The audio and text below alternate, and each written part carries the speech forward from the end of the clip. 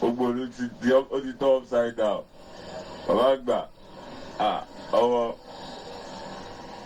àní ráìsì àní wọn àfi jẹ ráìsì o ó yẹ 10 bí ó yẹ 20 bá a ṣe káfíra 1 or 2 ká tó fi support ẹ o àlọ́jà ṣe ìṣẹ̀lẹ̀ náà ti jẹun wọn á raṣọ àwọn ẹ̀rọ raṣọ láti Monday àtà o 200 naira lọ́la account mi o you bless me o.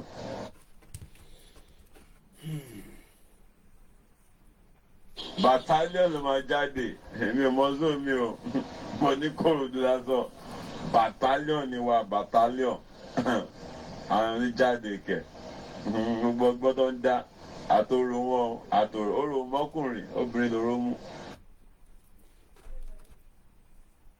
Brother Koikimedia ọ̀rọ̀ àgbà kí ló ń ṣẹlẹ̀ èmi pa wá o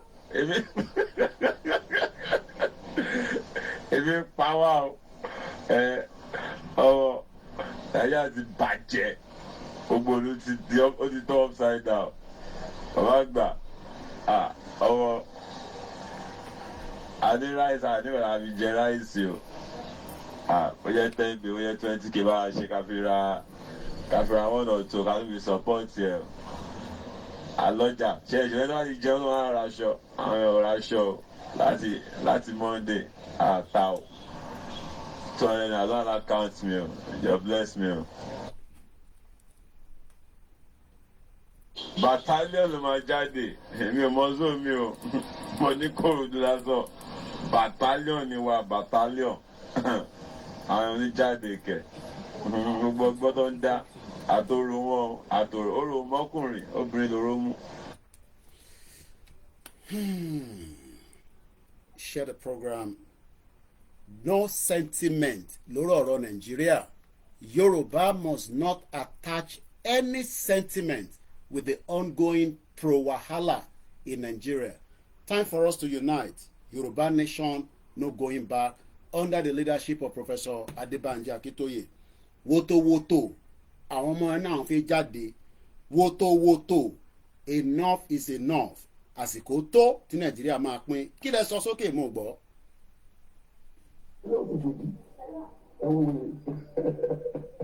Wọ́n pa Abíọ́lá ẹgbẹ́ ká máa báwo lè lọ Nàìjíríà ti expire ní 2014 ẹ̀jẹ̀ àwọn nínú ẹ̀ ẹ̀jẹ̀ ká pín kólókòlùkù máa lọ káwa Yorùbá ká lọ bójú tó ọ̀rọ̀ ara wa a ní ìdìbò láti lò a nínú tablet àgbòlání àti èkì rárá bí ayélujára bí lọ́nà bí àṣàtálẹ̀ bí àwọn ọkọ̀ tá ní ìdìbò nílẹ̀ Yorùbá a ní nígbà tí wọ́n kó wa lẹ́rú tó kún bẹ́ẹ̀lẹ̀ níbi second world war ọmọ tó mú ìdí ẹ̀sìn ni wọ́n yìnbọn sí Yorùbá kò rán wọ́n sọ alága kò rán wọ́n mú lábẹ́ kò rán wọ́n jẹ́ wọ́n yìnbọn tó ní wọ́n fẹ̀ jáde nígbà wo ni wọ́n lé lẹ́yìn kí ló máa lọ nípa wọn lọ́wọ́ ẹ̀sìn agbéwálé wọn lọ́wọ́ ìyẹn ní kristiani ẹ wo wèrè wájà ẹ wo wèrè nígbà tó wá yá ó tó wá kọ́ọ̀bù jáde àwọn Abẹ́òkúta àwọn olóṣèlú àwọn British lọ wọ́n gbogbo tó iṣẹ́ wọ́n gbogbo sínú bàtà wọ́n gbogbo sínú oúnjẹ wọn náà ti bá mi Abẹ́òkúta ó padà délé òṣùgbò yìí ẹ̀wọ̀n wèrè wọ́n pa Abíọ́lá wọ́n gbẹ́jọba fún sọ́mẹ́kàn ṣé tó nínú ọ̀hún ṣe wèrè wọ́n pa Abíọ́lá wọ́n ní kájọ́ ọba àgbàdo tó àṣà tó ní ọjọ́ mẹ́jọ tí ó bá jẹ́ kí n tẹ̀wọ̀n àlè tó yẹ kó gbà nítorí ajé wèrè. Yoruba nation no going back. Share the program. It is a Saturday, bright sunny day, London, Koikimedia, 27th day of the month of July. Few more days before the pro-Wahala, pro-Max in Nigeria, the Yoruba people must not put sentiment to all that is about to play out.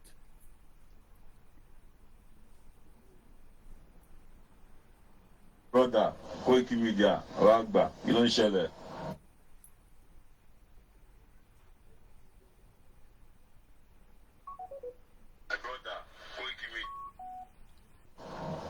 Èmi pa wá o èmi pa wá o ọ̀rọ̀ ẹ̀yà ti bàjẹ́ gbogbo olú ti di ó ti tọ́ upside down bàbá àgbà ọwọ́ àní ráìsì àní wọn àfi jẹ ráìsì o ó jẹ́ 10k ó jẹ́ 20k bá a ṣe káfíra one or two ká fi support ẹ̀ àlọ́jà ṣe ìṣẹ̀lẹ̀ tó bá ti jẹun ló máa ń raṣọ àwọn ọ̀rọ̀ aṣọ láti Monday àtà o 200 naira lọ́la account mi o you bless me o battalion ló máa jáde èmi ò mọ zone mi o mo ní Kòròdú lásán battalion ni wa battalion àwọn oníjáde kẹ gbogbo tó ń dá àtòrò wọn àtòrò orò mọkùnrin obìnrin lóró mú. Share the program and let's go into it slowly and slowly. Too much stubbornness, too much for this country. But before you win, you go suffer. The stubbornness is too much. Please, let them find solution for this peace. It's too much. Gary 2,000 naira. This is when my father bought me. I did not buy 1,000 naira plate of berry. They're selling 1,000 naira now. It's too much. The stubbornness is too much. Even to the rent, the river won't rise up to 1,200 naira. For what reason? It's too much. Lórí Koikimedia, we are streaming on 2 Koikimedia. I didn't realize that, so we're gonna end the one here and then we will start the Koikimedia to do it from there. Babatunde Adebowale, Adeyemo Ademola, Elo Darapo Lori, the other platform. I didn't realize that this is Koikimedia. We can't have 2 running simultaneously. So one is gonna shut down. The program is not yet ended. Elo Darapo Mowani, other platforms. Koikimedia, bringing the world closer to your doorstep. Share the program. Nísìn àwọn ọ̀tá wọ́n ti sọ pé lóyè ká olóyè Ìgbòho Yorùbá nation kò ṣe Yorùbá nation náà ó yẹ bá ń connect mi pẹ̀lú olóyè Ìgbòho olóyè kí ló ti kú ìgbéla lọ nísìn àwọn ọ̀tá wọ́n ti sọ pé lóyè ká olóyè Ìgbòho Ọlọ́run ọba Elédùmarè tó láyé tó lọ́run tó lóyè gbà fún pé Ọlọ́run ló lẹ̀mí òun ẹ̀ ní rí mú gbogbo ọ̀nà tó bá máa dùn pátá ká máa fi rìnrìn àjò yìí kò sẹ́ni kankan tó máa mọ̀ òun àtọba Elédùmarè tó dá ló máa dà lẹ́tẹ̀ àti bàbá Akíntóyè tó o bá lè tẹ̀lé wọn lẹ́yìn àti Ọ̀túnba Adémọ́lá go and start your own movement kò sẹ́ni tó dì í mú.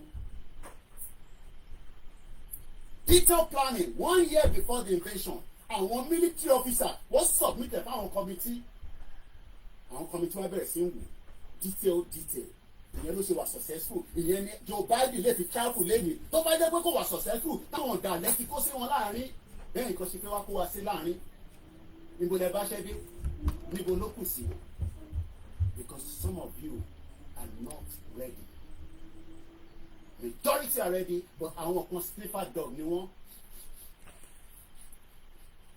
níbo lọ sọ̀rọ̀ dé mo kí gbogbo ẹ̀yin akọni mo kẹ́yìn iron lady mo fi tiyín sọ̀rọ̀ lórí program ẹ bá mi kọ́ síbẹ̀ àti ẹ bá ń sọ fún wọn pé kọ́ dúró dáadáa we need those women àwọn ọkùnrin obìnrin dáadáa tó dúró fún lóye tó ń pè ní iron lady group iṣẹ́ ń bọ̀ olùgbọ́n tó máa ṣe òkú díẹ̀ lọ́dọ̀ ń ró ẹlẹ́dàá dọ́yọ̀ àríwá ìlú àpọ̀ lórí àárín Yorùbá ìdọ̀sán yìí no retreat no surrender a máa délẹ̀ lérí agbára Jésù Kristi. Let's move swiftly because of the time. Program no go do. Share the program, please. Share the program. Dialogue now. I repeat it again. I'm not an evil man, but I'm telling you what I'm shown in the spirit. What? I'm seeing great people, important people in this nation coming together and saying, now, okay, we want to sit on the table, let us talk. But the people you want to talk with are saying, it's too late. It's too late. It's too late. Please, dialogue now. Okay. The days ahead are evil. Dialogue now. This is not a cry of a baby. It's a cry of an adult. I repeat it again. Dialogue now.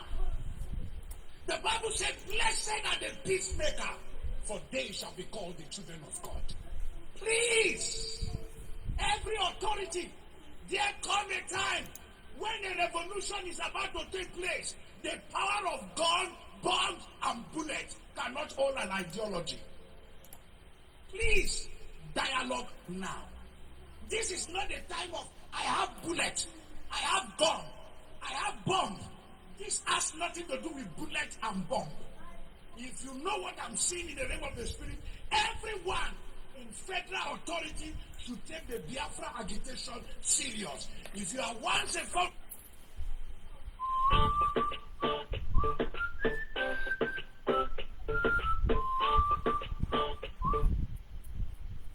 ẹ má pè mí nísìnyí mo wà lórí live show báyìí ẹ má pè mí again mo sorry gan ẹ má pè mí nísìnyí àwọn lórí program lọ́wọ́. sit down around the table and listen to your children. Dialogue now. Okay.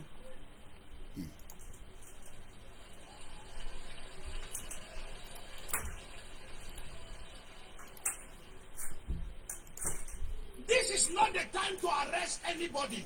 It's the time to hear the cry of the people. Dialogue now. Okay.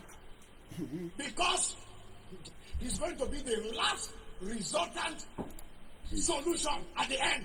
Okay. But when you are asking, when the king comes down from his throne and he's saying, I'm ready to talk, and everybody is throwing stone at you, then you will know that it is important to dialogue with honor and prestige and go out and there is peace in the land. As we say on this platform, it is Yoruba nation, but we will never put sentiment into the current situation of Nigeria. As you say, Olu ti sú wa, eku òkè bí eku mọ́, ẹyẹ òkè bí ẹyẹ mọ́, gàrí là ń mu sá èmi àtàwọn abí mi àlè jẹ ráìsì mọ́, ẹ̀wà náà ti wọ́n, gàrí ọ̀gá ti di 1-2. Ó ti sú mi, orílẹ̀-èdè ti sú mi, báyìí kọ́ ni wọ́n bá tẹ́lẹ̀ gbogbo àwọn tẹ́ ní ọ̀la yìí ẹ̀kọ́ ọ̀fẹ́ ni wọ́n ká o ẹ̀kọ́ Awólọ́wọ̀ wọn ká àlè ránmọ́ sùkúù mọ́ ayé yín ò dáa ó ti sú wa o wọ́n bá wá nǹkan sí i àti politi ẹ rí i pé orí mi gan ti pa ó ti sú wa o ó ti sú wa o orílẹ̀-èdè wọn bá wá nǹkan ṣe sí o ráìsì ti di gàrí ti 1-2 mo tún gbọ́ pé ráìsì ti di 80,000 àpò wọ́n bá wá nǹkan ṣe sí i tá a bá tún wá bẹ́ẹ̀ rẹ̀ pọ̀ báyìí kó 580. I'm sorry, 680, 700 naira. Kí ló dé kí la ṣe? Àwa kórópè gbogbo ẹ̀pọ̀n ní ọmọ gbóná lálẹ́ tá a mọ̀ fún mi wẹ́ẹ̀tì ẹ̀ pẹ́pẹ́ kan ọmọ lànà. Àní rí kankan, epo náà ní ń fà lọ. Owó kúbíìsì àmọ́ mi wò rí san báyìí. Ẹ bá a pín ètò àti ìwọ̀nú ètò a ṣe ń prep lọ́wọ́ ni. Kí ni mo sọ? Mo ní a ṣe ń prep lọ́wọ́ ni. Gbóhùn sókè. Ẹ dẹ̀ máa fún mi ní 5 minutes. Mo ní láti lọ ṣe nǹkan kan nísàlẹ̀. But I'll keep you busy. Let them die. People are hungry. It's their fault. Yeah, I'm supporting Tinubu 100%. 100%. Pé kí ni? 100%. To deal with Nigerians. Deal with Nigerians. People like you. People like So you. that when next election So when there will never be comes, another election, you will whether listen to when Koikimedia. people bring money, you will vote for them. Or you will do your conscience. You do your conscience. Ẹni tó bá mọ bẹ́ẹ̀ ṣe lè bá pín ètò yìí ẹ pín dáadáa ẹ jẹ́ ká tún ju eléyìí wọ́n ṣe sẹ́ndí eléyìí sí mi ni o ó ń fresh lọ́wọ́lọ́wọ́ ara ń kan Gaza ta ló ń sọ pé káwọn èèyàn má jáde ẹ̀yin wo ló ń sọ bẹ́ẹ̀ ẹ̀gbọ́n tẹ́lẹ̀ yìí sọ sí mi. broda Koikimedia wàá gbà kí ló ń ṣẹlẹ̀ ebi ń pa wá o ebi ń pa Gaza. ebi ń pa wá o ẹ̀yà ti bàjẹ́. Kí ni mo gbọ́ bẹ́ẹ̀ ẹ ní sùúrù kí lálàgbà yín sọ alàgbà yín ní Nàìjíríà ti ṣe kí ni ẹja rewind ẹ̀ mo ní láti lọ sálẹ̀ ó ní pressing kìíní kan tó mo ní láti lọ sort out but I keep you engaged ẹ má bínú sí wa gbóhùn sókè lẹ́ẹ̀kan sí. broda Koikimedia wàá gbà kí ló ń ṣẹlẹ̀ ebi ń pa wá o ebi ń pa wá o ebi ń pa wá o Nàìjíríà ti bàjẹ́ ó ti bàjẹ́ gan gbogbo olú ti di upside down bàbá àgbà ọmọ àní ráìsì àní ọ̀nà àbí. wọ́n ní àwọn ilé ní ráìsì ilé wọ̀ ní kan tó máa fi jẹ́ wọ́n ní tó bá jẹ́ 10k 20 kí tẹ̀sáré sẹ́ndẹ̀ táwọn tẹ̀fi ra 1 or 2 nìkan fi support ẹ̀. àlọ́jà ṣe ìṣẹ̀lẹ̀ tó bá ti jẹun lọ́wọ́ ara aṣọ. ìwọ fẹ́ lọ ṣe business ní Nàìjíríà ó dà máa lọ láti Monday láti Monday wọ̀ta. 200 naira lọ́la account mi o. with evidence mo lè show yẹn fún yín account balance 220.51 naira 220 naira àwọn kan dẹ̀ gbé start amount ẹ wá ní káwọn èèyàn máa jáde ẹgbẹ́ yẹn sílẹ̀ kí ló sọ níbi ìbàlẹ̀ nǹkan sí ká tó máa lọ. battalion ló máa jáde. wọ́n ní battalion ló fẹ́ jáde ẹ̀ní àwọn ọmọ Ìgbò nìkan ló fẹ́ jáde àwọn ọmọ Yorùbá ń sọ fún mi báwọn máa jáde ara ń kan Gaza gidi àwọn máa jáde everybody dey hungry gbóhùn sókè. mọ́sọ́ mi o. ó yá mọ̀ ń gbọ́ ẹja rẹ̀ wọ́n rìn kí ló sọ. battalion ló máa jáde. èmi ò mọ́sọ́ mi o. mo ní Kòròdú lásán. battalion ni wà battalion. ló máa jáde. àwọn ẹni jáde kẹ̀ gbogbo ọgbọ́n tó ń dá àtòrò wọn àtòrò orò mọ́kùnrin obìnrin lóró mú. ara ń kan Gaza ẹ jẹ́ ń play intro tèmi mò ń bọ̀ mo ti dé kí ni ikọ̀ mi sọ nígbà yìí náà ká tún kọ́kọ́ play lé. Yoruba development is the impediment to Yoruba development. Without Nigeria, we won't be where we are. yóò fò. 1960, we were far ahead of South Korea and North Korea. We were far ahead of China even. We had television before France. Okay. We had radio before South Africa. kí ló wá ṣẹlẹ̀. Now look at what we are today. ẹ wo bí táwa lé ní. I think it's a shame that even any Yoruba man can be talking about restructuring at this point in time. lágbo mélòó. What are we restructuring? ilé restructure. This country that is already shot to pieces. ó ti shot to pieces. I don't think that's what we want. ti shot to pieces. But they are always talking about giving Nigeria a chance. The patience of Yoruba Nigeria has come to an end. It's come to an end.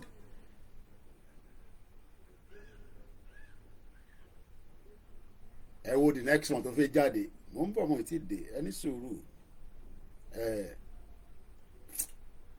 ẹ máa gbọ́ lè lọ mò ń bọ̀.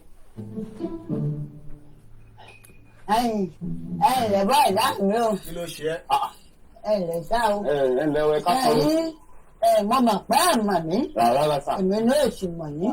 èmi táwọn ìwọ̀n èsì pásítọ̀ o mo sì sáfà àmọ́ mo lẹ́bùn ràn. ẹ máa rí wọn. màmá ẹ rí yẹn mo ṣe bọ̀ látọ̀ ọ̀kan tí mo wò yín làmú mi rí i pé. gbẹ̀gbẹ̀rẹ̀ yín ní gbẹ̀gbẹ̀rẹ̀ gbẹ̀ kí mi gbẹ̀ kí mi ẹni gbẹ̀ kí mi ọmọ ẹbí ló ń parí èmi náà di ìgbà kan èmi náà láìpẹ́ yìí kò fẹ́ kí wọ́n yàn gbọ́dọ̀ pé wọ́n bẹ̀rẹ̀ nígbà ní fort ó dẹ̀ padà ní ẹgbẹ́ pa. ọ̀rẹ́ mi kò kìí ṣe pé orí mi ibi ní parí. èmi rí rẹ̀ èmi ò ní bá ń gbà àwọn ọmọ mi rí. ẹ̀sìn mú mi sáà lórí ẹ̀sìn mọ̀. olùdèmí náà rí. ó ti dẹ̀ mo ti bá sọ fún mi pé ìyá kan ní ṣe máa gbọ́ lé nínú. ọ̀gbìn náà wà ní èmi ìyá tí wọ́n bọ́ ẹ̀rọ àgbẹ̀tẹ̀ yìí ló fojú wọ́n tó. ẹ̀rọ pẹ̀lẹ́ ìjọba mi ní nǹkan ti sọ̀gá gọ́ọ̀dù ṣe nínú ara mi. ẹ̀lọ́gà tẹ̀ wá. gbogbo ọ̀la ti rí ìyá lórí rẹ̀. ìlú ìlejò kéèyàn mẹ́rin náà lọ. wọ́n lè yàn ṣe ní ìrìn ń gbé bí ọ̀dàjà fọ́ mẹ́fẹ́. ẹ̀wọ̀ bá máa nìkan òyìnbó wa ẹ̀ẹ́dì bá bẹ̀rẹ̀ àlábà mi ra ẹ̀fọ́ gbòògbò náà. àmì náà ní ó yẹ àgbéyàn kan tó ní ẹgbẹ́ mi ra. mo ti rí rẹ̀ fún èèyàn kan lókè. bẹ́ẹ̀ ṣe wà mo fẹ́ parí gbélé rẹ̀. ó yẹ lọ́wọ́ àgbà wípé àbáyé kan sáàmù láti bẹ̀rẹ̀ dópin. nítorí ẹ̀kọ́ ẹ̀ nílé àwọn kan báyìí kà pé ẹ̀kan mi ò yẹ díẹ̀. ó bá tẹ́lẹ̀ sáàmù ìṣèṣẹ́ nìkan ẹgbẹ́ ìjọba wa bẹ́ẹ̀ olùwà ni olùsẹ́ àgùntàn. gbogbo ọ̀gbìn ọlọ́run ẹgbẹ́ ìsúlẹ̀ ká wá dùn. lọ́nìrà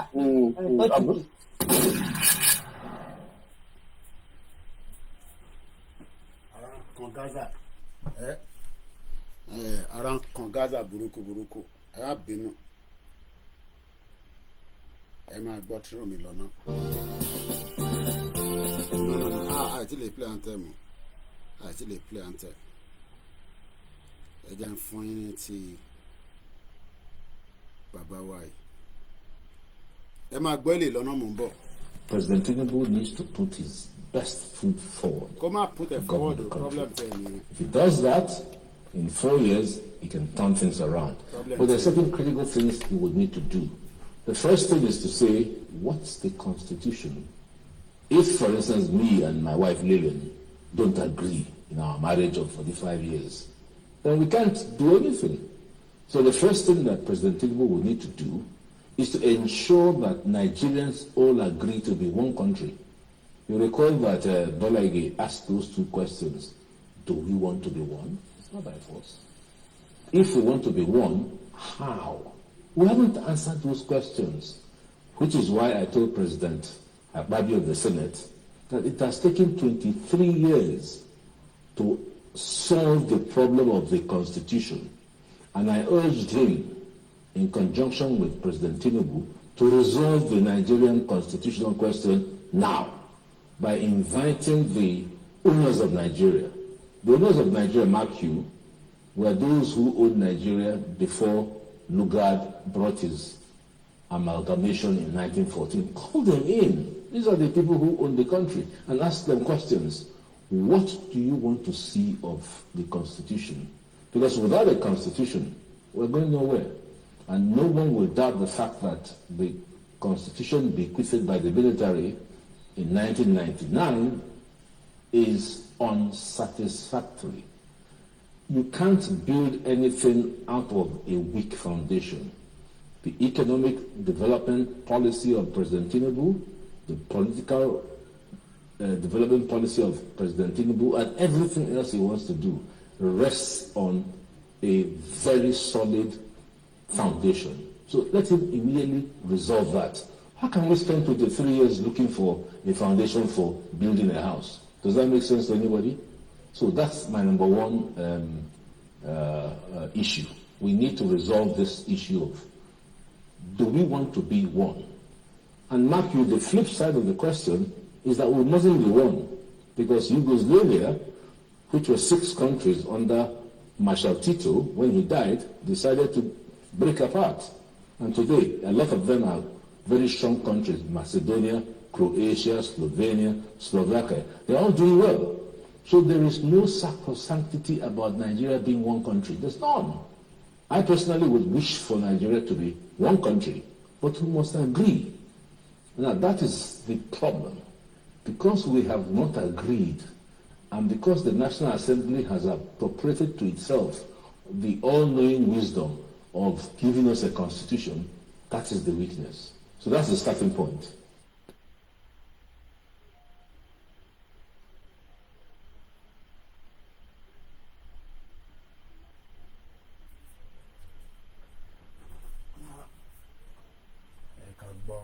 To Prof, we're almost there.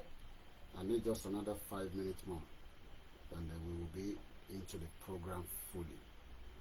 But for now, just enjoy this. Now being pushed to the fringes, talking about and believing and espousing the belief that Nigeria truly should be one. We need to begin by resolving a conceptual crisis. What do I mean by a conceptual crisis? Quite often when we speak about Nigeria, we collapse the distinction between country, state, and nation. We tend to think that the three mean the same. We tend to think the three are synonyms. A country is a territory. From the Latin contra terra, the land that lies ahead of you. A country is a territory. It is not necessarily a nation. A nation is an association of peoples. And I use that word in the plural deliberately because of diversity. A nation is an association of peoples who identify their shared core values. And on the basis of their shared core values, they give themselves a constitution which will now establish institutions that make up the state. What we have in Nigeria and in most African countries is a confusion where we think the nation is the state. The nation is reduced to the state. We have a country quite all right by the fact that we live within a territory, even if that territory is not secure, as we all know. But we don't have a nation. We have institutions that make up the state. We collapse the nation into the state. If you look at our constitution, section 2 of the current constitution, and you don't find this in the 1963 constitution, it ascribes sovereignty not to the people but to the state. That is dangerous. That means the state has the last say on any question. That means the state is more powerful than the citizen. That is a recipe for impunity. Because as we all know, the state is the head of state, or the governor, or whoever represents them. Whatever they say, we all have to comply, whether they're right or wrong. So we don't have a democracy in the true sense of the word. Oh my God. And until we have that, until we build a nation, we can't even talk of unfinished greatness. And I have to make a critique of the title of Governor Fayeme's book. It presupposes that there is a project that is unfinished. I am saying we have not even started the project. Oh my God. We have not even started the we need project. to stop deluding ourselves. Okay. What are our shared core values? Okay. What are the things that bring us together, apart from the super egos? So there seems to be some confusion in Yoruba land. I see that maybe perhaps the generality of the people do not feel as passionate about self-determination. And secondly, there is all kinds of positions. Afenifere is talking about restructuring. You are talking about self-determination. You don't know this. You don't know the nature of the Yoruba society. You don't. Most of the young people, and they are the majority in Yoruba land, want the self-determination of their Yoruba nation. That's the truth of the matter. That's what is keeping the movement going. And they are also doing so in the diaspora. Yoruba young men and women all over the world want their own country, separate from Nigeria. You cannot deny that. No matter how much you want to pander to the government, you cannot deny that. But that's the truth. But anyway. The important thing, however, and I'm surprised that you are not talking about that, is that the Yoruba people who are fighting for self-determination are telling the world and telling themselves that they will do it only peacefully. We are Yoruba. We know our status in the world. We know our status in the black world. We do not want to destroy the peace of Nigeria, and we do not want to bring difficulty into the lives of any other group in Nigeria. But we want to get out of Nigeria. That's it. Well, Prof, you are a strong member. And you're not talking about that. You are asking me questions. You are asking me questions as if what Onitiri did has the support of the majority of Yoruba people who want self-determination. It is not true. Well, Prof, he has a small minority of a section that is ready to do illegalities.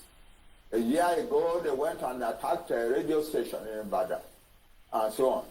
Now this year, they are attacking the entire government of Ibadan, and so on. No, but we have never sent anybody to go and do that, and we do not support it or encourage it. Prof. And we think it is criminal. Prof, and so if they get punished for their criminality, we have no objection to that. Prof, you are a strong member. Not because of them generalized opposition to self-determination. You cannot. Well, Prof, you are a strong member of the Unity Party of Nigeria, also a very strong member of Afenifere.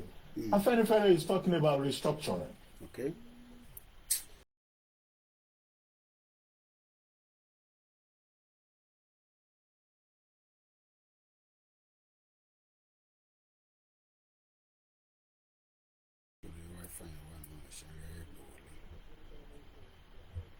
Now talking about self-determination. What is the difference, in these two ideological positions? Our fathers in Afenifere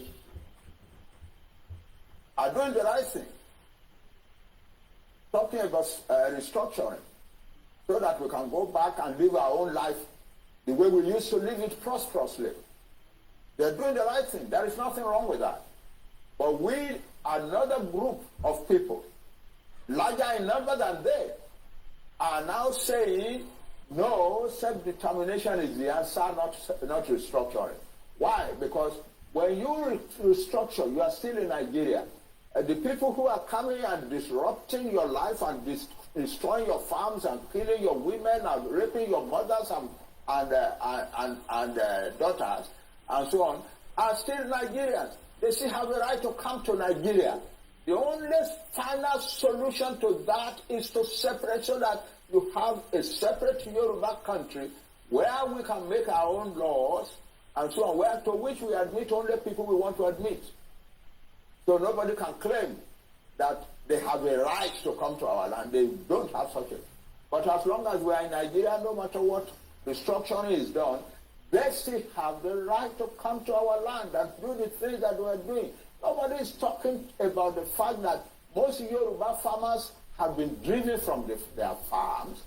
I am not hearing that. I'm hearing only about government. I'm not hearing about people. You are not talking about the fact that most Yoruba farmers have been driven from their farms and that the Yoruba nation is in danger of famine upon famine upon famine for years and years to come. You are not talking of the fact that the Fulani declared war on Nigeria on the 24th of January and 26th of January and said that Tinubu is not our president. We are going to Aso Rock. We will take over the seat of government there, and we will use this place to organize the conquest of the rest of Nigeria. You're not talking about that. You are not talking of people who said, no Fulani man must be arrested for the bomb in Ibadan. If you do, you will have bombs in every town in Yoruba, in Nigeria. Nobody is talking about that. Nobody is talking about the sheer insult of living in a country where some people are treating the government like that. You are talking about Onitiri and so on. Why do our... Well, Prof, let me ask you this. Self-determination. You are entitled to your opinion. Mm-hmm. You are entitled to your opinion, but what I'm saying is that your opinion rigorously avoids the truth. Mm. Rigorously. Prof, avoids the truth. Nigeria, as Onigo Chiche told us in his research on ethnic nationalities in Nigeria, has over 300 ethnic nationalities. So would you recommend self-determination to all the other ethnic nationalities? Don't ask me. Don't generalize question. Don't ask me a generalized question. They have the right. Don't ask me a general question. Don't ask me a general question. For self-determination for Yoruba people. The Yoruba nation. Yes. There are about 60 million people in Nigeria. And their territory is large enough to be a large country. Ben. So that's what I'm talking about. Mm-hmm. Any other nationality in Nigeria that wants self-determination, let them. They're free. Ask for it. They're free. I cannot come and ask for that. Self-determination. So now we're back in the full program. I have to deal with some few things at the background, and it's already sorted out now. So Babawa Deosheni, you people should come home and let's finalize everything. Okay. We people. Our diaspora they be opa. Our diaspora they be opa ni we people come back home. Kawa finalize it. Nígbà táwa diaspora ń sọ fún yín ṣé gbogbo yín dá wa lóhùn. Bí ẹ mọ̀ pé àwa diaspora akígbe asọ̀rọ̀ ẹ dá wa lóhùn náà. So èmi mọ anytime pass message yẹn sí o pé we people, you people should come home and let's finalize everything. Ẹ̀gbọ́n tí wọ́n ṣe send sí mi láti Nàìjíríà ní Lagos State. Kí lẹ sọ sà? Koikimedia. Kí ló ń ṣẹlẹ̀? Nǹkan kan ṣẹlẹ̀. Èmi pa wá o. Toxi, o mọ̀ pé mo wà live, o ti interrupt the program yẹn. It's unfair. Tàbá wà ní live program kò ṣe time ẹ lọ́yẹ kó máa pè látàjà. Màá recognize gbogbo yín. But calling when we are on a program is totally unfair. So torí wọ nísìnyí mo ṣe disconnect wifi tó mọ̀ kó wà tún pè padà. Tàbá ti wà lórí program. Ẹ jókòó kẹ́ gbọ́ program Bánkì Alájà nígbà tí ebi bá pa gbogbo yàn ẹ bọ́ sí títì ní next week má bọ́ sí títì o tó bá yẹ wàá mọ̀ tó fẹ́. broda Koikimedia wá gbà ló ń ṣẹlẹ̀ èmi ń pa wá o. pẹ̀lẹ́ rìn ẹ máa wo kọ́mẹ́ǹtì mi ní bíbá. Nàìjíríà ti bàjẹ́. Nàìjíríà ti bàjẹ́. Òbòlù ti di ó ti tọ́ upside down. Bẹ́ẹ̀ni. Bàbá gbà. Ọwọ́ àní rice àní ọ̀la. Àwọn ilé tẹ̀ ní rice wọ́n náà wọ́n lómi ọbẹ̀. Ó yẹ 10 ó yẹ 20 kí wọ́n ṣe káfíra one or two ká ló fi support ẹ̀. Okay. Àlọ́jà ṣe ìṣẹ̀lẹ̀ tó wá ti jẹun náà ra aṣọ. Àwọn aṣọ láti Monday. Láti Monday pọ̀ta. 200 naira lọ́la account. 200 naira. Bless me o. Wọ́n wá náà kan náà fẹ́ gbé òrò síta pé wọ́n ní ẹ máa gbé òrò síta àbí nǹkan tẹ sọkọ́ nìyẹn. Ẹ má dàrú Mr. Oladimeji, stay there and wait for coming home. Wo ẹyin ni mo lọ ń dín nísàlẹ̀ tó o bá mọ̀ ẹyin mo kàn sọ fún ẹni ẹ mọ̀ kí mi like practical mo lè lọ gbé wá kórì tèmi náà wà nínú ẹ̀ ẹyin mo like ẹyin àgbàlagbà ọ̀dọ̀ gbọ́dọ̀ máa jẹ ẹyin méjì ìlú tá a bá dé ẹyin ó gbọ́dọ̀ pọ̀ nínú ẹ̀ bí a bí 10 àwa kó oríṣiríṣi mẹ̀dẹ̀mẹ̀dẹ̀ sí ẹ máa dúró dè wá ẹ máa gbórí síta nígbà tá à ń pariwo Yorùbá nation ìdáwà lóhùn kí ló sọ bíbà wọ́n náà fẹ́ gbòòrò síta kí lálàyé ìsọ. Battalion ló máa jáde ìmọ̀ọ́sọ mi o mo ní kóòdù lásán battalion ni wa battalion àwọn ní jáde kẹ gbogbo ọgbọ́n tó ń dá àtòrò wọn àtòrò orò mọ́kùnrin obìnrin lóró mú. wọn ní orò mọ́kùnrin ẹ má bà ìṣẹ̀ṣẹ̀ jẹ́ mọ́ wa lọ́wọ́ ẹ jẹ́ ká wá play orin àsíá wa ká wá máa tẹ̀ a máa gbọ́ ọ̀pọ̀lọpọ̀ àwọn ọ́díò kankan tí Ìjáyà bá wa ṣe síta the voice of the voiceless òun ni bàbá wa Ìjáyà ẹ bá bìrì pé ojú dà àwọn èèyàn kan jẹ wa orí ń ta wọn inú ń bí wọn pé Ìgbòho wọlé àwọn kan tẹ̀tún ní kò wọlé wọn ní Ìgbòho dé Nàìjíríà mo ní Ògùn state òun ṣe Nàìjíríà ni ṣé Ìbàdàn kì í ṣe Nàìjíríà Lagos kì í ṣe Nàìjíríà orí ń ta gbogbo yín mo kẹ́yìn ya wa mo kẹ́yìn brothers happy weekend I'm so excited mo mọ tó ń dùn mọ́ mi nù o but I'm just so excited ká play Fẹlá YouTube máa seize gbogbo orin yẹn ni àwọn ọmọ Fẹlá tí wọ́n ti ṣe copyright lé lórí ibi tí Ṣeun Kìtì fi ń gbádùn nìyẹn tó fi máa sọ̀rọ̀ Africanism kí ni kàn wá pẹ̀lú Africanism à ń pariwo Yorùbá nation wọ́n sọ̀rọ̀ Africanism ẹ jẹ́ ká kọ́kọ́ yanjú ilé náà ká tó máa lọ sọ̀rọ̀ Africanism ẹ jẹ́ play anthem wọn ká máa tẹ̀síwájú irọ́ ìta fi parí lánàá ni ó yá fúnlẹ̀ wá forílẹ̀-èdè kàgbéga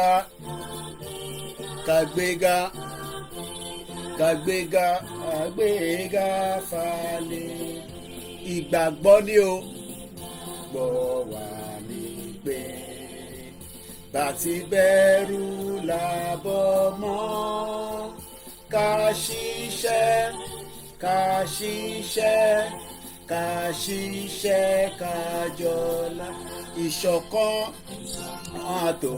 àtòmìnira ní kẹjẹ ká máa lépa tẹ̀síwájú fọ̀pọ̀ ire àtòhun tó dára ọmọ Oòduà dìde bọ́ sí ipò ẹ̀tọ́ rẹ ìwọ ni ìmọ́lẹ̀ ògo adúláwọ̀ àwa ni ìmọ́lẹ̀ ògo adúláwọ̀. And a very good afternoon mo kí gbogbo ọmọ Nàìjíríà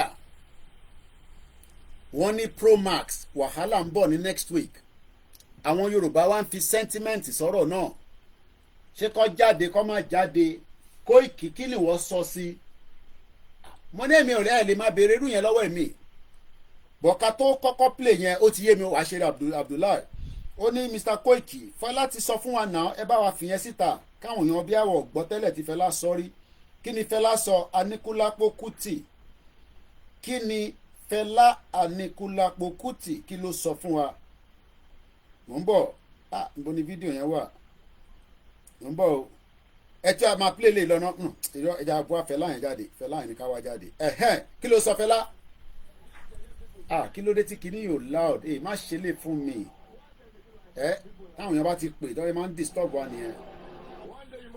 One day you must ask them you no go ask them. We must ask when the right time comes. We go ask. Everybody say yeah, yeah. Yeah, yeah. Bóun sókè lẹ́ẹ̀kan sí ọmọ Aníkúlápó Kútì ó Kútì. They no fit deceive us anymore. Why you na dey do like this now? One day Nigerians go ask them.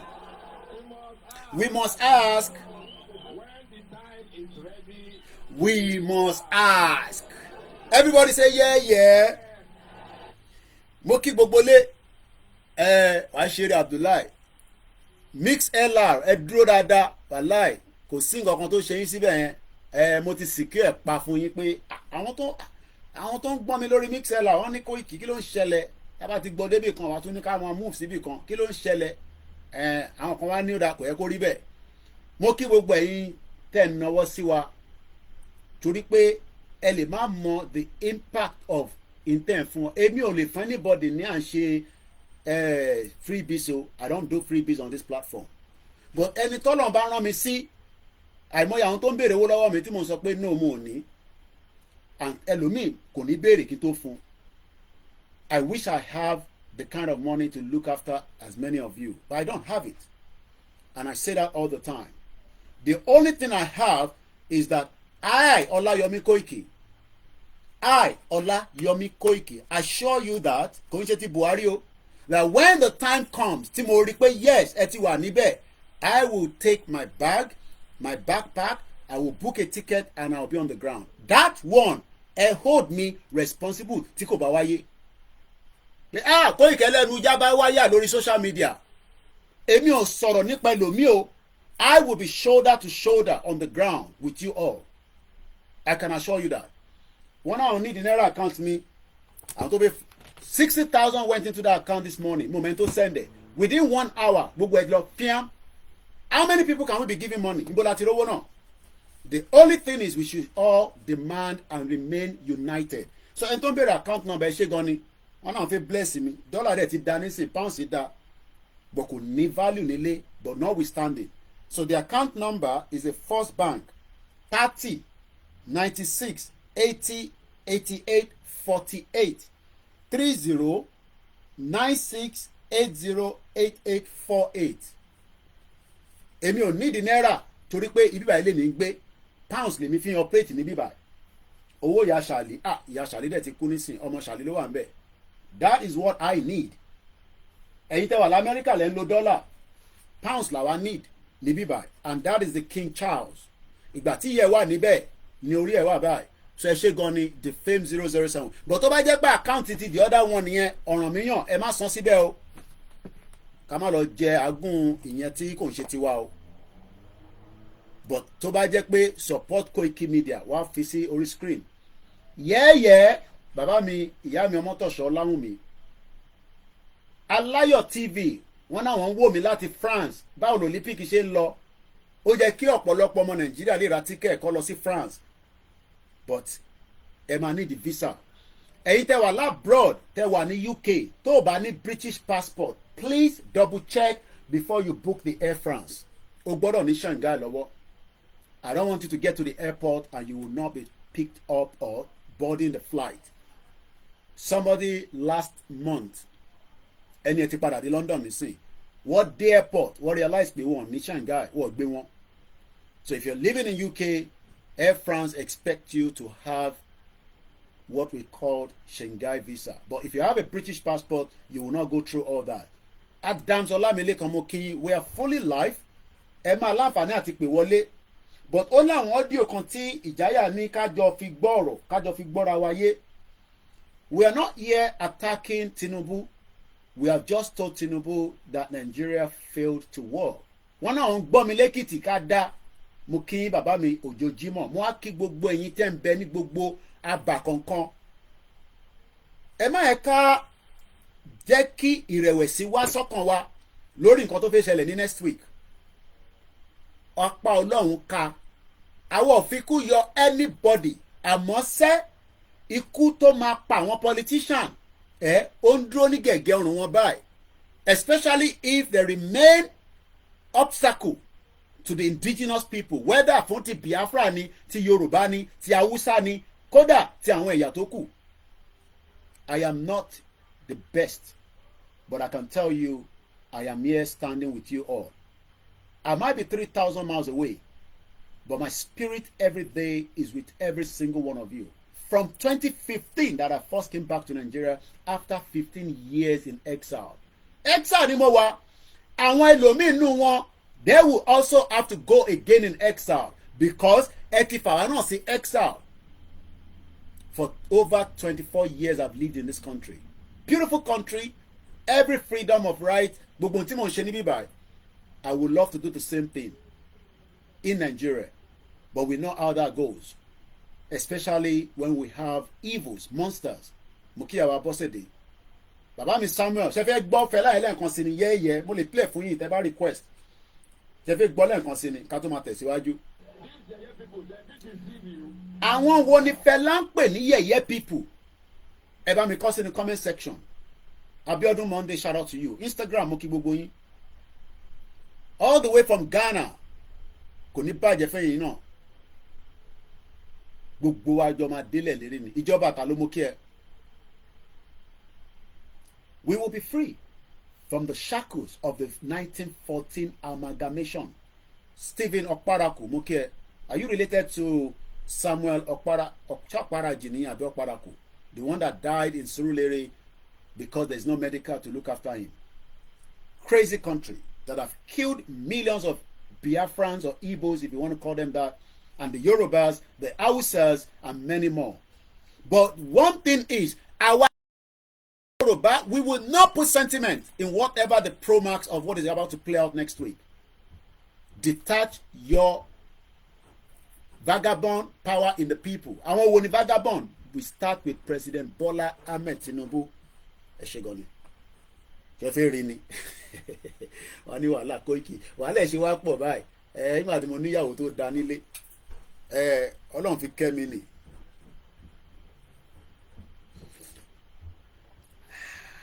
Everybody say yeah, yeah.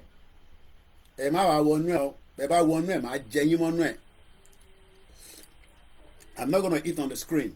Màá bọ́ sẹ́gbẹ̀ẹ́ máa jẹ́. Torí mo need energy tó pọ̀ lénìí. Everybody say yeah, yeah. Àgbàlagbà máa ń jẹ ẹyin mẹ́rin ni mo máa ń jẹ. Bó tó bá jẹ́ boiled egg, mẹ́ta ni mo gbọ́dọ̀ máa jẹ torí iṣó yẹn á ti pọ̀ jù lórí bọ́ọ̀sì. Ẹ súnmọ́ ẹ̀yìn kẹ́ wá bá mi rè. Ìyàwó mi ṣe ẹ má yẹ kí n jẹ́ ní ìṣojú yín, ìyẹn á ti pọ̀ jù. Kò jẹ́ kó jẹ́ nǹkan kan. Ó jẹ́ kẹ́yìn náà lè sọ pé Koiki shut up nílẹ̀ Yorùbá láàárọ̀ ẹ̀.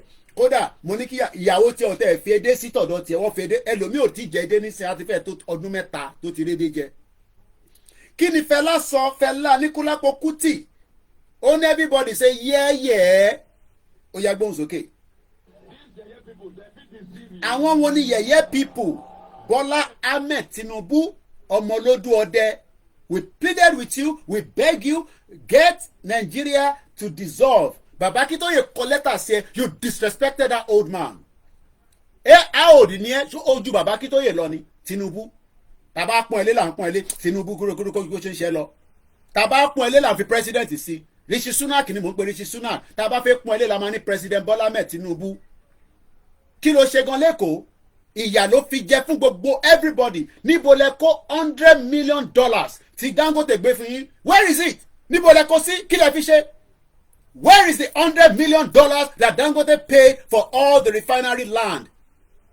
And millions of Yoruba people are suffering today. Ọmọ tó bá máa ṣẹlẹ̀ ní next week ní kó ṣẹlẹ̀ jọ. Ìtó bá máa ṣẹlẹ̀ ní kó ṣẹlẹ̀. Fẹlá ní everybody say yeah, yeah. When the time comes, people will rise up and defend whatever needs to be defended. Wọ́n ti bá mi fa account number síta fẹ́yìn tí ẹ wà ní diaspora. Ẹ bá ti fún mi náírà kò ṣe convert sí bí o. So pounds yẹn lèmi náà nídìí ní bíbá. Mo kí gbogbo ẹ̀yin tẹ́ ń ràn wá lọ́wọ́. Àṣírí tí náà ni tú.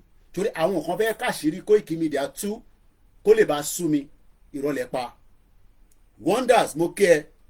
Mo kí àwọn Biafra wótówótó. Simon Ekpa ní tẹ́ bá pa any Biafra ó máa hàmù gbogbo àwọn tó jẹ́ fún ọba nídìbọn. bẹ́ẹ̀ ló ṣe sọ. A bẹ̀ yín pé ká jẹ́ ká jọ dialogue. A ṣe máa padà sórí dialogue but a máa wà ní crisis. But àwa kọ́ la fẹ́ gbé crisis jáde ní next week. But àwọn Nigerians ní àwọn fẹ́ jáde around Gaza.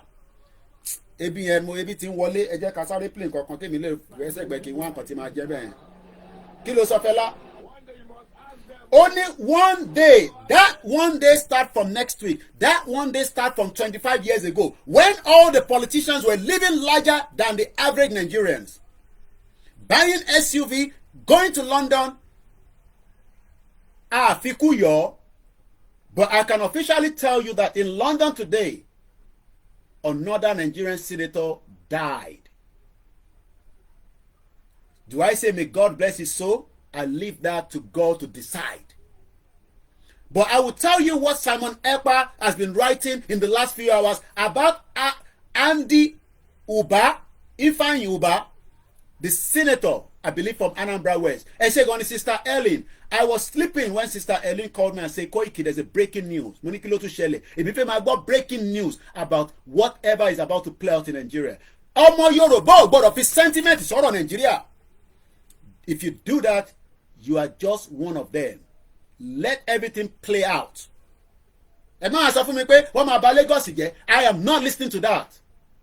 I am not buying that. Tinubu sold us to Lebanese. What are you doing to that? I'm a Jalenio.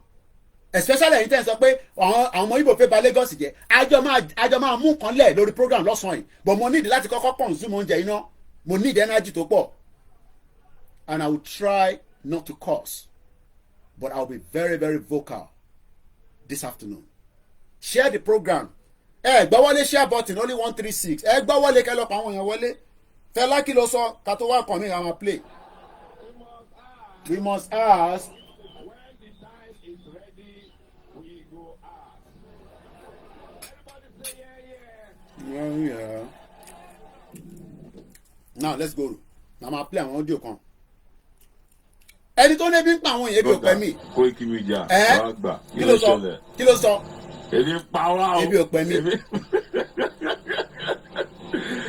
Ebi ń pa wá o. Ebi ń pa wọ́n. Ọmọ Nàìjíríà ti bàjẹ́. Nàìjíríà ti bàjẹ́. Gbogbo olú ti di ó ti turn upside down. Bàbá gbà. Ọmọ. Okay. How many people can we fund? How many people la fi máa fún lówó? So let's play some of what Ijaya sent to me. Látijọ́ Thursday, ó láwọn audio kan tó ti fi ránṣẹ́ sí mi tá àráyè play. So I'm gonna be having my breakfast. Ó ti di lunch. Aago mélòó? This will be my first meal for the day. And I'm not making this up. Ẹ̀bà tí mo jẹ lálẹ́ àná. Tẹ́ bá rántí pé mo sọ pé mo jẹ̀bà lánàá. Ẹ ti gbàgbé mo sọ. Èmi ò ní sọ̀rọ̀ kí n tún máa sọ pé náà iyán mo jẹ náà mo ní mo ro iyán fún ìyàwó mi mo help ẹ̀. Ẹ rántí tí mo fi sọ pé ìgbà tó máa fi dé láti ibi iṣẹ́ ó ní kí ló dé tèmi náà ti sort ara mi out kóhun tó dé. Mo ní mò ń dóde kó dé náà ni. Ẹ̀bà yẹn ló sì wà nínú mi. Ìgbà tí mo fẹ́ lọ sùn bó ṣe rẹ̀ mí tó àwa tíì la máa mu nílùú yìí mo wá mu tíì. I was very tired yesterday and tó bá wo program àná ẹ rí lójú mi pé Koiki ó yẹ kó lọ sùn ni. But we need to do what we need to do. Ẹ jẹ́ ṣọ́ra yín tẹ̀ ń wọlé lásán yìí. Kẹ́ má lọ forí bẹ́ẹ̀ pé when are you coming down for the protest? Èmi ò ṣe protest in Nigeria. Ní tó bá wù yín ní kẹ́ ṣe I be very careful. Jọ̀rọ̀ a máa ń ṣépè fún bàbá àyàn lórí program mi báyìí. I am not coming home for your protest. I am coming home when the Yoruba people are ready to move forward with the movement. So don't ask me when I'm coming home. And be very careful. I'm not begging anybody to sit here. Into my lane next week. Ó ti súnmọ́ bọ̀. Igbo ló máa lẹ́yìn ni. Lebanese ló máa lẹ́yìn ni. Gbogbo nǹkan máa lẹ́yìn ni next week. I care less. Family tèmi náà wà nílé. So I'm gonna sit at the back there. I'm a gbọ́díò. So tí bá máa fi parí oúnjẹ tán, ó yẹ káwọn audio yẹn kọ́ ti play tán. So a máa padà sí the one that was sent from Thursday. Respect this platform. Platform yìí is for self-determination. Our campaign Nigeria, but you have to go out if you have to do what needs to be done next week. Gbogbo ìlú láyé ni àwọn èèyàn máa ń demand. tó bá yẹ pé gbọ́ sí wa lẹ́nu ní 3 years ago ni maybe àní sí ní bíbá ilé ni but that's your problem not mine. ẹ jẹ́ lọ́jọ́ ń darí ikùn mi ti ń ṣe kánkán. Help Yoruba nation. ẹ máa gbọ́ ìjà kí n wà lẹ́gbẹ̀ẹ́ kan bẹ́ẹ̀. Help Yoruba nation. Help Yoruba nation. Help Igboho Òòṣà. Help Baba wa Akíntóyè. Help gbogbo platform. Help gbogbo association. Help gbogbo lovers. Help gbogbo campaigners wa agitator sọ̀rọ̀sọ̀rọ̀ bí irú wa. We thank you all.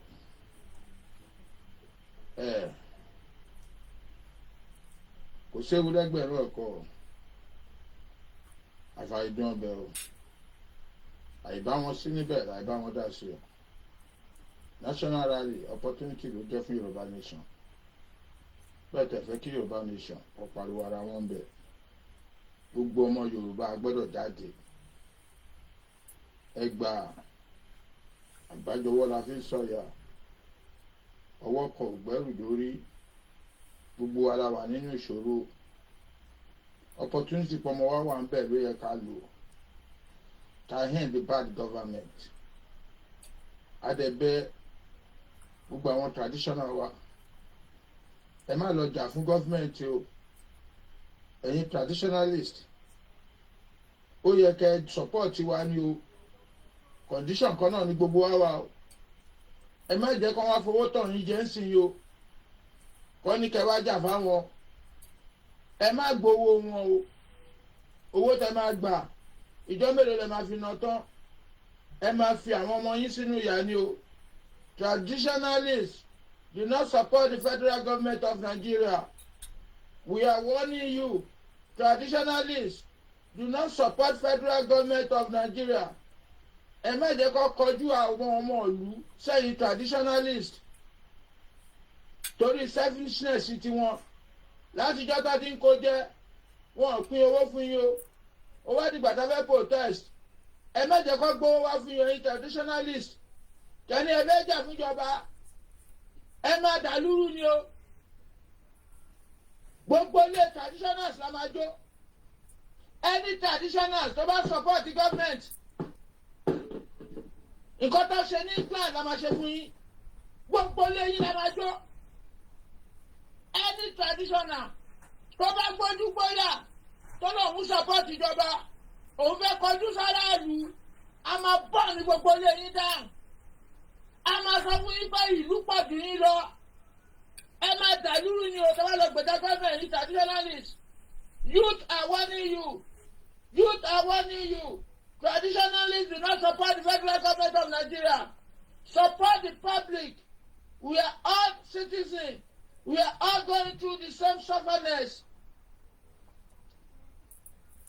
Traditionalists wọ́n ní kí n wá àtúnyìn ni o wọ́n ní kí n má support ìjọba o ẹ má jẹ́ kó wá fowó tàn yín jẹ o tó bá ti wá pè é yín pé kí n support ìjọba ẹ má dàlúrú ni o gbogbo ilé yìí la máa jó èyí tá a bá mú nínú yín ọba dáná sún ni traditionalists we are warning you ẹ support aráàlú ẹ má support ìjọba gbogbo wa la wà ní condition kan náà ẹ̀yin ò ń ṣèjọba afẹ́gbẹ̀rẹ̀ wálẹ̀ lọ́wọ́ bad government tẹ́yìn bá wá jáde ẹ bá sọ pé support ìjọba traditionalist a máa má kojú gbogbo yín gbogbo ilé yín la máa jó wọ́n ní o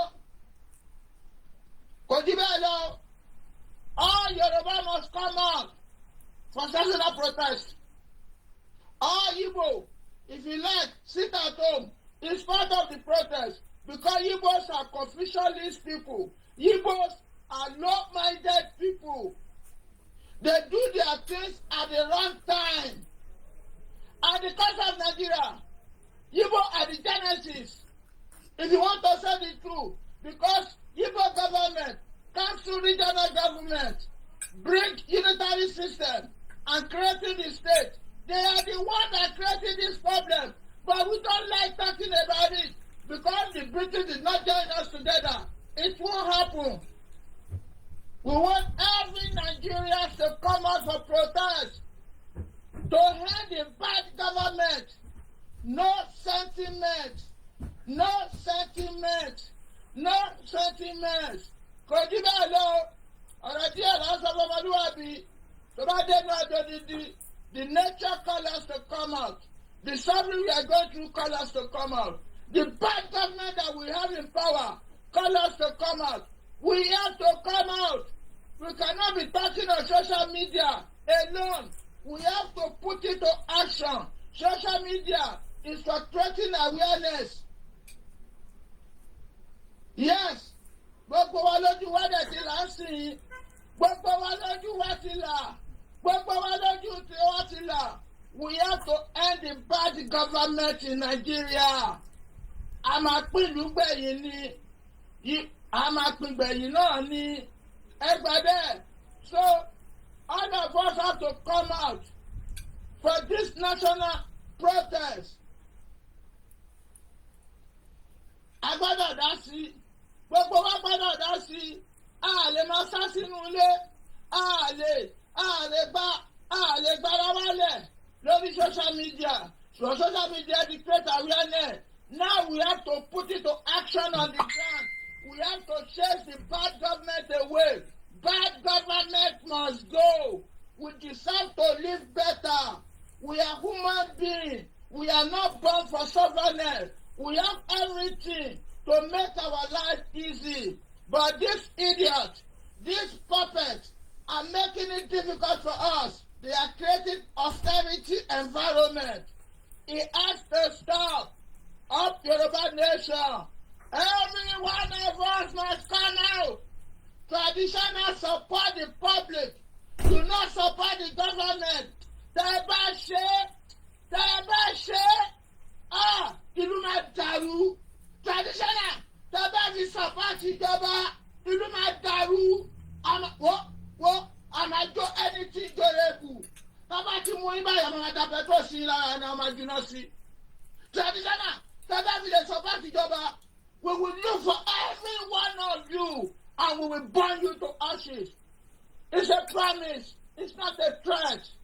Ẹ̀yin dáwọ́, káwá wo kọ́tà bá aráàlú ẹ̀ ṣe fún yín. Káwá wo ẹni tó pọ̀ jù. Ṣẹ́yìn ni àbáráàlú ẹgbà bẹ́ẹ̀.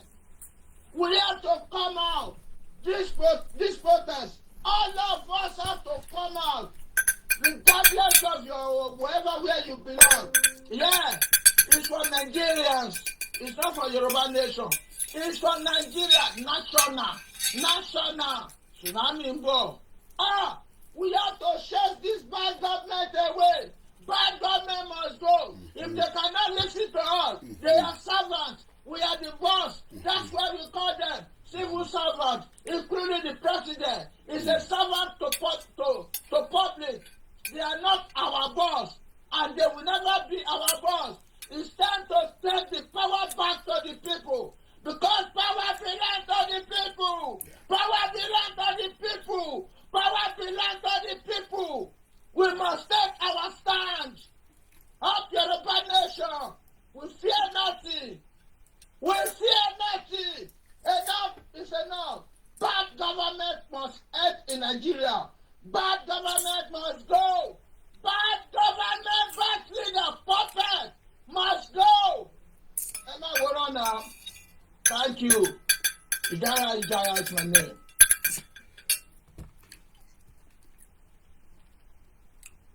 Mo kí ẹ easy kò ní bàjẹ́ fún ẹ. Kí lẹ́ni yìí sọ lẹ́ǹkan àgbọ̀n kan tó sọ ẹja àgbọ̀n tó sọ. Broda Koikimedia ọ̀rọ̀ àgbà kí ló ń ṣẹlẹ̀? Ebi ń pa wá o. Ẹ̀yin lebi ń pa ebi ọ̀pẹ ni. Gbóhùn sókè kí ló sọ brother. Broda Koikimedia ọ̀rọ̀ àgbà kí ló ń ṣẹlẹ̀? Ẹ jẹ́ n kọ́kọ́ kí mọ́ sí mi jàre. Màá sì dọ́dọ̀ yín ẹ má wọrí. Tí bá wọn fi parí program yìí màá yọ sí yín.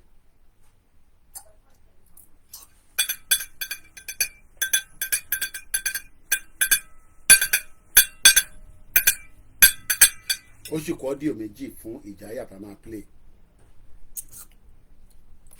Ebi ń pa wá o. Ebi ń pa wá o. Ẹ̀yà ti bàjẹ́. Gbogbo olú ti di ó ti turn upside down. Can you come and take this downstairs for me please? Where's your rice, sister? I don't have rice, yo. Be careful. Don't Don't we trouble. get 10 we get 20k ba ṣe kafira one or two ka we support here. Aloja, ṣe ìjọba tó bá ti jẹun ló máa ra aṣọ, àwọn ọ̀rọ̀ aṣọ láti Monday àtàw. 200 naira account me, you bless me. Kile so Mr. Oluwafemi Onajobi. Well done, sir. You are doing greatly. Please be informed never to speak about or for people whose DNA is ungratefulness. Ask Colonel Banjo, ask Colonel Adekunle Fajoyi, ask Professor Wole Soyinka, ask me. If not for Obafemi Awolowo, Lagos will not be part of Yoruba land because Nnamdi Azikiwe wrote to the British then for the Lagos to be separated from Yorubas. Pato protest is fundamental right of citizen, but destruction of momentum building buses is that's the only problem here. Yeah, defend it. About the junk when you defend it, defend it. Sherry, brother, me, Kilorukoyin, I love your write-up. How do we stop the Igbos from being part of Yoruba land? Mo fẹ́ kẹ́ bá mi bẹ́ ṣe kọ episode tó dá yẹn ẹ rí pé mo kà síta. We are not biased on this platform. I am not here defending the Igbos. I am not their spokesman. I am not their spokesperson. Wọ́n ní government in exile. Àwọn tó dẹ̀ believe wọn náà wà nílé ń bẹ̀. But intense sọ síbí báyìí sá. Báwo la ṣe lè stop the encroachment of the Igbos in Yoruba land? Ṣé gbọ́ mi dáadáa mẹ́rin sà, and I'm sure pé you are a well-learned individual. Bẹ́ẹ̀ ṣe ẹ má sá lọ o, ṣe rí bẹ́ẹ̀ ṣe bá mi kọ́ yẹn, ẹ wá tún ṣàlàyé fún mi pé báwo la ṣe fẹ́ stop wọn so that ní ọjọ́ míì irú protest tó ń bọ̀ báyìí kò ní lè ṣẹlẹ̀ nílẹ̀ Yorùbá or no ní Nàìjíríà because Nàìjíríà ni gbogbo àjọ wà báyìí. Ẹ sí nílẹ̀ Yorùbá o, ẹ gbọ́ mi dáadáa, kò sẹ́ni kankan ní wa tó a kàn sọ pé ilẹ̀ wa right now. It is Nigeria for every Nigerians. Ẹ gbọ́ mi dáadáa. It is Nigerian for it is a Nigeria country for every Nigerians, and that is what makes us different. Pẹ̀lú àwọn tí wọ́n lọ sọ́pọ́tì Jagaban. Tẹ̀wá ń sọ nísìnyí pé ẹ fẹ́ jẹ́ kọjú momentum or all the kílẹ̀ ṣe sọ lẹ́ẹ̀kan. No destruction for the momentum building buses and institutions. Kódà wọ́n nígbà tó ń jó gbogbo ẹ̀ wọ́n jó jíbówú níbi táwọn ọmọ Ìgbò ti ń lòdì mọ́tò.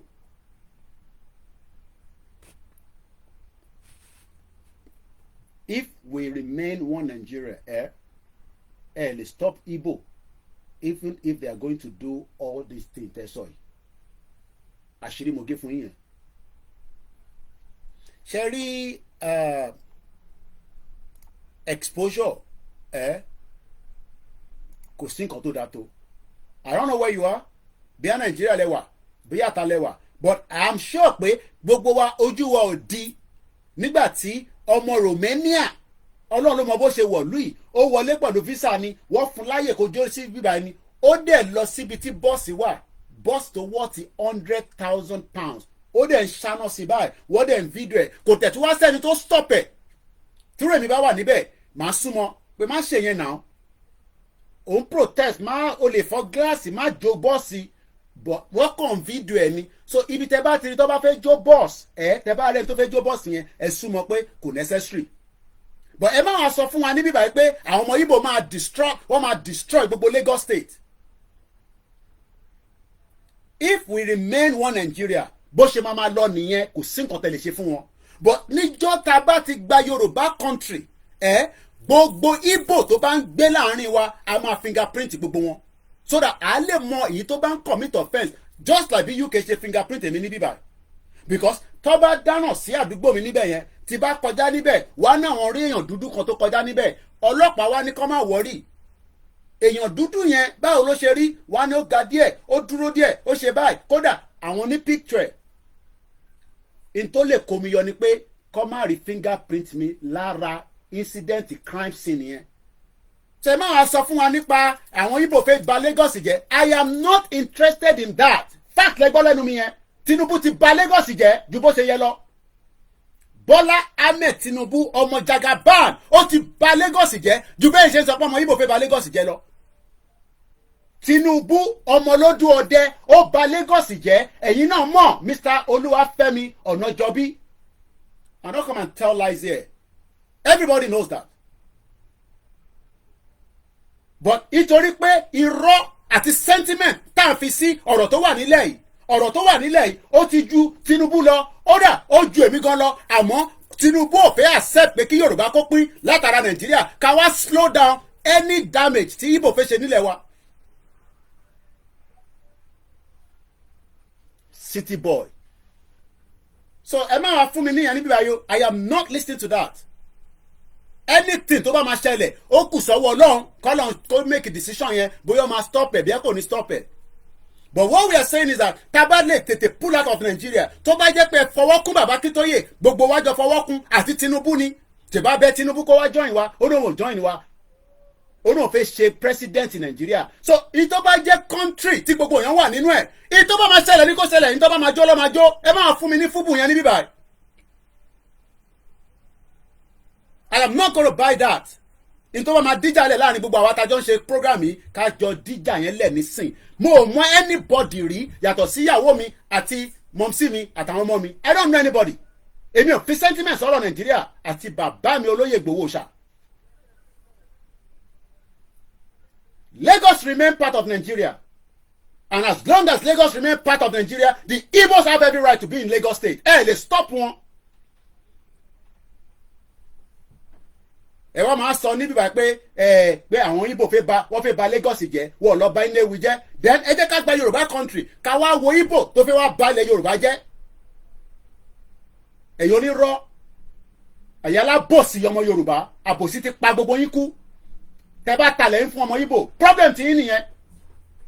Dangote lọ talẹ̀ fún nísìn tala gbowó lọ́wọ́ ẹ̀ gbogbo àwọn bàbá yẹn nísìn ṣé gbogbo wọ̀ gbọ́ etí dùn wá akóṣì gidi sétí.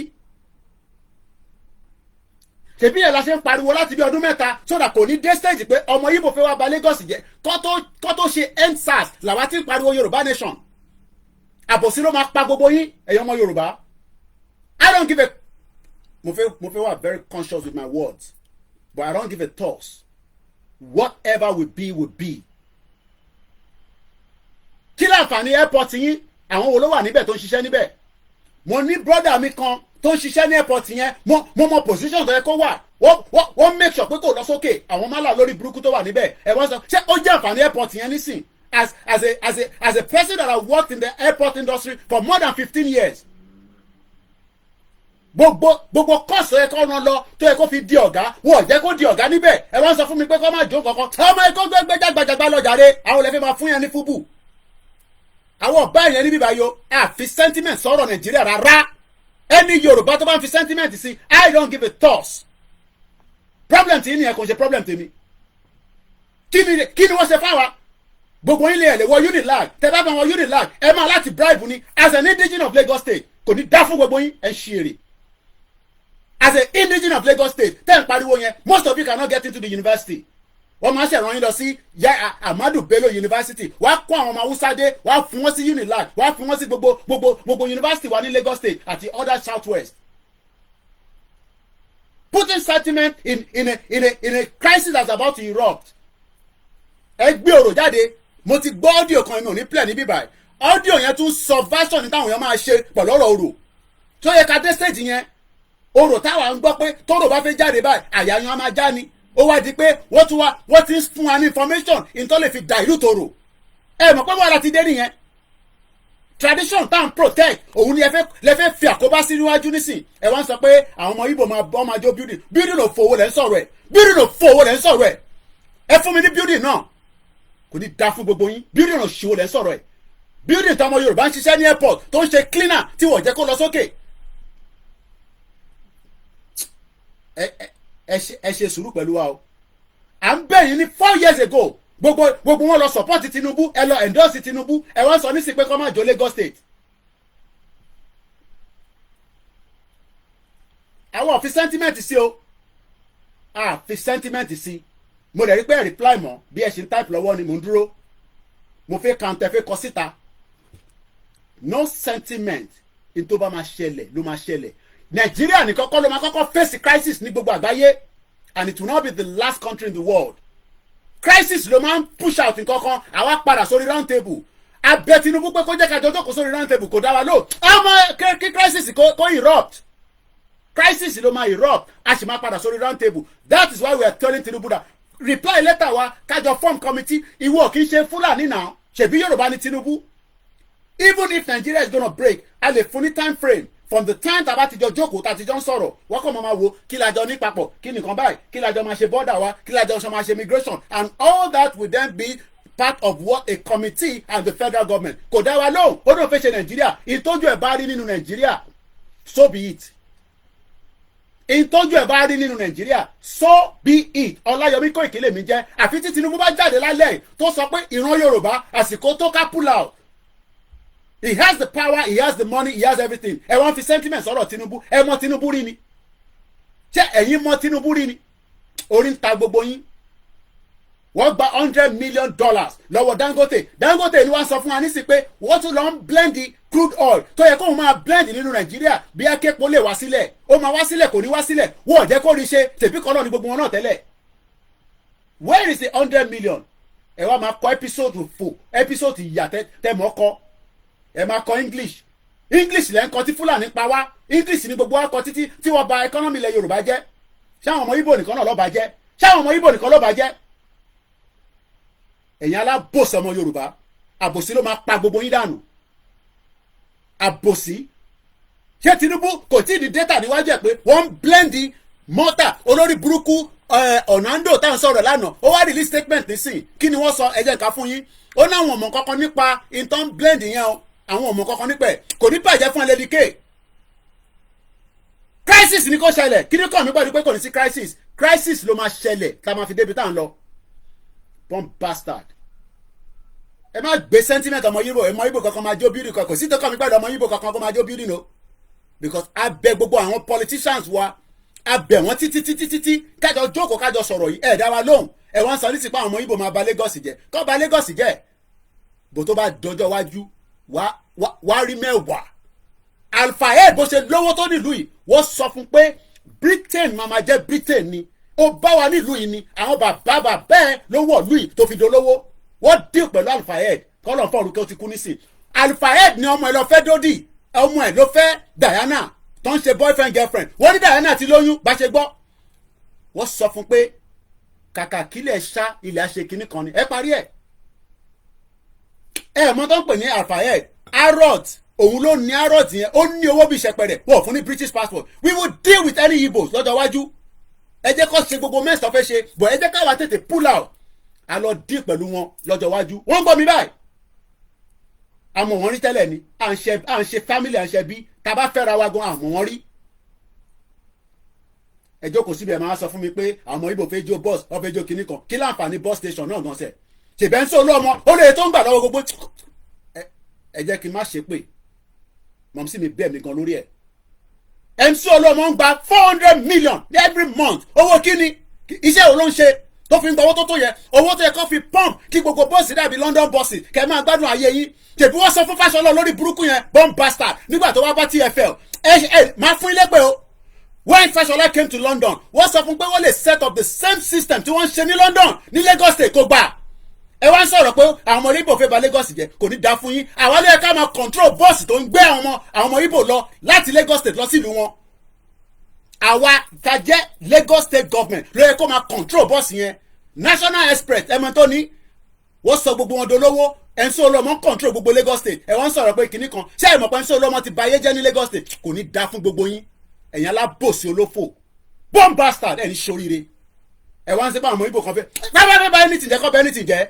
But mo sọ fún pé ẹ jẹ́ ká pull out together ká wá slow down àwọn ọmọ Ìgbò yẹn.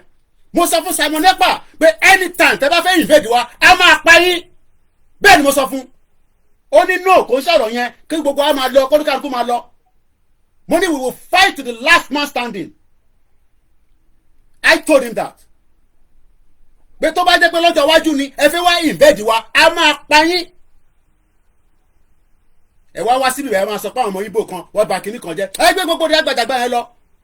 Wọ́n mẹ́kọ̀ọ́ owó olúkálùkù wọ́n ń jàǹfààní àwa ń jìyà à ń jìyà ní gbogbo olóyìnbó ẹ̀ ní sóríire à ń faṣẹ́ back to back àwọn kan wọ́n ń ṣe fàájì ṣebí Andy balókú dànù yẹn akutuku ẹ̀ lọ́rùn òun lè wọ London àìmọye yín fámìlì yín tí ẹ̀ lè gbá àwọn yẹn wọ London ẹ má bí mi inú lẹ́sàn yo mo pe èrò níbí báyìí o kò ní dá fún gbogbo yín ẹ̀yin alábòsí òfò especially in diaspora tẹ́ ẹ sọ pé ká kíìpù Nàìjíríà oúnjẹ ni mo jẹ́ tán níbí báyìí nísìn mo lè má jẹ́ mi títí dàárọ̀ la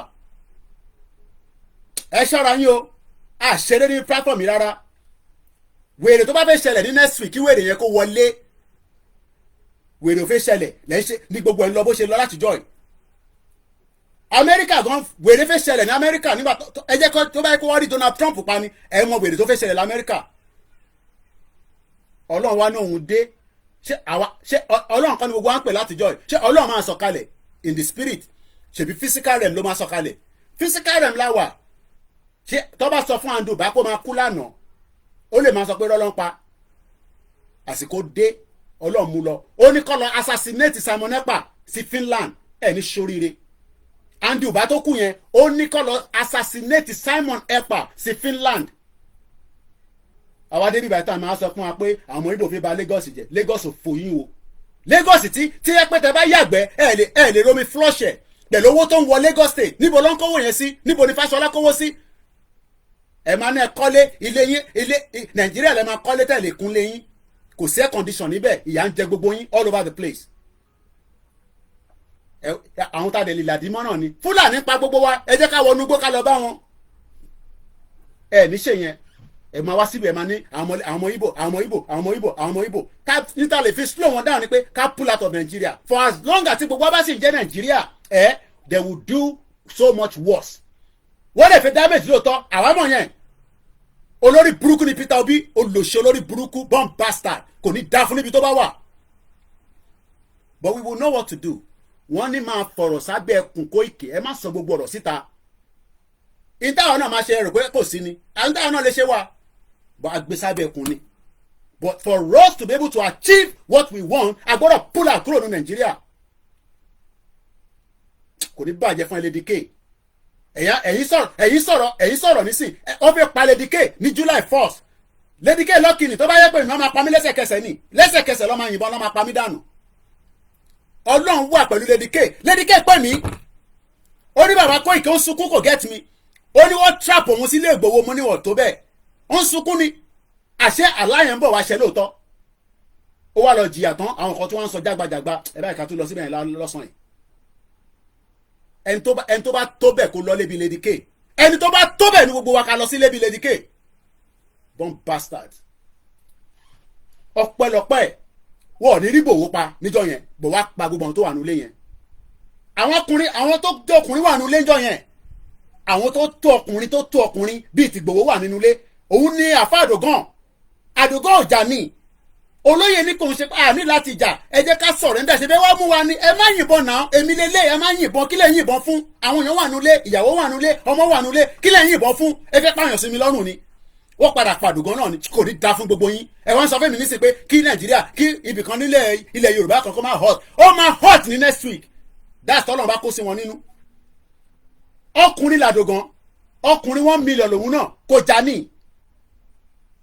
já ní ọlọ́jọ́ dẹ̀ ti dé ni ẹ máa gbé gbogbo kọ̀nfàmù gbogbo rọ́bìṣì yẹn wá fáwọn níbí báyìí ọkùnrin ni àdògán ọkùnrin ni ọ̀rọ̀ tó pààyàn lẹ́kún là ń sọ yìí torí pé every time tá a bá jáde ó máa ń sọ fún mi pé ọ̀dọ̀ mi ni ó mọ̀ pé backpack mi yẹn mo máa ń ní àwọn snacks kéékèèké because à ń jẹun tá a bá jáde ìgbà míì 5 hours 6 hours 8 hours la máa fi drive lọ àmọ́ máa wá nǹkan tá a máa jẹ ìjọ kan à ń padà bọ̀ lólu ní ọwọ́ almost 10 o'clock ẹ mọ̀ kémi ò dẹ̀ mọ Nàìjíríà púpọ̀ bọ̀ mo ṣàmọ̀ pé a ṣáà ń lọ back to back gbogbo mọ́tò wọn ṣáà ń lọ àwọn escort tó ń tẹ̀lé olóyè àwa débì kan lóyè wá rí i pé ebi yẹn ti pa àwọn èèyàn wọ́n ní kó slow down káwọn èèyàn rán jẹ kí ni brother tó mú lọ pẹ̀lú ìyẹn Lédìkẹ́ dúdú Ọlọ́run ló ní kí dúdú ó má kú ní sóríire Ọlọ́run ló ní kí dúdú kó má kú níjọ́ yẹn ebi yẹn ti débi pé ó fẹsẹ̀ kọ ni níbi tó ti ń sáré pé wọ́n fẹ́ ra oúnjẹ tó ṣubú gbàgàlà báyìí àyà gbogbo wa já ẹ wá síbẹ̀ ẹ máa kọ́mẹ́ǹtì òfò kan ẹ máa sọ fún wa pé báwọn ọmọ Ìgbò fi ba kinní kan jẹ́ ẹ sọ fún Tinubu kó pín Nàìjíríà kó kálukú máa lọ that's the only thing. Ẹ sọ fún Tinubu a sì ń bẹ́ dé ní à ń bẹ́ ni kó pín Nàìjíríà kó lúkálukú máa lọ kó Ìgbò máa bá tiwọn lọ káà náà máa bá tiwa lọ sí gbogbo ọ̀rọ̀ ìjà wa àti Ìgbò yàtọ̀ lè dínkù díẹ̀ ẹni tó bá dẹ̀ fẹ́ Ìgbò àmọ́ bá ṣe fẹ́ fix ara wa immigration problem nìyẹn kò ń ṣe gbogbo èèyàn tó ń gbé ní UK ló ní ìwé ló ní passport British o máa sue allegiance ni wọ́n bí ìdá lọ́jọ́ iwájú tá a bá gba Yorùbá country ẹ máa sue allegiance ni ọmọ Ìgbò tó bá fẹ́ gba passport wa ó máa sue allegiance pẹ̀lú wa ni ẹ wá jókòó ìṣe ẹ máa sọ fún wa pé wọ́n fẹ́ bà Lagos jẹ́ wọ́n fẹ́ bà kiri kan jẹ́ Lagos wo kí ni Lagos náà dà kí lè rí jẹ ní Lagos sẹ́yìn mọ tí Tinubu ṣe lọ́wọ́lọ́wọ́ pẹ̀lú Lagos nísìn pẹ̀lú àwọn Ṣàgórì ṣé ẹ gbọ́ Ṣàgórì rí gbàtẹ́ pé idiot àti bọ̀ fún ni gbogbo yín ẹ lọ́wọ́ àwọn tó ń pè ní Ṣàgórì àwọn tó ń wá ní criminal ni wọ́n àwọn ni Tinubu gbé gbogbo project lé lọ́wọ́ nísìn ẹ̀yin jókòó síbẹ̀ ẹ̀yin nàgàmù ẹ̀yin ọ̀dàlẹ̀ ẹ wá síbẹ̀ ẹ máa sọ jágbajàgba ẹ máa obsess wa lórí platform lọ́sàn-án yìí ó máa hot bọ̀ Yorùbá kọ́ ló fẹ́ jáde àwọn ò tí ì jáde torí gbàtà fẹ́ jáde ẹlẹ́nu mò ń dán lórí social media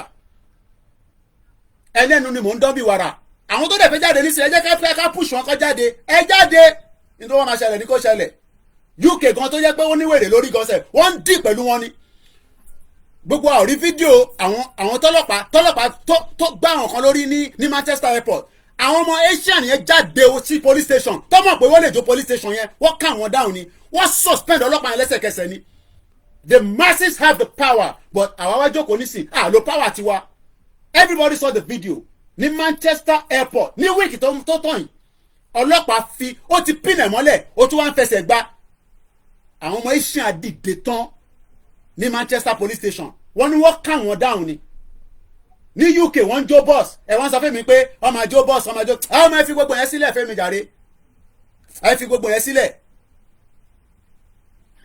ẹ má gbé yẹn wá síbi ẹ̀rọ ara fáwa ẹ má gbé yẹn wá ó máa hot mo ti sọ fún yín ní 4 years ago ọ̀rọ̀ Yorùbá nation ó máa hot gan we told you we warn you we told every one of you but ẹ sọ pé mo stupid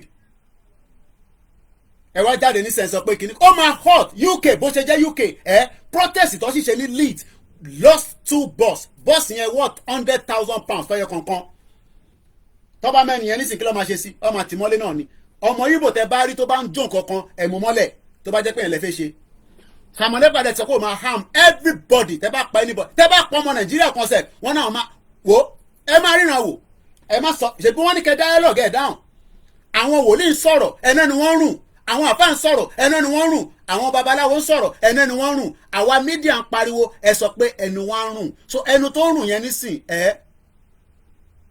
kí ló ṣẹlẹ̀ nínú comment. My sister daughter she has to be in poly this year but no space in Lagos we need to send her to offer. yẹn gbọ́ ẹ náà Lagos yẹn Lagosian àwa Lagosian àwọn ọmọ ẹ fi ẹ sílẹ̀ a máa ṣí phone line bí èmi nìkan mo hot lọ́sàn-án yìí ni ẹni tó bá ń hot bí tèmi náà bẹ́ẹ̀ jẹ́ ká gbọ́ ìjáyà yẹn tán eléyìí lọ́sẹ̀ sẹ́ǹsì mi with an account balance ọmọ yóò kò ní dá fún yín ẹ̀yin tẹ́ sọ pé wà ní Lagos State àwọn ọmọ indigene of Lagos State ó ní 220 naira lákàntẹ̀ ó ń ṣòwò kò lówó lọ́wọ́ ó ní látijọ́ Monday òun ò rẹ́ ọjà kan tà nínú ṣọ́ọ̀pù ẹ̀ wá sọ fún mi pé kó má jáde ọmọ tẹ bá gbé òrò jáde wá disgrace òrò tẹ bá lọ try ẹ jẹ́ ya gbé òrò pamọ́ kẹ má lọ disgrace ìṣẹ̀ṣẹ̀ mọ́ ọ lọ́wọ́ ọmọ Yorùbá ó ní látijọ́ Monday òun ò tà ó ní ráìsì nílé kò lè sọ fún ìyàwó ẹ̀ pé kó lọ sọ́jà kó lọ rata 220 naira account details yẹn lélẹ̀ ó screenshot ẹ̀ sí mi with the date and the time account balance 220.51 àwọn olè kan wá jí owó lọ́wọ́ wọ́n gbé owó ńláńláńláńláńláńlá everybody wọ́n suffer tó yẹ ká máa suffer ní Lagos State ẹ̀yin buffoons ẹ̀ wá síbi ẹ̀ máa comment nonsense I am not here defending the Igbos we hate them they hate us bó ṣe hate wa làwa náà hate wọn but what we are saying is that let everybody go their separate ways ọ̀rọ̀ Nàìjíríà ti gbé stage yẹn by now I need láti wà united to remain in one Nigeria ó ń fún wa ní headache ó ń borúkọ wa jẹ́ bí Igbo ṣe ń commit crime níta ni Yorùbá náà commit crime níta let everybody go and bear their names Nàìjíríà lẹ́yìn pọ́nlé Nàìjíríà tó ti wọ́ mi. broda Koikimedia ọ̀rọ̀ àgbà kí ló ń ṣẹlẹ̀ èmi ń pa wá o èmi ń pa wá o Oh, ẹ̀yà ti bàjẹ́. Gbogbo ti turn upside down. Ṣé mi ni mo sọ pé gbogbo ìlú ti turn upside down? Ní sùúrù. Ó ní gbogbo ìlú ti turn upside down. Kí ló fà tí ìlú fi turn upside down? Ṣé àwọn ọmọ Igbo náà ni? And don't come and tell us that Tinubu is only there for 1 year. Tinubu ló lọ gbé Buhari wá olórí burúkú tó fẹ́ pa Lady K. Alábòsí má lẹ́yìn ọmọ Yorùbá yìí kẹ́. So tó bá yẹ pé wọ́n pa Lady K náà tọ́pẹ̀ mí náà bẹ́ẹ̀ ṣe máa sọ náà nìyẹn pé ṣé kò tán yín? Bomb bastard. So tó bá yẹ pé wọ́n rí Lady K náà pa bẹ́ẹ̀ ṣe máa sọ̀rọ̀ náà nìyẹn. Kò ní dá fún gbogbo yín. Ẹ wá máa wá tọ́ sí Lady K lẹ́nu. Tó bá yẹ pé wọ́n pa náà ni bá ṣe máa sọ náà nìyẹn pé kò tán ẹ̀. Ẹ̀yin alábòsí ọmọ Yorùbá. Koiki lèmi ń jẹ́ o, mo dúró dáadáa, mo dúró tán. Ọkùnrin lèmi náà.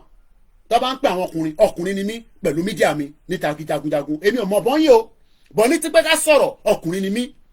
Mo ní mò ń bọ̀ nílé. Mo ń bọ̀ nílé. Mo tún ń bọ̀ padà again ni ẹ máa gbọ́lẹ̀. Mo ní àwọn kan dẹ̀rù pé mo dé pẹ̀lú olóyè ní ìmẹ̀kọ́. No! Olóyè lọ ṣe court visit ni. Nígbà tó bá tásìkò, mò ń bọ̀ nílé. Ẹ lè stop mi. Àwa la nílẹ̀. Àwa la nílẹ̀. Ọmọ nílé ò gbọdọ̀ sá fún ilẹ̀. Àwa la nílẹ̀. Ìgbò kan ló ní, Yorùbá ló ní. Mò ń bọ̀ nílé, but not now. I am not coming up for your protest. Ẹ̀yin lẹ fẹ́ ṣe protest. Ẹ jáde kẹ́ ṣe protest. But Yorùbá nation, I will be home in Nigeria. In tó bá máa ṣẹlẹ̀ ló máa ṣẹlẹ̀. Idiot all over the place. À ń pariwo lójoojúmọ́ ẹ wá sọ wá di playboy. À ń pariwo problem wà nílẹ̀ Yorùbá. How do we resolve all this problem? It's by pulling out of Nigeria. Nigeria is the impediment to millions of our problems. Gbogbo problem tó ń exist fún gbogbo ọmọ Yorùbá ní all over the world. Nigeria ni. We are not speaking English because English is not our language. I'm very sorry. It's very hot at the moment. But what we are discussing is about the breakup of Nigeria. And I'm sure you know that. And if you're not aware of that, that is exactly what we are talking about. We need an independent country away from Nigeria. Mo sọ̀rọ̀ nípa Oando lánàá, orí ń fọ́ mi. Mo pàdé ìkan náà brother wa kan, I will not go into all the details. 8 years ló wà nílùú Ìkòníwé. Ìyàwó wà nílé. Ẹ ń touch wa níbi tí kò dá o, ẹ ń touch wa níbi tí kò dá. Èmi ò fi sentiment sọ̀rọ̀ Nàìjíríà o, ẹ ti touch wa níbi tí kò dá rárá. Ẹ wá sọ̀rọ̀ ẹ wá tún ẹ fi sentiment sí. Nobody should put sentiment in this problem right now. Àti dé ojú bi tí olójó. Yes, àwọn yẹn máa kú. People will die. People die in this country for me to live in this country. People will die. There's no doubt about it. Even England as it stands right now, tó bá l'opportunity sí ni, there is a war coming here. Around Kongaza tiwọn náà. So don't come and tell me that people are not going to die. People will die. 40,000 people have been killed by Israel. 40,000 plus. Kò ní dá fún ẹni tó bá sọ pé kí wàhálà má ṣẹlẹ̀. Americans support Israel. Wọ́n fún wọn ní weapon. Wọ́n dẹ̀ fi ń pa àwọn èèyàn. 40,000 people have died. And that has not ended yet. Ukraine, Russia, ìjà yẹn ṣì ń lọ lọ́wọ́lọ́wọ́. If we need to stop the crisis and the bloodshed, let Tinubu come out right now and tell everybody to go their separate ways, and all our representatives return back to Yoruba land and leave Abuja for them. And with this, am I King Ben Daddy? One in central London is hot today. I want English, yes. I want Tony Robinson. In the 27, yes, I've been following it. Èmi ò lè lọ síbẹ̀ o, tó mo jẹ́ kó lọ fọ́gbọ̀n mọ́ mi lórí. Bẹ́ẹ̀ ni, torí ìjà tèmi kọ́ ni mo fẹ́ lọ. Èmi fẹ́ wà níbi tí ìjà tèmi máa wà. Kò dẹ̀ sí nǹkan tó máa ṣe anybody. Ẹ má fi yẹn dẹ́rù bà wá. Àwọn kan wá ń gbádùn, àwa kan wá ń jìyà. Ẹ wá ń sọ pé Lagos ẹ tẹ̀kún Lagos náà lè gan tó yẹn. And some of you that are writing Lagos, tẹ́ bá lọ bá ṣe Tinubu gan nísìn kò rí ti yín rò.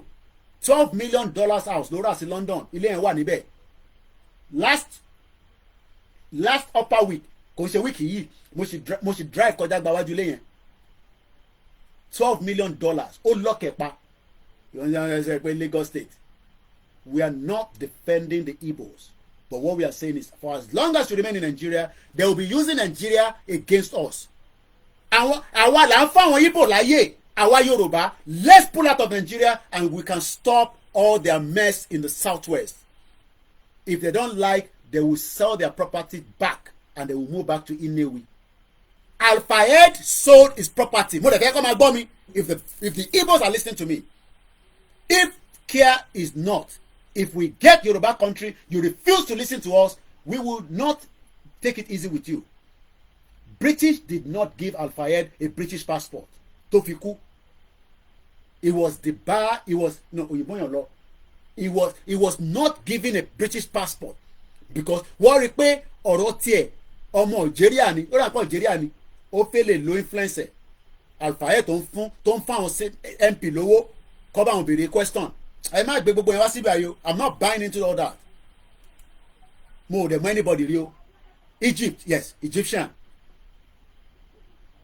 imagine somebody as rich as he is he was not given a British passport.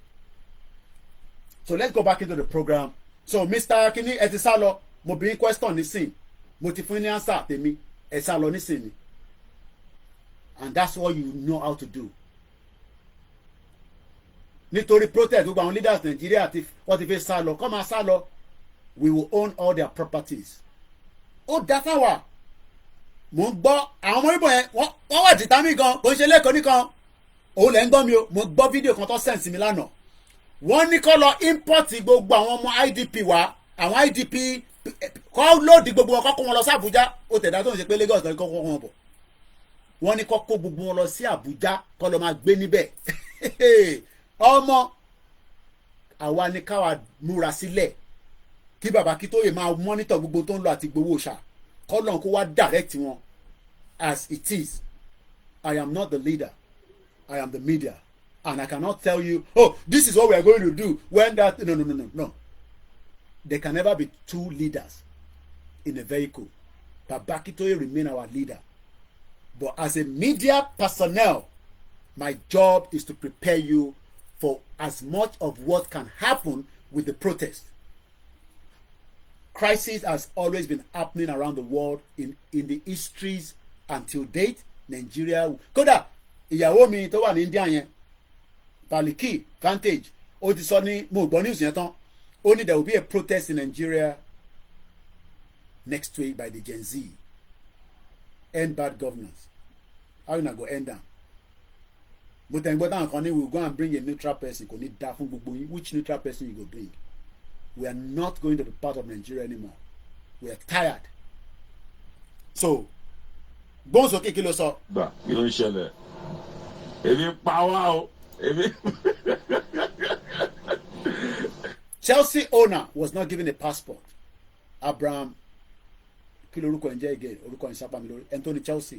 Kódà do you know what the British did after gbogbo ìjà Russia àti Ukraine I believe he sold the Chelsea ṣó padà ta ni wọ́n gbẹ́sẹ̀ lé gbogbo táwọn Russians ní àwọn wà ní bíbá everyone dey suffer some people gonna say Abraham Menasovic I think he sold it to a guy in Turkey mo àmọ́ bí a deal yẹn padà lọ́tọ̀ or not but if you know about it a little I'm not into football mo kí Alex Mamu bí ó ti àmọ̀ pé ìyá dáadáa àmàrí yín bá I think he sold it yeah Roman Abramovich yeah he sold it because he fẹ́ gbẹ́sẹ̀ lé and he never sold it it was just pàdípàdí sábà mi gbé dání sọ́wọ́ where he was suffering. So, thanks so much for everyone. Continue to say we are backing like dogs. It's okay. That's exactly what is going to happen next week. Àwa kọ́ la fẹ́ ṣe rally. Àwọn tó fẹ́ jáde náà fẹ́ jáde. Àwọn nene fẹ́ gbòòrò jáde. Ẹ̀gbọ́n ta la yé sọ. Battalion ló máa jáde. Mi ò mọ sóò mi o. Mo ní Kòròdú lásán. Battalion ni wa battalion. Àwọn ní jáde kẹ gbogbo ọgbọ́n tó ń dá àtòrò wọn àtòrò orò mọ́kùnrin obìnrin lóró mú. ẹ ṣáà máa bá ṣẹ̀ṣẹ̀ jẹ́ so I'm gonna open the phone line fẹ́ǹ tẹ́ bá fi dá sí program but ẹ yẹ ká gbọ́ one more from our brother because gbogbo ala ní voice Ìjáyà is a unique voice kódà ìyàwó mi máa ń sọ ní gbogbo ìgbà tí bá play tó bá ń gbọ́ ní sàn ẹni ẹ̀gbọ́n yẹn kọ́ nìyẹn. And I remember myself and him and Bedu went to Stratford begging Nigerians, especially Yoruba people. Tó bá ti rí wa báyìí, Everybody is now affected. Ọ̀rọ̀ Nigeria ó affect gbogbo wa. And if Nigeria is not affecting you, so be it. You are probably my small lovely sister DJ Copy. Moro wanti babe ton ta ayo. I wish all Yoruba people can wake up in the morning. Nígbà tẹ́ bá ti mo gitan, tẹ́ jàkàrà, tẹ́ ti lọ sóko, tẹ́ wá dé, ẹ̀yin náà wá ń ta ayo. How many? When was the last time they play ayo? I was happy when I saw her because she's embracing our culture. Ayo, wọn àti bàbá ẹ̀ ń ta ayo. How many people no play ayo gbẹ̀yìn? Ó ti pẹ́ tí mo ti rí don play. Bóyá gbà tá a ṣe DJ kìíní kan Yoruba program tá a ṣe ní Ìbàdàn. Suffering all over the place. Ẹ jẹ́ ká gbọ́ ìjáyà. Then I open the phone line. Just 2 hours láti ṣe. So we're still good. And it's very, very hot already. Mo kí gbogbo ọmọ Yorùbá. Gbóhùn sókè brother mi. Help Yoruba nation. Help Yoruba nation. Help Yoruba nation. Lóko àwa nìyàn. Ọ gbogbo lórí àwa. Látọ̀rí Akíntóyè àgbàlagbà. Ìgbòho òòṣà. Gbogbo sọ̀rọ̀sọ̀rọ̀ agitator. Gbogbo platform. Àdúpẹ́ lọ́wọ́ yín o. Ẹ lè gbọ́rọ̀ jáde ọmọ Yorùbá. Ẹ má dalẹ̀ ayé wa rú o. Ẹ má dọ̀nà wa rú o. A fẹ́ kúrò lóko ẹrú ni o. Mo kí mọ̀ sí mi lẹ́ẹ̀kan sí. Ẹ lè gbọ́rọ̀ jáde nígbà tá a fẹ́ protest o. Ẹ má gbọ́rọ̀ jáde nígbà tá a fẹ́ protest o. Tẹ́ ẹ bá fẹ́ káṣírí ìṣẹ̀ṣẹ̀ tú o. Tsunami ló ń bọ̀ o. Àgbàlagbà. Àgbàlagbà ò lè wọ lọ́jà kórí ọmọ tuntun kó wọ́ o. Àbí tó bá jẹ́ àgbàlagbà ká o. Nígbà tá a fẹ́ gbára wa sílẹ̀, tá a fẹ́ tẹ̀ sí wọn lójú, tá a fẹ́ end bad government, ẹ lè gbọ́rọ̀ jáde o. Ẹ lè gbọ́rọ̀ jáde o. Ẹ lè kẹ́kọ̀ọ́ bàjẹ́. Èkó lè bàjẹ́ o. Peaceful protest la fẹ́ ní o. Adẹ̀dúrà láti ṣe lánìwẹ̀. Tẹ̀bẹ́ gbọ́rọ̀ jáde. Ẹ máa táṣìírí ọ̀rọ̀. Ẹ máa táṣìírí ìṣẹ̀ṣe o. Àwọn bọ́ọ̀sì máa tẹ́sí lójú. Ẹ gbà. I'm not done for anything. Ẹ má bàa láyé jẹ́ o. Alẹ́ kúrò lóko ẹrú. Ẹ lè gbọ́rọ̀ jáde. Ẹ lè gbé ṣẹ̀ṣẹ̀ jáde. Nígbà tára rẹ̀ jáde. Tẹ̀bẹ́ ṣe. Ọ̀túnrì ni o. Ẹ má ṣe o. Wọ́n máa tẹ́jú yín mọ́lẹ̀ o. Wọ́n máa tẹ́jú yín mọ́lẹ̀ o. Ẹ má ṣe. Dọ̀wọ̀ ló bí ìyá ọ̀kẹ́rẹ́. Adáfẹ́ kú ọ̀lọ́pọ̀ ẹrú. Ẹ̀ ń gbọ̀nà Àbújá. Ẹlẹ́rìí ti wà lọ́wọ́. Àní gbà. Àgbàlagbà.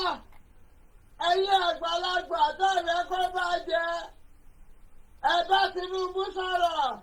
Nǹkan tó ṣe nígbà ìdìbò. Nǹkan tó ṣe nígbà ìdìbò kò lè wọ́ọ̀kì látàyè o. National protest láfẹ́ ní o. National protest láfẹ́ ní o. Ẹ má dì wá lọ́wọ́ o. Káwa náà má dì í lọ́wọ́ o. Abẹ́rẹ́ ti fẹ́ àti rí fún adìẹ. Àní àkókò tó káfẹ́ lé bad government. Bad government. Káfẹ́ gbé ìgbésí ayé rọrùn. Kí ló dé ká lè gbé ìgbésí ayé rọrùn? Torí àwọn olórí wa tó ń ṣiṣẹ́ fẹ́yìnbó.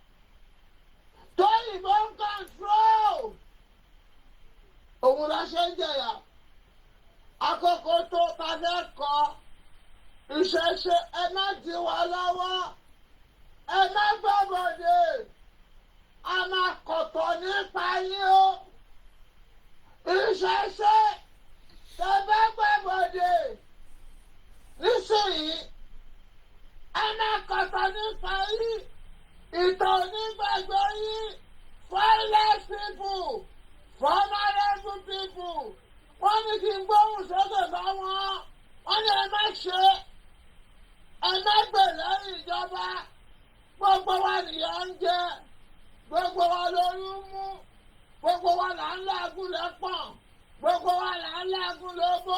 ẹ má bínú fáwọn ẹ̀yàn káwa máa ń try láti avoid but àwọn ọ̀rọ̀ àlùfànṣáyìn but you got the message let's leave that this was sent today I don't know which one let's listen again then we'll move to Yoruba nation. Of Yoruba nation, of Yoruba nation, of Akitoye, of Igboho, of gbogbo ẹ̀yin sọ̀rọ̀sọ̀rọ̀, campaigner, agitator, lovers. A máa jáde o. A máa jáde ibi tó bá ní kí gbégbé máa gbé bẹ̀ ló ń gbé ibi tó bá ní kí tẹ̀tẹ̀ máa tẹ̀ bẹ̀ ló ń tẹ̀. Àwa máa jáde. Ìyá yìí pọ̀. Yọ̀ ń ṣomi ọbẹ̀ ó pọ̀. Ẹ ṣé gan Mr. Sandan. Thanks so much. A máa jáde. Truth and question. Àgbàlagbà tó kù nílẹ̀ Yorùbá ń sìn. Àgbàlagbà ọjọ́ ni wọ́n. Abájọ ta bára wa níbi ta bára wa yìí. Ọjọ́ ìbẹ̀rù. Ìgbà wo la fẹ́ ṣe léyìí dà? Kí ló dé ẹ̀yin àgbàlagbà Yorùbá? Ẹ̀yin nìkan. Ń bọ̀.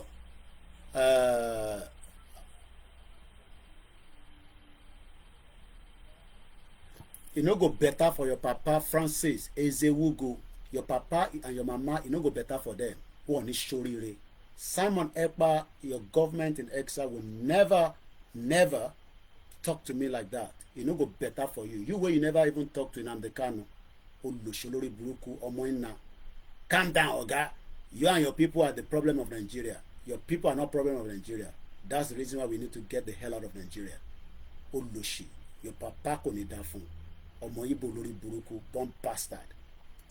Let's take you out of the program. I can read all your comments. Keep coming. Hey, me show you. You see the reason why we gotta get the hell out of Nigeria. Mokia Alex Mamu. They've never had any video conversation with their leader that is currently in the DSS custody. Olushi.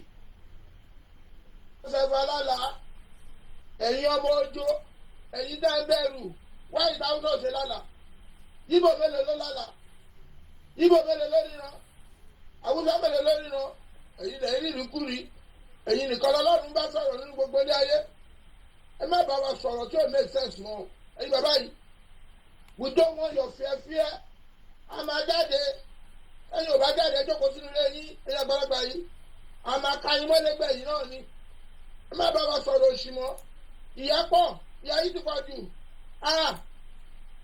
wọ́n sẹ́yìn òkè ní ìlú lẹ́yìn ní ìlú ní sẹ́yìn lélẹ́yìí sẹ́yìn lélẹ́yìí ẹ wá ń bá wa sọ̀rọ̀ alákọ̀ alani Awúsá mélòó ló lálàá ó yẹ pé Yorùbá yìí náà ni ẹ̀yin ojo ẹ̀yin ọmọ ọ̀lẹ àwọn àgbà ọ̀lẹ àgbà ojo. Thanks so much Larry Lamina mo ti block you wey dey down don bastard.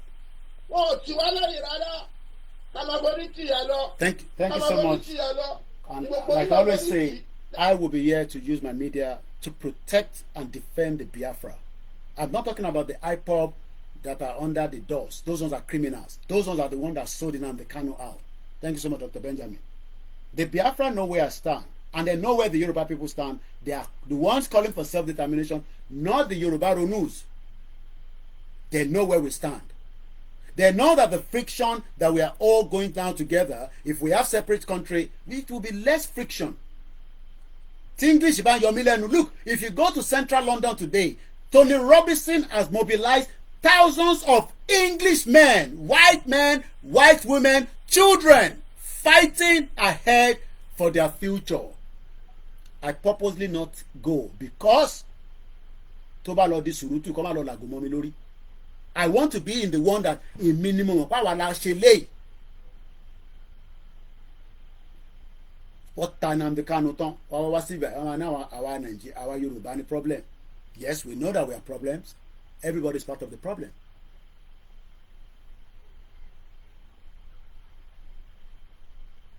What hate is Simon Ekpa kan ṣe kékeré? I know that. The hatred that I have for Simon Ekpa òun ló ń lọ lókè yẹn. And thanks so much to our Biafrans that are in the house. Like I always say, I want a country that we can negotiate and do business in the future. I don't want to be in a country where we are intimidating each other. There are some countries in the world today that I dare not travel to and do business. While there are some countries I would love to visit and see what we can do, maybe set up my media there. Bàbá mi Ọpẹ́yẹmí Oríyọmí ní ọ̀rọ̀ fẹ́ kan àbùkù nìyẹn. Ẹ má jẹ́ kó rò lọ kan àbùkù. Just raising shout out to you. Bẹ́ẹ̀ni, international fún ọ náà nìyẹn, but I have to cost them before I send them out of the broadcast. And they want to come and listen because they know where we stand. So shout out to you, the Ambazonians. Shout out to the Scottish and many of you. So let's open the phone line. But let's pick the conversation. Moki Great Yoruba Nation. They name us Nigeria and they won't live in peace. Benny. People they vex more than me. But they cannot do exactly like this in Nigeria right now. But when things erupt, Koda, I want everything to be blackout. To be blackout in Lomanduju. Got blackout to Bugwe. Because Tinubu will shut down the internet for next week. So everybody must prepare their mind that there will be less coverage coming out of Nigeria. They are aware, they are scared, they are worried. But why are they worried?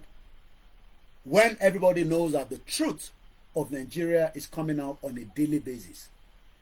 Ashiri Nigeria and Jadi. So let's take the next 1 hour again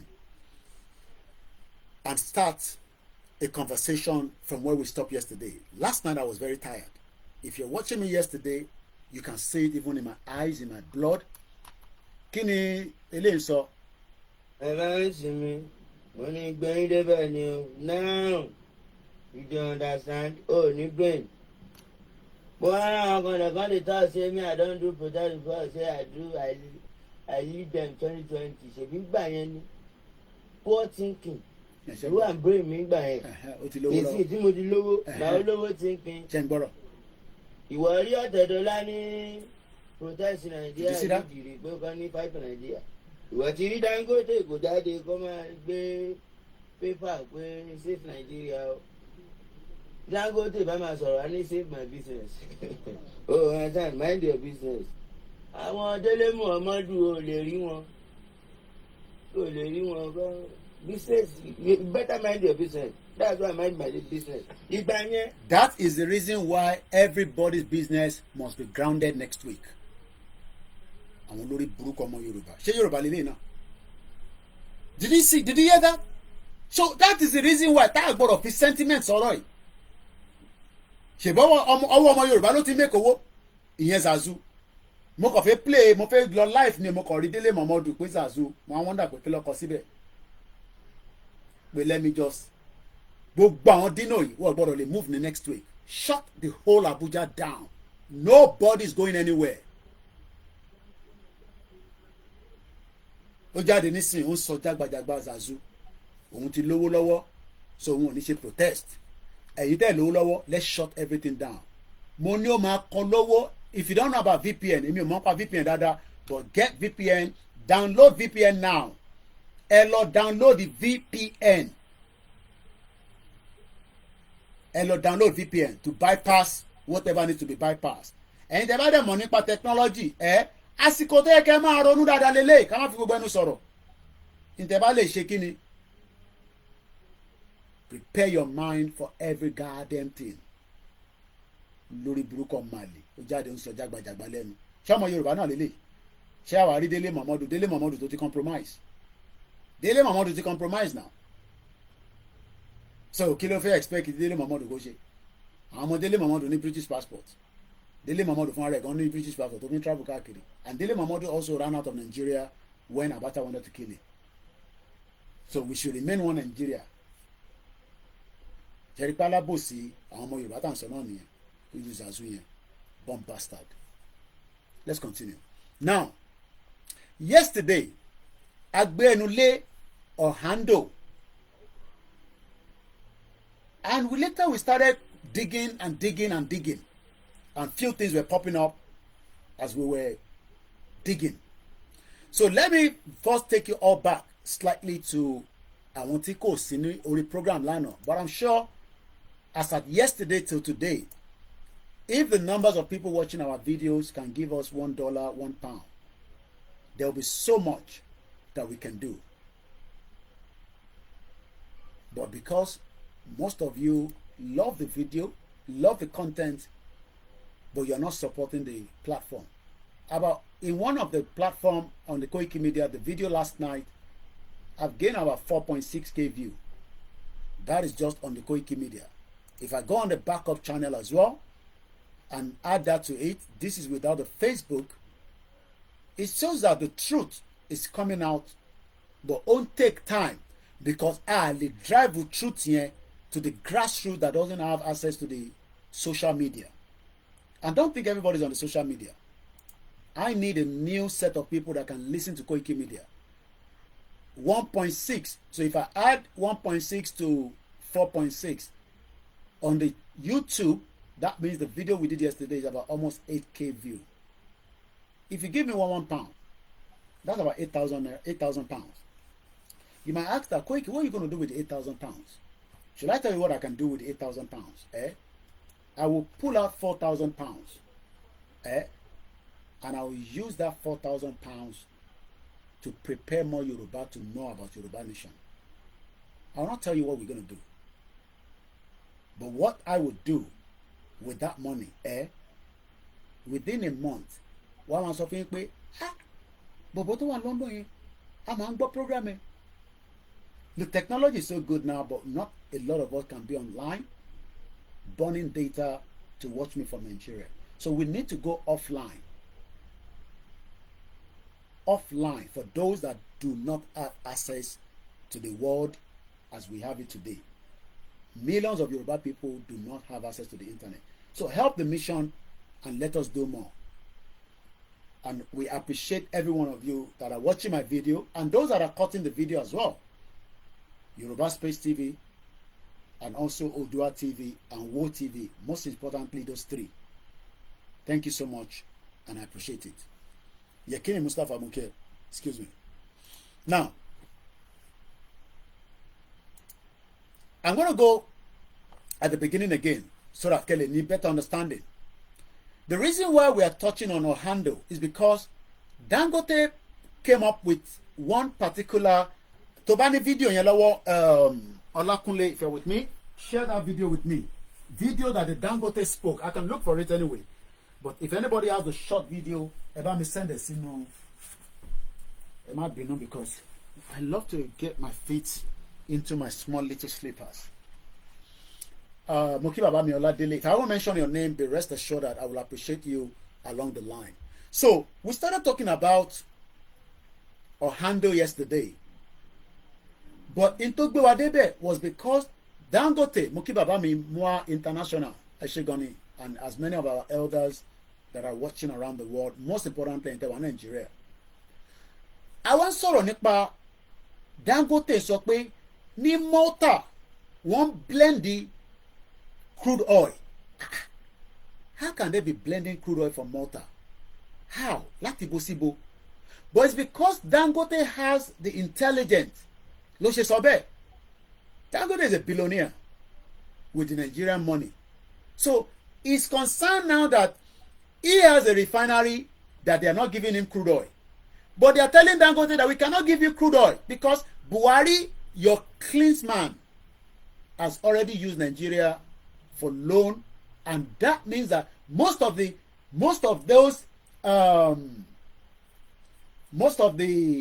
refineries that we have today, all the crude oil pumping out, which is about 1.2 million, Mukiawa Grace Olushoto,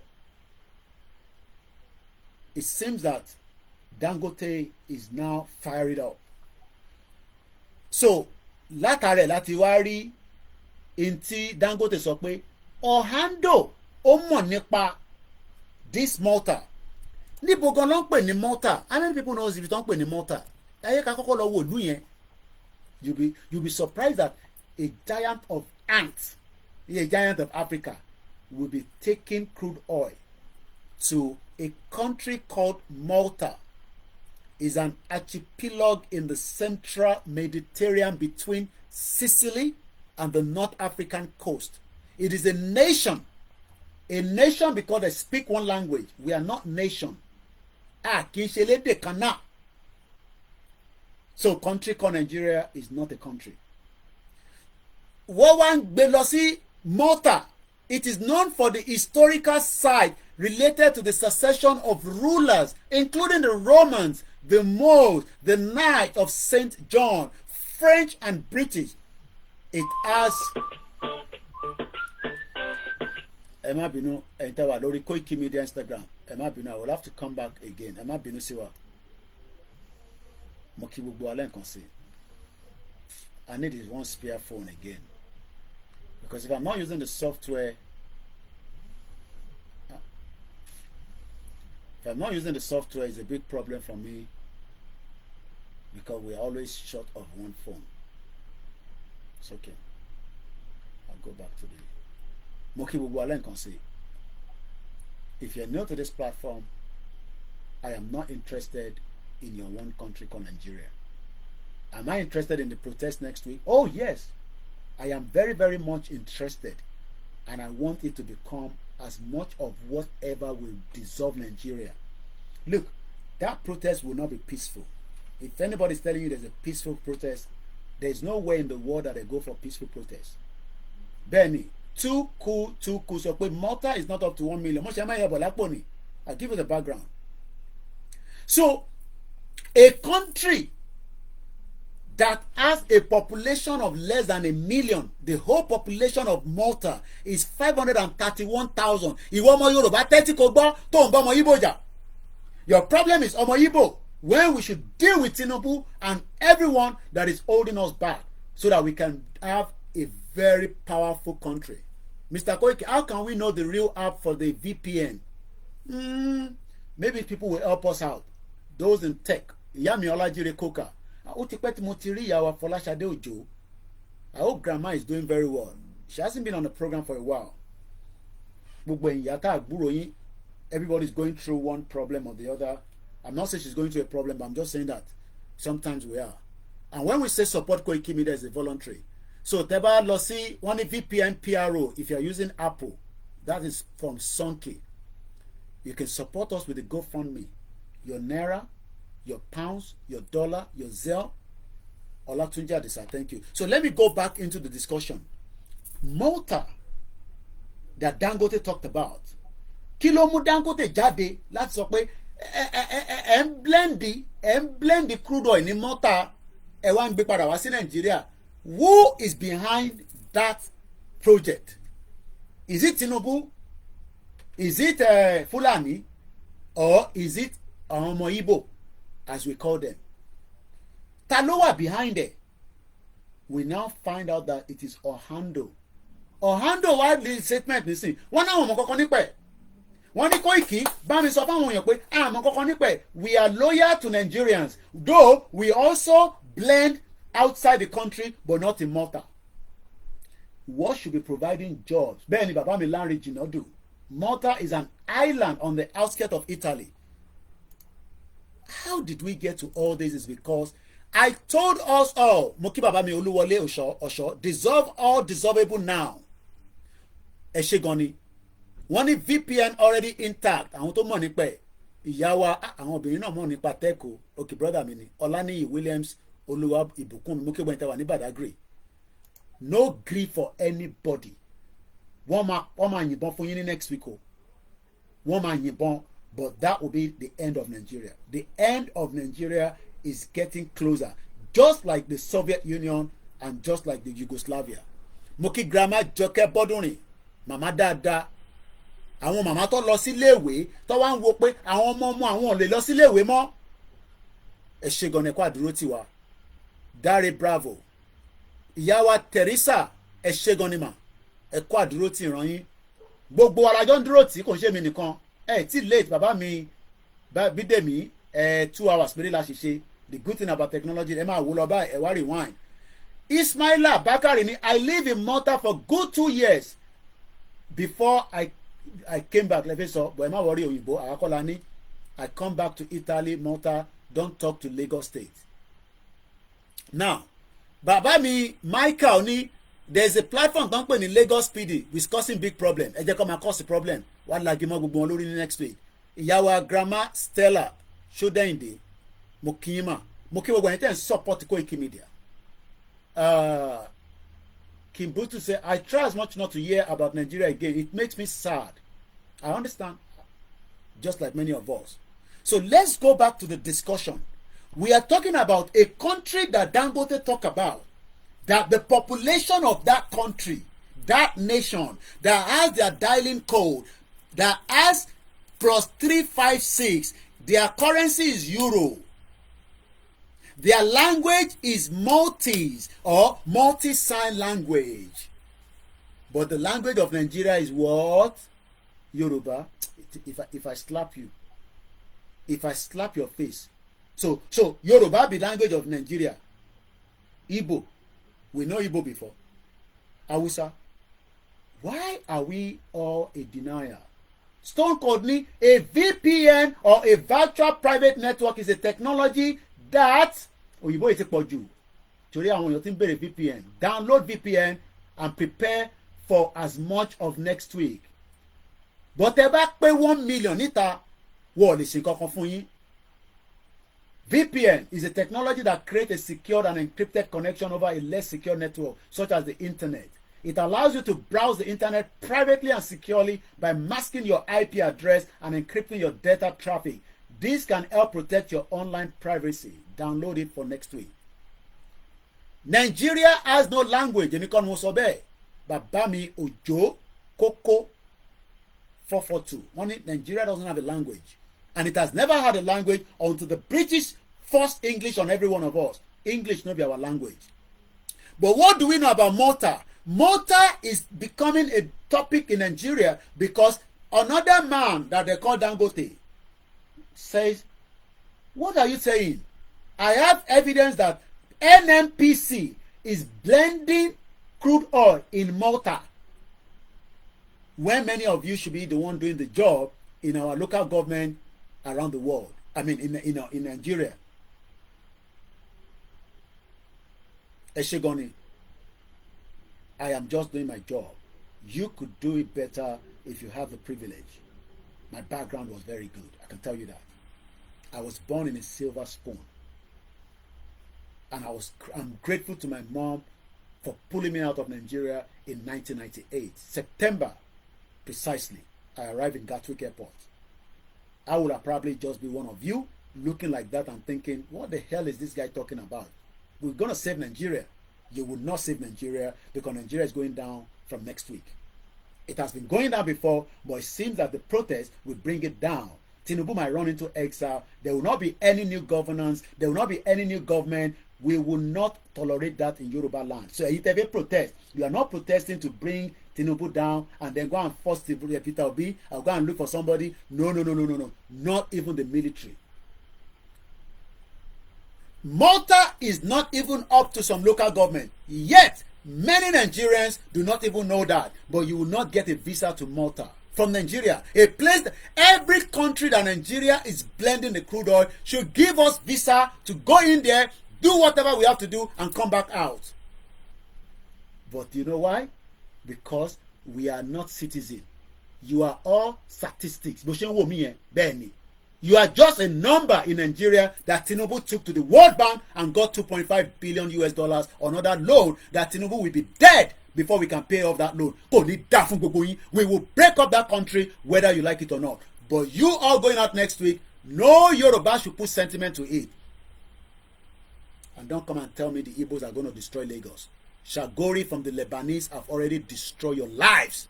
Most of you cannot compete with them because Niro Wotoni. They compete with Igbo because not all of them are doing good business. Some of them are into drugs. We know that. While some of you are into rituals, yahoo. But if all those Niger Delta boys wey dey use crude oil dey do that bunkery, if they set it up properly, buy the machine for them and say, look, you just give me 50 liters of crude oil after you've done it, then they will put it to the main whatever, this one like that. Every community, there will not be oil spillage that led to the death of Ken Saro-Wiwa by Abacha. But you are defending Nigeria and you are trying to have a sentiment in a country where the devil of your crude oil, I call it the increment of the devil. None of us have enjoyed it. How much then san fún petrol lẹ́ni? Mo kí bàbá mi Nurudeen. Mo kí ẹ̀yin tẹ́ wà lórí mixella. Ẹ secure dáadáa. Ẹ má fòyà.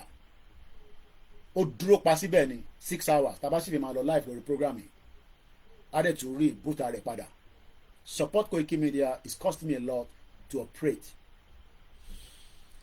A fẹ́ sọ̀rọ̀ nípa Malta kátẹ̀ tó máa sọ̀rọ̀ nípa blending, and the only way we can find out that ẹ rántí nǹkan tá a máa ń lò, ta ló rántí student, ta ló rántí OEC. What is the OEC?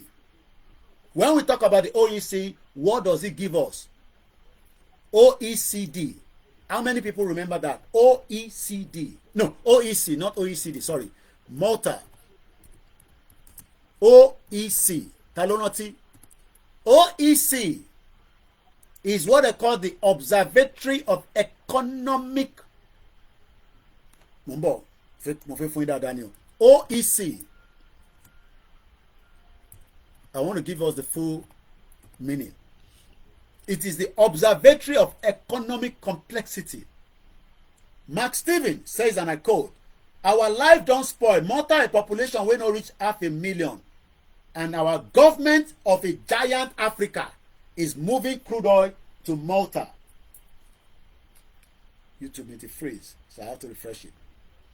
And they will take it there, they go refine them, and they will bring it back with shipping. And you are saying we should keep Nigeria. Are you sure you are okay? Let me go into what is Malta export and import in 2022. Share the program. If you don't understand Yoruba, I can't help you. As much as this program is in Yoruba, but we add English to it. We are now inside the observatory. I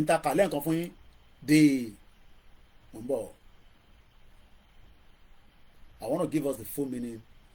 I've opened too many things on my browser, so let me slow it down because it's slowing down my system a little bit.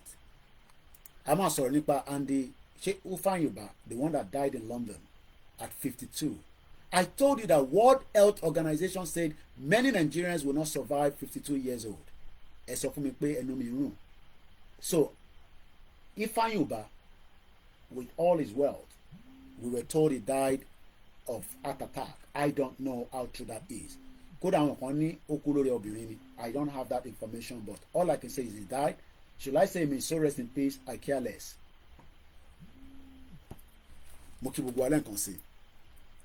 And sọ̀rọ̀ nípa Malta. Shout out to you all as you are joining this program. Somebody is calling, so bàbá ṣe program làwọn máa fi tí wọ́n pè. And I had to send a message to that person. Stop calling.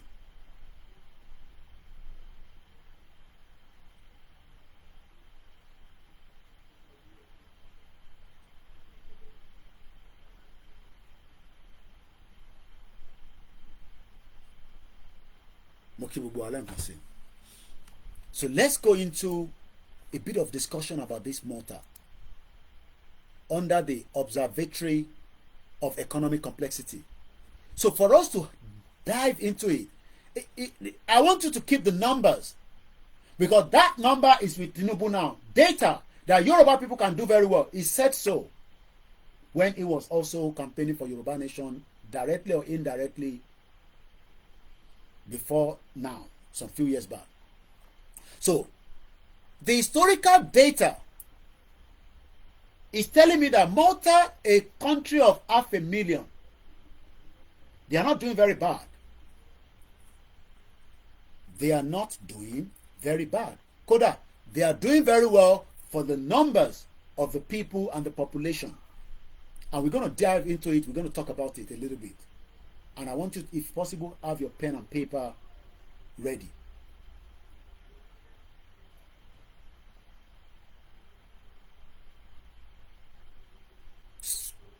Mr. Tayo.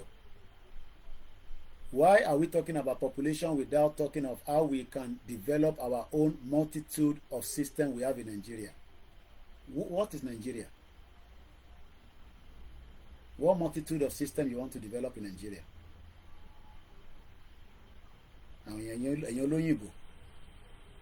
The one that your father and your mother did not develop, so you can develop it. The one that your great-grandfather did not develop, so you want to develop Nigeria. Are you sure you're okay? You better wake up from your slumber and your sleep, because that country is an illusion. You're going to develop Nigeria. How?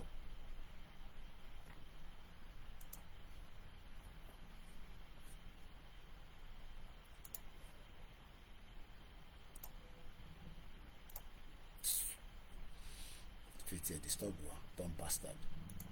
Come here and say, we're going to develop Nigeria. We're going to fix Nigeria. Baba Temi, they could not fix Nigeria. Baba Temi, they could not fix Nigeria. Your father, my father, they could not fix Nigeria. My mom ran out of Nigeria in 1992. Abori yo pe na yan mo te se ndela no ita o se bilano. And you lo se yan mo kekeke. Mama to bí mi, my mother lives in UK now. Mo fẹ́ sọ̀rọ̀ nípa benefit tí mama yẹn jẹ leni. Mẹ́nu débẹ̀ lánàá. I was so tired yesterday, but I have all the strength today to go for 5 hours non-stop. This was the reason why my mom left Nigeria sometime 1992. You know, go better for you now. Say, well, we fix Nigeria. My mom was traveling with close to $100,000 for business trip. Far back as 23 countries my mom have traveled to before I was born in the 70s. Come here and say you want to fix Nigeria. So ìyá tèmi tó sá kúrò Nigeria in 1992 kò mọ reason to ṣe kúrò Nigeria. You think it's a joke to leave her children in Nigeria so that she can look for what they call japa that most of you are doing today. My mom japa in 1992. Idiot all over the place. You want to fix Nigeria. The Nigeria that MK Abiola destroyed or the one that Babangida built? Idiot all over the place. Oh, the one that Peter Obi wants to come and build. Kò ní dá fún gbogbo yín. Ẹ̀yin ò mọ̀. So you think you can fix Nigeria? Poverty-thinking people. What if the poverty of a buying yín jẹ́? Country mélòó ni ìyá yín lọ? Tell me how many countries your mother have traveled to. 23 countries including China. Ni mom si mi ti lọ. 23 countries in this world. And up to date, she just came back from Benin Republic. No go better for you now. How many countries have your mother traveled to that she will tell you that Nigeria is going to work? So if my mom that traveled that length and then decided that in 1992 it was time for her to pack up because dollar was going to just under 40 naira to a naira. Kò tí pé 100 naira. Kò tí pé 100 kò tí pé $40. It was just less than $1 rather, $1 like this is equivalent to 40 naira. So that means as at the time my mom was living in Nigeria, if they give her, she would have to change about 45 naira to $1 for the business. So if she needs $60,000, she will need the multiple equivalent of the 45 naira to buy opera. Buying is always expensive, but selling, they sell it cheap for you. And the Northerners Fulanis were the one in charge of the forex, while the Mugu Yoruba people were studying and doing PhD, and they were using that for terrorism for a very long time. Only for us to be told by United Arab Emirates, we are all mumus. Ìlú mélòó ni màmá ẹ̀ ti lọ kó wá sọ fún mi lórí social media, and I will list all the countries that my mom have traveled to. She just returned back from Benin Republic just a week ago. Idiot all over the place. Today, the benefit on fún ìyá ní London was for many of the Yoruba mothers on our age bracket in Nigeria today. It was the council that called my mom and said, with your age now, there are certain things you are entitled to, and we believe that you have not applied for them. There are certain things, what I mean certain things, they are not one, they are about 100 different things that they lay down to my mom and say, look, you have the benefit for all these, including a house. Idiot all over the place. Àwọn ìyá àgbàlagbà ẹ wá fi wọ́n tayò by Koku Foundation máa gbé aṣọ sí wọn lọ́rùn máa fún wọn ní magi máa fún wọn ní ẹ̀pà ṣé bó ṣe jẹ́ kó rírìn yẹn ẹ wá sọ pé Lagos ẹ ní gẹ́gẹ́gẹ́gẹ́ gbéjàgbàjàgbà lọ. So Koku Foundation ló máa tọ́jú gbogbo àwọn ìyá arúgbó tó ń gbé ní Lagos State. Where is the Lagos State government? Where is all the local government in Lagos State to look after all those old mothers apart from Koku Foundation? Idiot all over the place. Wọ́n fi àwọn ìyá yẹn wọ́n fi gbé wọn sórí social media. Èmi ò ṣe gbé mọ́ sí tèmi náà kí n máa council UK ò ṣe gbé mọ́ sí mi sórí social media pé wọ́n fẹ́ fún ní nǹkan nísìn yàtọ̀ sí pé mò ń sọ fún yín lórí social media nísìn. So Koku Foundation wants to give them donuts. He will then take a picture and upload it on his page. So ìyẹn tẹ́ yín lọ́rùn. Àwọn ìyá tó yẹ kó máa tọ́jú without coming on the social media. Àwa la boss ọmọ Yorùbá, buffoons all over the place.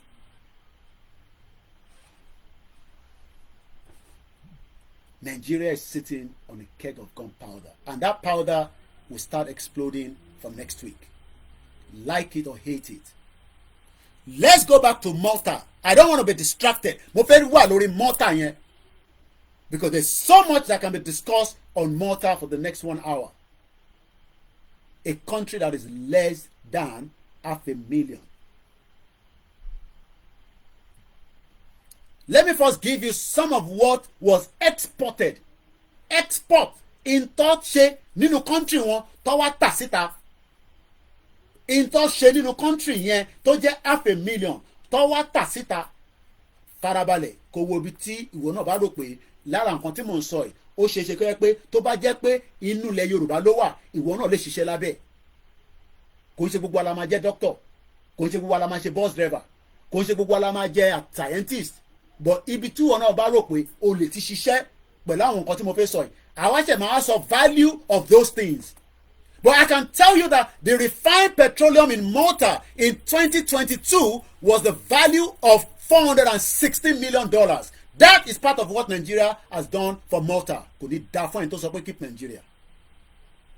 A country that is 500,000, and then you're gonna tell me giant of Africa. Oh, it's bad leaders. It was never a bad leader. That is what the British wanted. To make sure that our life is suppressed, and then we can continue to be japa all over the place. Take that number one. In 2022, the total value altogether of Inti Malta Sandy Sita, what they were shipping out of their country, and the one that was going by air, the one that was going by road, the one that was going by train, was the value of $4.8 billion US. A country of 500,000. Kò pé 1 million people. So kí ni wọ́n ṣe táwa náà lè ṣe tá bá dá dúró gẹ́gẹ́ bí orílẹ̀-èdè as 35 million people? Do you know what we can produce as 35 million Yoruba people on every province across Yoruba land? And today, no industry is working. They bring everything in, including everything as included toothpick. And you are there saying, we will fix Nigeria. Eshegoni, then comment. How do you fix it? You want to fix a country where we're so divided, because that is what the British wanted. And as divided as it is, it might end up in another civil war. That is the reason why we are crying out today. That is the reason why we are shouting. We have a population of 35 million. That means everybody calculate it on mass. That means for every 500,000 people in Yoruba land, we should be producing $4.8 million worth. And one multiply it, 4.8 million multiplied by 35 million. Or no? What I'm trying to say is, if we have, let's keep it as 500,000 in Malta. and they are producing goods of $5 billion. Èló lẹ rò pé àwa máa lè produce as Yoruba people as 35 million. Ẹ fún mi ní figure yẹn, ẹ̀yin tẹ́ mọ̀ maths, ẹ̀yin tẹ́ mọ̀ further maths. Èló lẹ feel pé Yoruba lè máa produce in 1 year tí Malta bá ń produce $5 billion worth of goods sent out of their country. Kí lẹ rò pé àwa lè produce? Àwa jókòó sí abroad, ẹ̀yin jókòó sílé, gbogbo àwa ń suffer, àwa ń pariwo, èèyàn kan wá ní ká shut up, báwọn tá à ń sọ. Kí là ń ṣe ní bíbáyìí? We will come and do the same thing in Yoruba land. Refinery, refined petroleum, a country of 500,000. One refined petrol fún, but fún a zoo country. 4 refineries in Nigeria, none of them is working. That means that we will be making about $350 billion US every year. Eshegoni, Mr. Ashanti Timothy. $350 billion US is what Yoruba people are losing on a yearly basis for as long as you remain in Nigeria. But you are more concerned about the Igbos. Malta, M-A-L-T-A, Mike Alpha Lima Tango Alpha. A population of 500,000, but in 2022, their total export was $4.87 billion US. One of the items that they were exporting back was because Nigeria was giving them the crude oil, and Dangote is upset about it. But why should we give Malta that refinery to produce the crude oil? Owa daruko Oando wano wo mo kankan nipe. They are all bomb bastard. Àti Dangote o, àti Seyi Tinubu, àti Deji Tinubu. Ní kúre, ogun máa wọlé pa gbogbo yín ni sẹ́. Ogun máa wọlé pa yín. Tẹ́ bá drive nínú those SUV Jeep. Only the driver will survive. Gbogbo yín pátá ni ogun máa wọlé tó máa mú ẹ̀jẹ̀ yín. Because ẹ ti ṣe jàǹbá fún gbogbo ọmọ Yorùbá. Kí ló dé tí Lagos State ò build the refinery lórí lẹ́tà ní tọ́gbẹ́ fún Dangote tọ́gbẹ́ $100 million US. Ìwọ wèrè wá sọ fún mi pé ká má destroy Lagos State torí pé àwọn ọmọ Igbo fẹ́ destroy Lagos State. So be it. Whatever will happen will happen. Kí ló dé tí àwa fúnra wa build that same refinery ká wá stop Nàìjíríà tó ń gbé epo lọ sí ṣé ọ̀dẹ̀ ní gbogbo wa ní ṣé wọ́n tẹ̀ rò pé òmùgọ̀ ni wá ṣé wọ́n rò pa stupid sọ̀rọ̀ pé kò irú ìjọba yóò ní wá tá a máa ṣàlàyé fún yín. Even if I'm screaming, I'm shouting, I'm trying to still give you the narrative in the way that they understand it. Bóyá ògbọ́n kan tí mò ń sọ dáadáa ní gbogbo ìlàjẹ ní Ondo State ó yẹ ká ní refinery níbẹ̀ tó máa bá wa refine gbogbo epo Nàìjíríà. Ìtẹ̀fín gbé lọ sí Malta kò dé ń ṣe Malta nìkan ló ń gbé lọ. Many countries around the world are enjoying refined Nigeria crude oil. Ìwọ wá wà ní bíbà àwa wá jọ ń struggle. Mo wá ń pariwo lójoojúmọ́ pé ọ̀rọ̀ tó wà nílẹ̀ yìí Yorùbá lè make it $350 billion US every year tàbá dá dúró gẹ́gẹ́ bí country. Ó wá ń bi mí pé ta ló máa ṣe prime minister, bàbá ẹ̀ ló máa ṣe prime minister, ìyá ẹ̀ ló máa ṣe prime minister. Wọ́n tó bẹ̀ wọ́n jù bẹ́ẹ̀ lọ. Gbàtẹ́pọ̀ dẹ̀ nìyí ẹ̀ ń wá òtítọ́ lọ́dọ̀ Channels Television, lọ́dọ̀ TVC, lọ́dọ̀ NTA. Ibẹ̀ lẹ ti máa rí. Máa wá òtítọ́ lọ́dọ̀ BBC Yorùbá. BBC Yorùbá is the British bias corporation làwọn English máa ń pè. Is a bias corporation. But ọba ti tan fóònù wọn BBC Yorùbá kí lẹ tún gbé wá fún wa o. Idiot all over the place. And we are the one paying for that services tẹ́yìn enjoy ní Nigeria. But yet they are against what we are saying. Let's go back again. Kẹ́tì kan yẹn sílẹ̀. So in 2022 Malta helped Nigeria and many countries. And let's look at the countries that they were sending those refined products to. Couple of them. So what they do is those countries are taking crude oil to them. Or some of them, they are probably selling part of our crude oil. Because I won't be surprised that they will steal crude oil in Nigeria and move it to Malta. And you are there screaming that you are hungry. Do you know that they are moving crude oil to Malta and then blend it and then they sell it outside Nigeria? How do you think Abacha was having $5 billion outside Nigeria? Shefipe, it is part of the crude oil.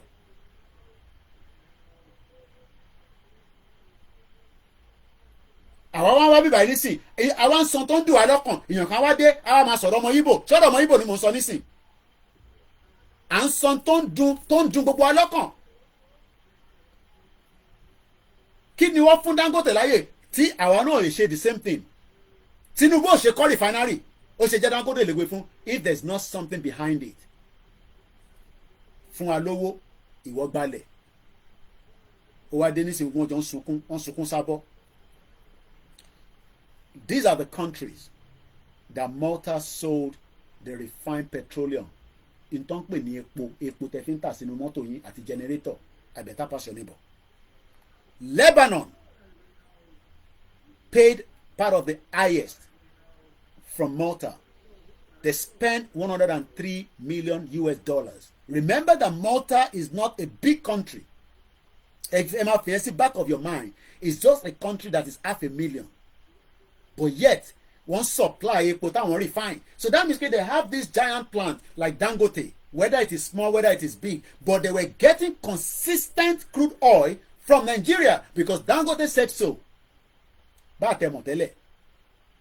So they are also sending it to Malaysia, Morocco, Tunisia. I'm looking for the Nigeria one because that is the one that we want to see. Number. Àfi tó bá tẹ̀pọ̀ fún Nigeria in 2022. Niger got crude refined petroleum at value of $226,000. Number. Because àwọn kékèké kan wà níbẹ̀. Burkina Faso, Libya, Niger, Rwanda, Tanzania, United Arab Emirates, Philippines, Kyrgyzstan, Georgia, even India, France, North Macedonia, Portugal, and Poland. Okay, I can't say Nigeria on this side. Be award tekpo for Nigeria in 2022, but we can go and find another year. After tó bá jẹ́ pé wọ́n kàn gbé crude oil lọ síbẹ̀ wọ́n dá padà. So that means wọ́n blend ẹ̀ níbẹ̀ but wọ́n dá padà sílé. Mo ṣe ń wá ń fẹ́ wo ni because they have the short boxes, so I'm trying to put the mouse on it to make sure that I've not lost or missed out Nigeria. If it's not there, it's not a problem. That shows that Nigeria is being omitted because we are only supplying them the crude oil, but they are not returning it back to Nigeria. So somebody is making money out of this. Ẹ̀rọ̀pá stupid àbí káwa máa ṣiṣẹ́ fún as diaspora. So Nigeria is not included from what I've read here so far. But let's go one step back. Let's go to 2021 and let's see if Nigeria bought anything from them. But if Dangote is saying that they are blending there, is it the blending to return back or blending to sell on? You understand what I mean?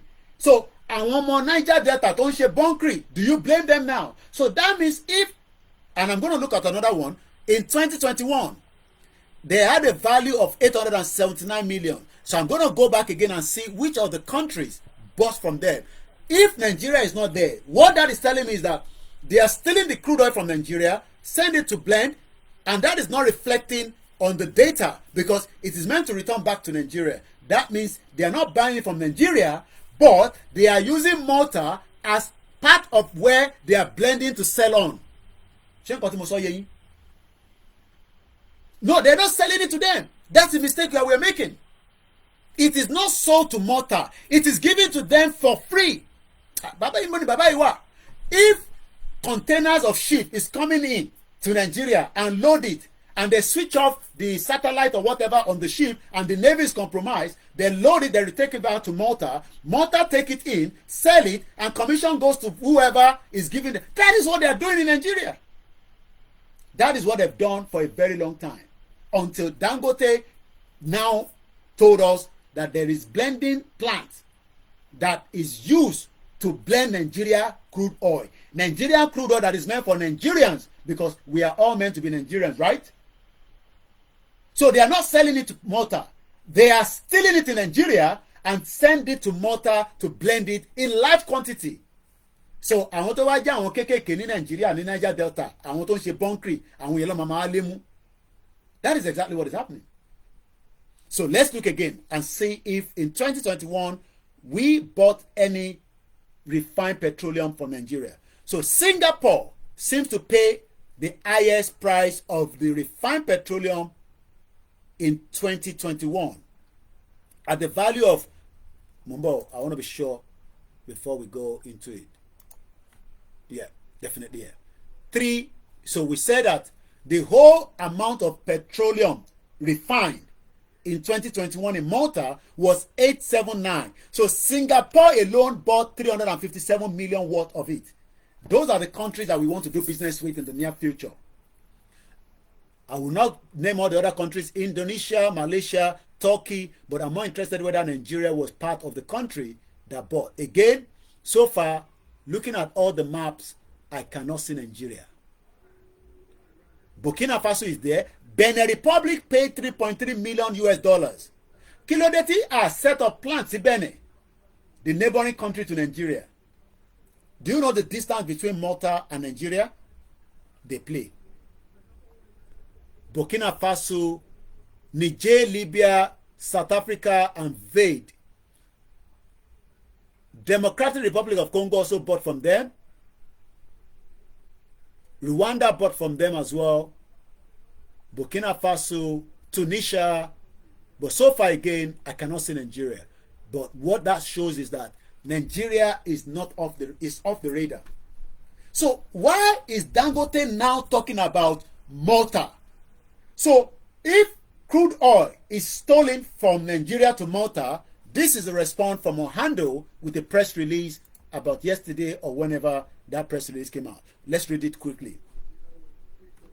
I hope you are getting the message. The most message I want us to get from this particular is a population of 500,000.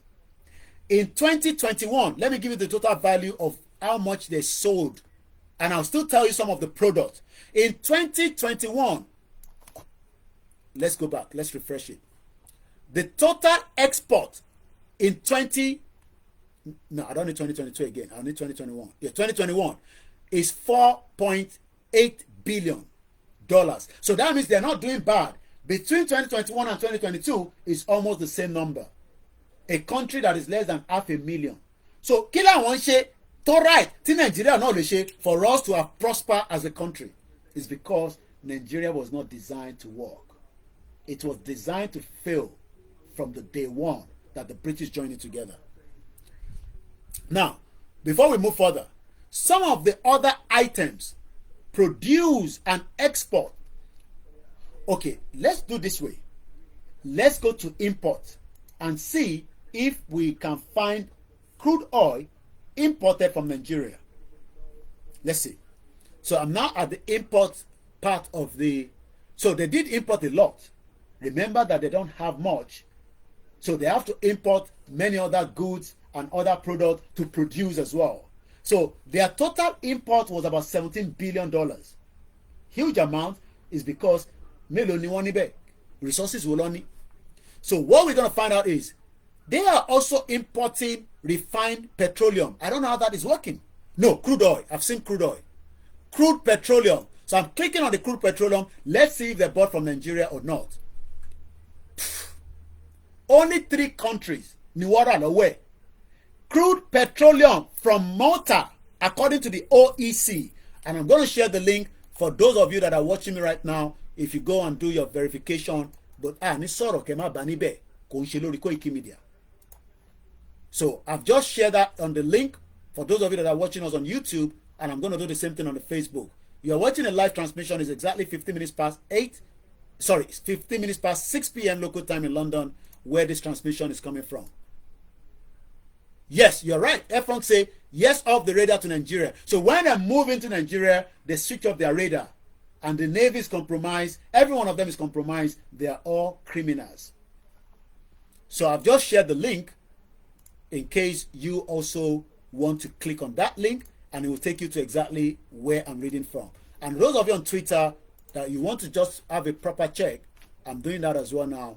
I will be telling you a little bit more about the man that died in London and why he wanted to assassinate Simon Ekpa some few months ago. Is it karma, or is it just that death came because he was due to die? 52 years old, with all the wealth. I was told, from what we read, he died of heart attack in a London hotel. Should I say God bless his soul? No. Let him go and deal with that soul, wherever that soul is going. I care less. So, let's come back to Malta. So, in 2021, Malta actually imported crude oil, but the majority of that crude oil came from Kyrgyzstan at about 275 million. That's about 91.1%. Then Italy and Spain, 3 countries. So let's go to 2022 and see if they did import from Nigeria. So we're going to click on the import. So the total import from Nigeria in 2022 is what I want to talk about now. So the import. So we're going to look for crude oil. So let's look for crude oil. Petroleum gas. No, not petroleum gas. Let's see if we find it. I can see petroleum, refined petroleum. Okay, crude petroleum. Yeah, I find it here. 2022. Again, that means they have a cordial relationship. Gbogbo crude oil Torah ní 2022, 100% came from Kyrgyzstan. So níbo ni Dangote ti wá rí information tiẹ̀ tó jẹ́ kó yé wa pé wọ́n move crude oil láti Nigeria lọ sí Malta. So we know that Malta has a blending machine or a blending plant where they can reproduce crude oil and convert it back to many other items apart from petrol. Even this one is coming from crude oil. This Vaseline that I always put on my lips just to keep it moisture because of the weather, so that it doesn't break and lose. Now, what are the other items that was exported? Then we move swiftly and then we go to Oando. So we know that they also export integrated circuits, packaged medicament, refined petroleum, machinery, low voltage protection equipment, document of Type 2, passenger and cargo ship, recreation boat, toys, fish fillets, light rubberized knitted fabric, plastic lids. We have a lot of rubber. So in Nigeria, in Yoruba land, Oyekama produce almost everything that we can use and also export. So now, let's read what Oando told us regarding these Malta or no Malta. This was July 26. Let's see if I can open it a little bit wider. So this is coming from the criminals calling themselves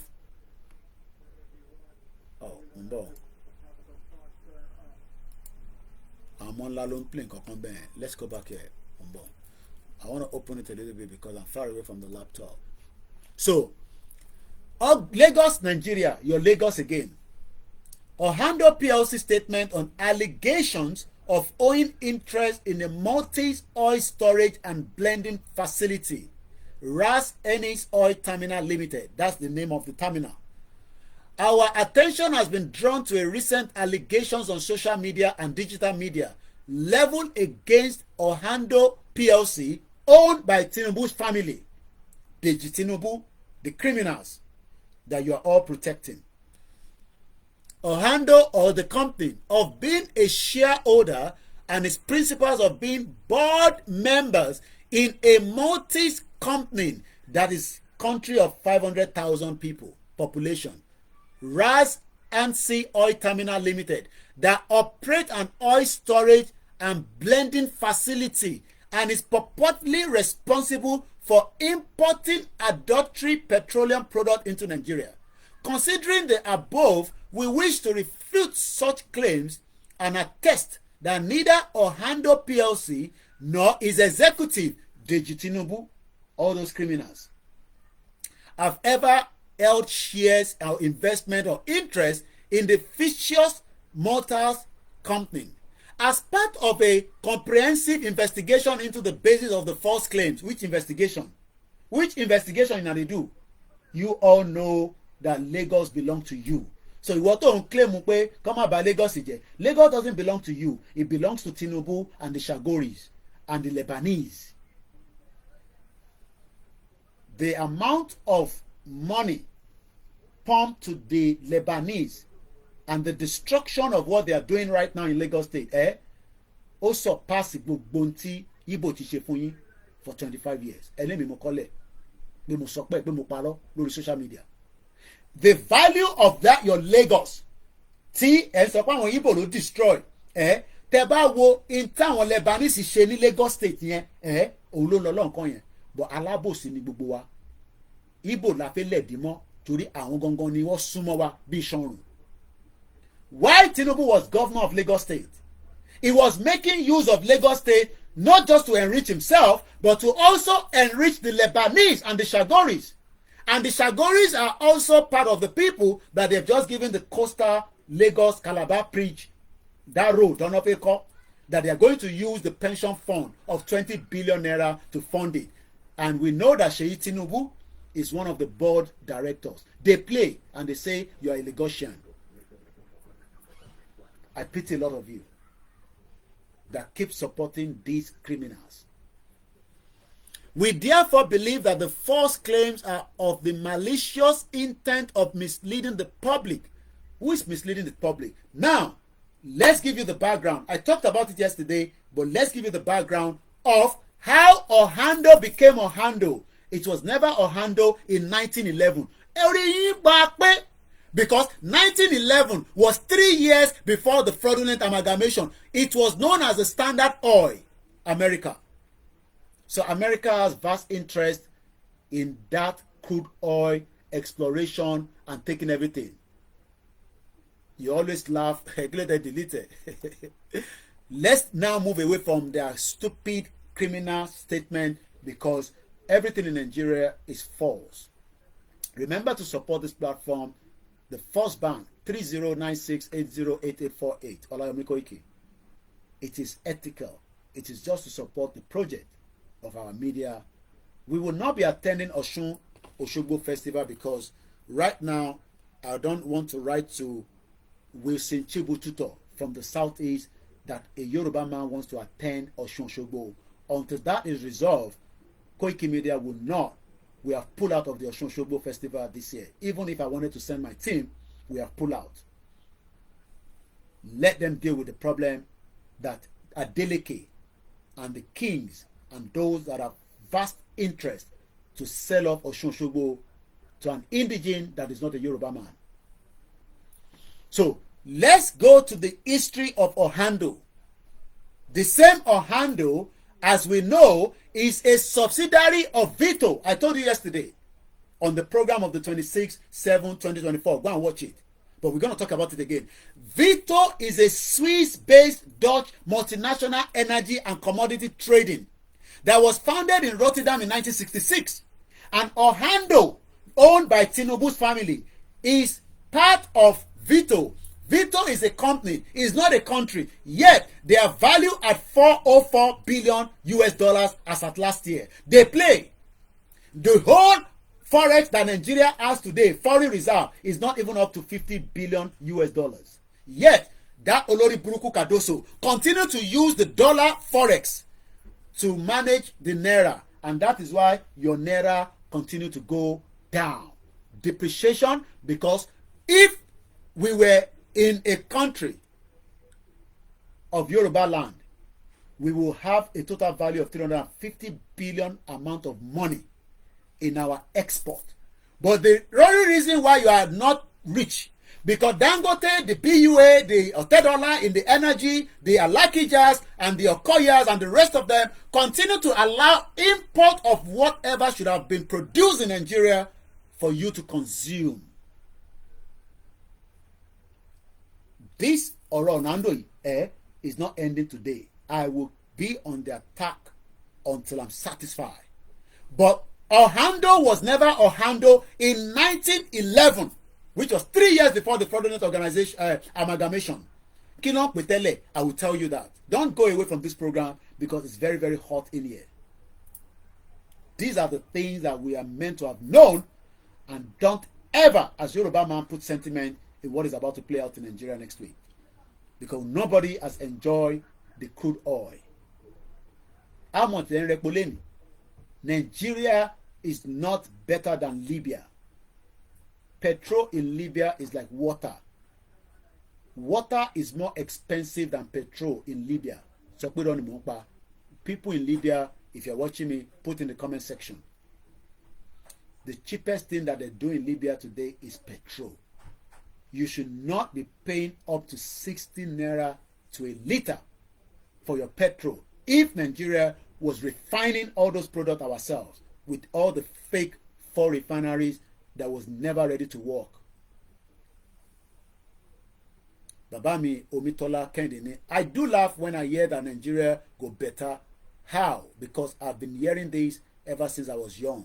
It can never be better. And your life will be miserable. And some of you might die of heart attack like Ifan Yoruba. With all his money, he ended up to die of heart attack from what we heard. I told you, World Health Organization say Nigerians will not survive 52 years old. If you do, you're lucky. Now, let's continue. Oando PLC is a Nigerian multinational energy. It was never Oando as far back as 1911. We'll find out here.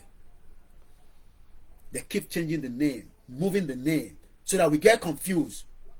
But we want to find out the root of a problem. You are telling me about 1960. Was our problem from 1960?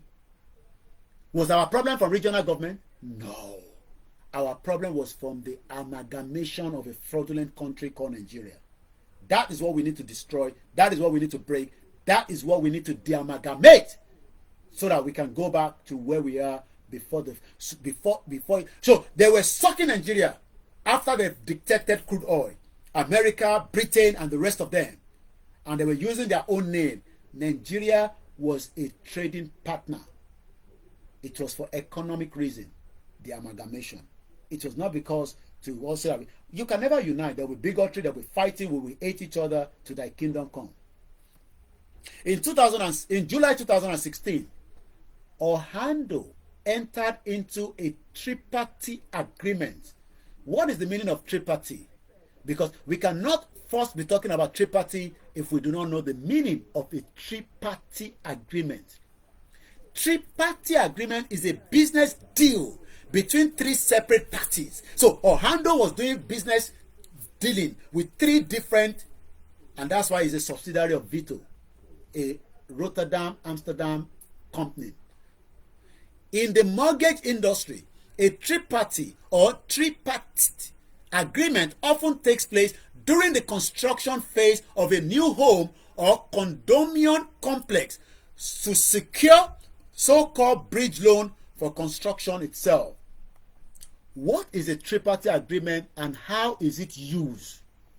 A tripartite agreement is the business between Oando and Vito to make sure that you Nigerians will live in abject poverty, and they will make a decision on your life with the crude oil that Nigeria has in the Niger Delta, and they destroy all the fishing areas. They cannot go to the fish again anymore.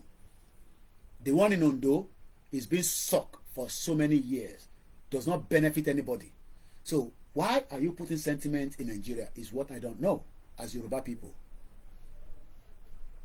A tripartite agreement is a deal between 3 parties. The term can apply to any deal, but it's commonly used in the mortgage market. So are we saying that they mortgage Nigeria using Oando owned by Tinubu's family? So while we are thinking we have crude oil, while Dangote think he has crude oil, they are telling him, no, that crude oil is no longer our own. There is a tripartite agreement, big English, that will destroy our head. Understanding a tripartite agreement spells out the various securities and contingency between the 3 parties in the event of default, in case Oando does not supply the crude oil to Vito. So you can see why Tinubu was not ready to support Yoruba nation, because his business interest in Oando is linked to a tripartite with Vito. But it was never Oando because history told us that it was a name called Standard Oil PLC America in 1911. Let's go further. So we now know that Oando went into a tripartite agreement, and I've explained the tripartite. So you will not be shocked if anybody say tripartite. And èèyàn mẹ́ta tó kóra wọn papọ̀ tó fi ń jalè tó fi ń jí owó wa. Only God knows how many tripartite agreements some of our governors have signed their state of. Your Lagos is probably under so much tripartite loans, and you are here defending it. So Vito Group, an independent trader of energy commodities, and the Elos investment partner. That means that three: Oando, Vito, and Elos. Elos is also owned by Tinubu's family. Enemi Mosobe. Let them release a statement and tell me that I'm lying on the social media. Because why was it set up in 2006? Who gave them the reason to go and set it up in London? Elos, spelled Helios. We talked about them yesterday after I went into the company's house and dig a little bit about them. It was set up by a Yoruba man called, I'll give you his name now. It was set up, I hope I did. Yeah, it was set up by a Yoruba man called Babatunde Soyoye. Babatunde Soyoye set up Elos. So Elos and Vito and Oando, three tripartite, and one meta was joined together. So Oando is the one representing them in Nigeria, where the crude oil is coming from. They deal with mainstream, downstream, and middle stream, whatever the stream, as long as they didn't sell Osun Osogbo stream to the indigenous of Igbos. And Yoruba people are here. Instead of us to be asking questions, Kilo Shele, what is the reason for this tripartite? Let Elos Investment come and tell us that they don't have any interest in what was going on with those deals. Mr. Soyoye, a Nigerian national, is the co-founder and the managing partner of Elos. They said he has 22 years of principal investment. Which investment? They play. So that one was set up in 2006 in preparing Tinubu after Buhari, because Tinubu knows that èmi ló kàn. Awala àti Timo. Tinubu ti mọ̀ pé èmi ló kàn as far back as 2006. So they were just waiting. But while they were waiting, they were doing dealings with the Oando. So let's move swiftly because of the time, because I'm going to end the program very soon. Oando is Nigeria indigenous oil and gas company with a production output of 43,000 barrels, which is about 6,800 cubic meters per day of oil equivalent, enterprise value of 520 billion naira, and a market capitalization value of 111 billion. That is why they can do party and wedding and tesiloju. History. That is the reason why I say, don't fight Biafra or the Igbos or the Hausas. Let's just ask for the history. Kiloja Apapo is the amalgamation. Let's break it. Don't come and tell me about independence. Oh, we got independent. It was not perfect. No, let's go back to the root cause of the problem. So now the root part of Oando goes like this. Oando earliest root can first be traced to the formation of Esso Africa in 1956. Esso Africa is a trading name for ExxonMobil. Originally, the name was primarily used by its predecessor, Standard Oil of New Jersey, after the breakup of the original Standard Oil Company in 1911. The company adopted the name Esso, to which the other standing oil companies would later object. So, since 1911, they've been managing our crude oil. So you see, Yoruba man won't defend Lagos. People where they manage your life, they know they inside Nigeria. We talked about them yesterday. They are known as Oligarchy. Kí ló ń pè wọ́n? Oligarchy. Àwọn wo ló manage life gbogbo wa? Oligarchy. Oligarchy are small group of people having control of Nigeria because it's a business center. But we are here now. explaining all this. But you're not going to listen because you're waiting for Pastor Gio, Tunde Bakari, Paula De Farasin. The one we tell us in 1999 considers a fraud. Only for him to say, let's go and vote again. And many of them like that. So those managing our affairs on our behalf are known as Oligarchy. They are good at managing their affairs. Just make sure that the protests bring Oro out. Who are the people going to bring Oro out? Oligarchy. Who are the people that will bring more people to come and kill you? Oligarchy. Who are the people that kill you during the NSAS? Oligarchy. Who are the people that have been killing Yoruba people? Oligarchy. They are not Igbos, idiots.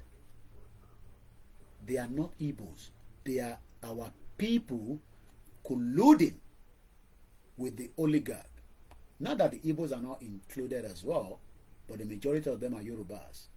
Because Odaleniwa, Alabosi. But some of you are also enjoying part of it.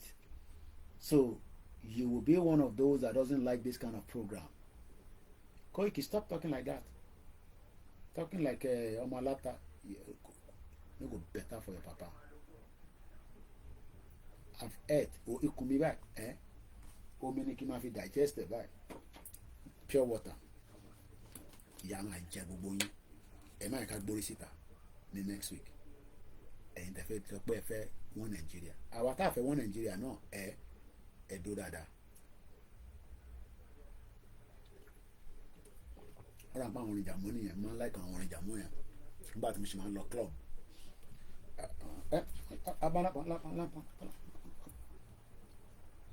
Everybody go shop breakfast. We have been sold long time ago. So all this oil business going on in Nigeria, they are owned by Oligarchy. Let's leave it tonight. Let's leave it this evening. If time permits, we'll come back out. If it doesn't permit, you'll see me again. It could be around midnight. But for now, let me go and spend time with the family downstairs.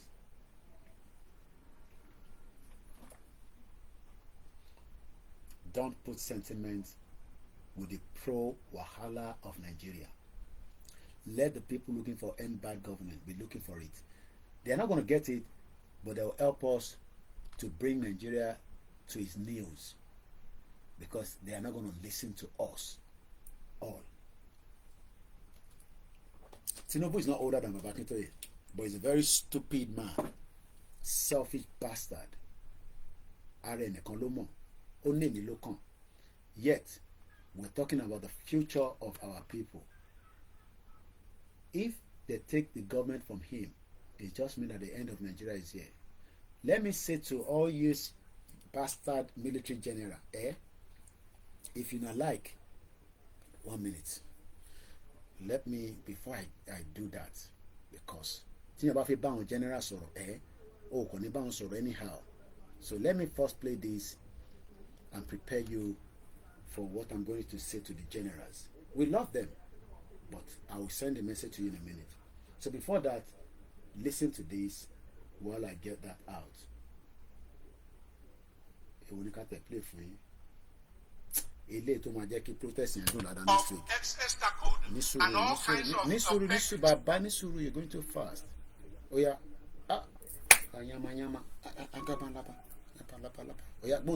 Been sick of this problem. I have been sick of this controversy over living wage or minimum wage. And I believe that something is seriously wrong with the heads of many of our leaders. How can anyone who earns 200,000, 300,000, 400,000, 500,000, not to talk of people who earn 1 million, 2 million, how can they go to sleep in good conscience every day? How can they go to sleep in good conscience and come out to sit down in a boardroom to discuss the sustainability or otherwise of paying 60,000 to the poorest of workers? How can we go to bed and sleep, all those who belong to the elite, who earn 2, 3, 4, 500,000, 1 million, How can you go to sleep in good conscience, I say, if you still have any conscience? How can you go to sleep in good conscience and come out to be debating? I hear people on TV, I watch people on TV, experts, economic experts, corporate executives, government officials, who are taking home more than $1 million in a month. And they are there arguing that 60,000 or over will destroy the economy. It's not sustainable. How wicked! You give 60,000 to a poor worker, a poor worker who may have a family of 2 or 3 or 4, for his feeding, for his accommodation, for his house rent, for his medical care, for his children's school fees. How wicked! How blind! How can we do that? And we think that God will bless our country. We think that it is by bringing a new national anthem for God to bless our country. How can you commit this crime against humanity? For me, this is a crime against humanity. Because the poor people who cannot afford to buy gari, I'm not saying they will buy that they are to buy sardine. I'm saying buy gari, poor people who cannot buy gari. I'm not talking of meat or fish. Poor people are dying because they have no money to cure malaria. How can you go to sleep in good conscience? Those of us who belong to the elite, how can we go to sleep with good conscience? And we are debating, and we are discussing, and we vote 500 million naira to meet and debate about paying 60,000. Baba, they are born bastard. My dear friends, I see this as a new form of apartheid. Nigeria is one of the most unequal societies in the entire world. Okay. A society where it's like the animal farm. Okay. A society where we have conspicuously rich people. Okay. People who are living in conspicuous consumption, and others who are in deplorable, dehumanizing poverty. Okay. If you have somebody in this country that takes home 1 million naira, I mean 1 million, I'm not talking of 30 million naira, 1 million naira in the month, and he can open his mouth to be part of a discussion about the poor getting 60,000 naira. I say anyone who earns up to 1 million naira in the month should keep his or her mouth shut when he hears them debating about taking 60,000 for the poor. More than 60 years after independence, we are running an apartheid society. This time it's not racial apartheid, it's economic apartheid. We are running an apartheid society of people of conspicuous consumption, flying in private jets around, at government expense. People who are riding 4, 5, 6, 7 SUVs with pilot vehicles, chasing the poor out of the road. And poor people, you are debating, you are discussing, you are over 60,000. And these poor people wants to come out. I want to come out, Jade. Are we sick people? So the same poor people are now saying that we are coming out. But we told them that end bad governance cannot solve this problem. But let them help us to kickstart the crisis that everybody has been waiting for. There must be a spark. I pray they'll come out next week. Wherever they want to come out, including your Lagos. But it's okay. Or you insult the... If you like, call me Omoyibo. That's your own father, not mine. By saying 30,000, and later you say 48,000, and now you say 60,000, and you pay more than 60,000, you come out with 62,000. You insult poor Nigerians. I say there is hardly any society I know that is as divided as the Nigerian society. And a society that is so divided is just sitting on a keg of gunpowder. Wait. Don't go too far. Don't go too far. Kila Solano, Nigeria is sitting on what? Okay. Nigeria is sitting on what? Am I the only one saying it? Oh, because I have changed to my military outfit. I just want to pass a message to the military.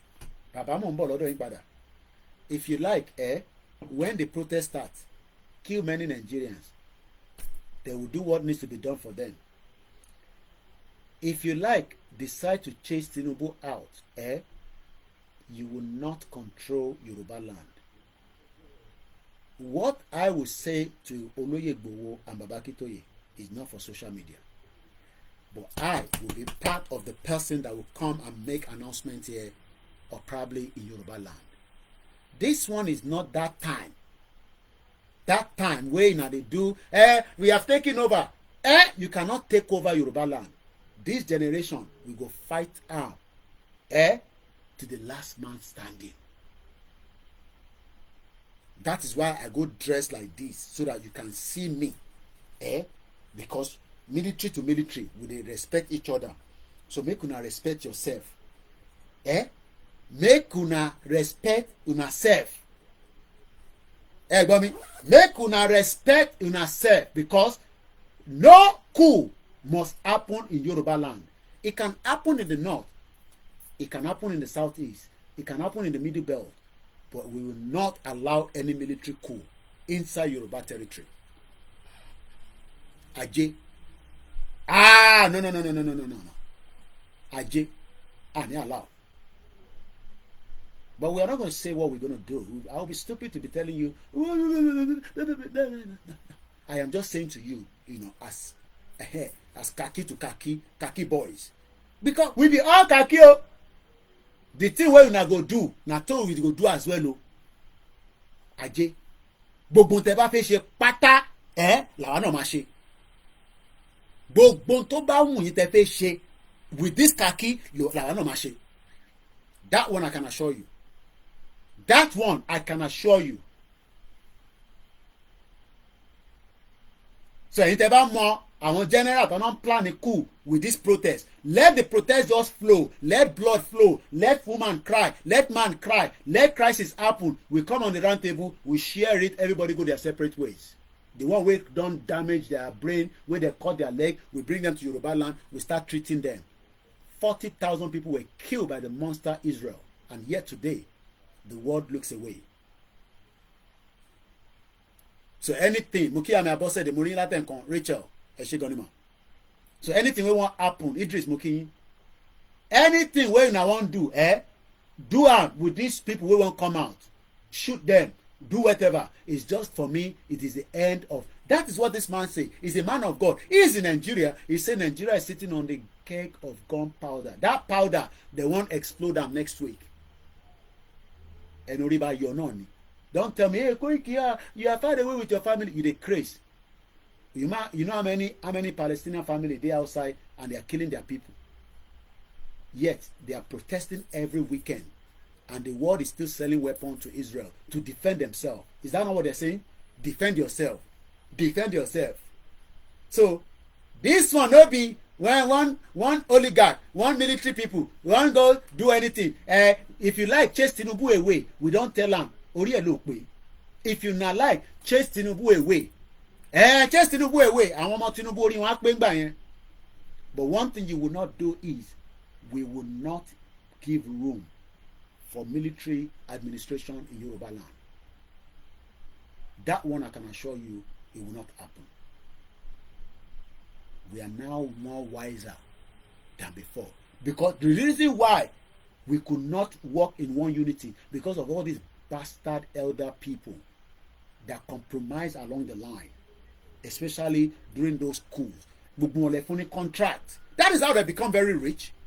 Nobody want to rí is when the military were there, many Yoruba people became very popular and rich inside their pocket alone. Because they were compromising others. This time around, gbogbo àwa ti sin, àti dúró. So if you're thinking that it will happen, we will not give room for that. I don't have to tell you what is going to happen. But I'm sure British can learn from what happened during the IRA. So let's finish that video and we'll wind this program down for this evening. Baba, Kile Sose, complete it for us. Only Nigeria is sitting on the keg of gun. Poor people, you are debating, you are discussing, you are over 60,000 for the poor. You insult the poor by saying 30,000, and later you say 48,000, and now you say 60,000, and you pay more than 60,000, you come out with 62,000. You insult poor Nigerians. I say there is hardly any society I know that is as divided as the Nigerian society. And a society that is so divided is just sitting on a keg of gunpowder. I have warned here before that the revenge of the poor is at the corner. Oh, hold on there. I love that part. The revenge of the poor is at the corner. Baba, I am not calling for it. Oh, Stop putting sentiment with Nigeria. The revenge of the poor is pulling out next week. Stop putting sentiment.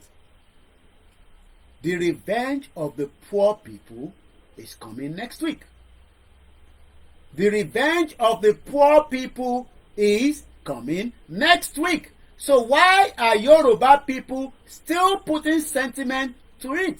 Is what I don't understand. What is the need for you? 10% sentiment is oh Lagos State. So only Lagos State is so Awatawa Ogun State nko. Awatawa ní Ogun State. Tọ́nà àwọn ọmọ Igbo ti fi drug cocaine ó ti fi bà gbogbo ayé wọn jẹ́ níbẹ̀. Àbí? So èyí wà selfish. Wọ́n ní the revenge of the poor. The revenge of the poor. I've told you. Wòlíì náà òun ti sọ fún yín ẹ̀ ní. Oh my. Shut because up. When you so reduce people, you reduce people to this dehumanizing level. Dehumanizing level. Nature does not allow a situation nature máa jẹ gbogbo yín ní next week. Of affluence, Jẹ́nà ìgbọ́tẹ́lẹ̀ ni. sea of poverty. Okay. Nature does not allow it. Okay. And let me warn those to the elite. Okay. Let me warn those Warn them. in the tripartite committee of government. Warn them. Let me warn. Warn them. That it is in the course of nature. Nature. That when a predator continues to devour the very resources. Hey, breaking news, Baba, oh my God. Shut up. British have just warned citizens against traveling to Nigeria amid the planned protest. If you are a British, you take the British passport, Danny. Breaking news.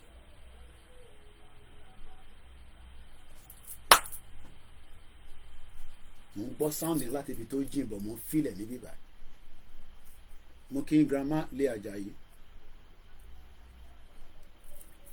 Baby. I'm a journey next week. Pro Max, Wahala. Don't put sentiment for Tinubu. Tinubu ń ṣe ń dalẹ̀ fi sentiment sí. Ó disrespect Bàbá Akíntóyè. Bàbá kọ lẹ́tà sí bí ọmọlúàbí.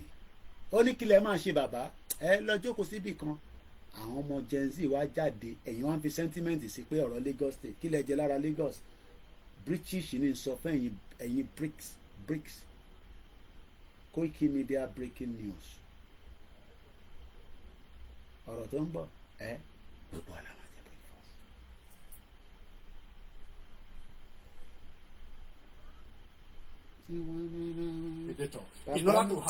Bàbá ìmọ̀ní kò má ti sọ̀rọ̀. You are giving me headache, Pastor. I know you are telling us the truth, but it's giving me headache now.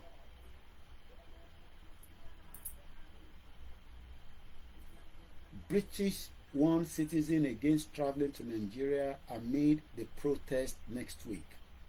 Man, no go. If you have planned any travel for now, you better go and get your money back.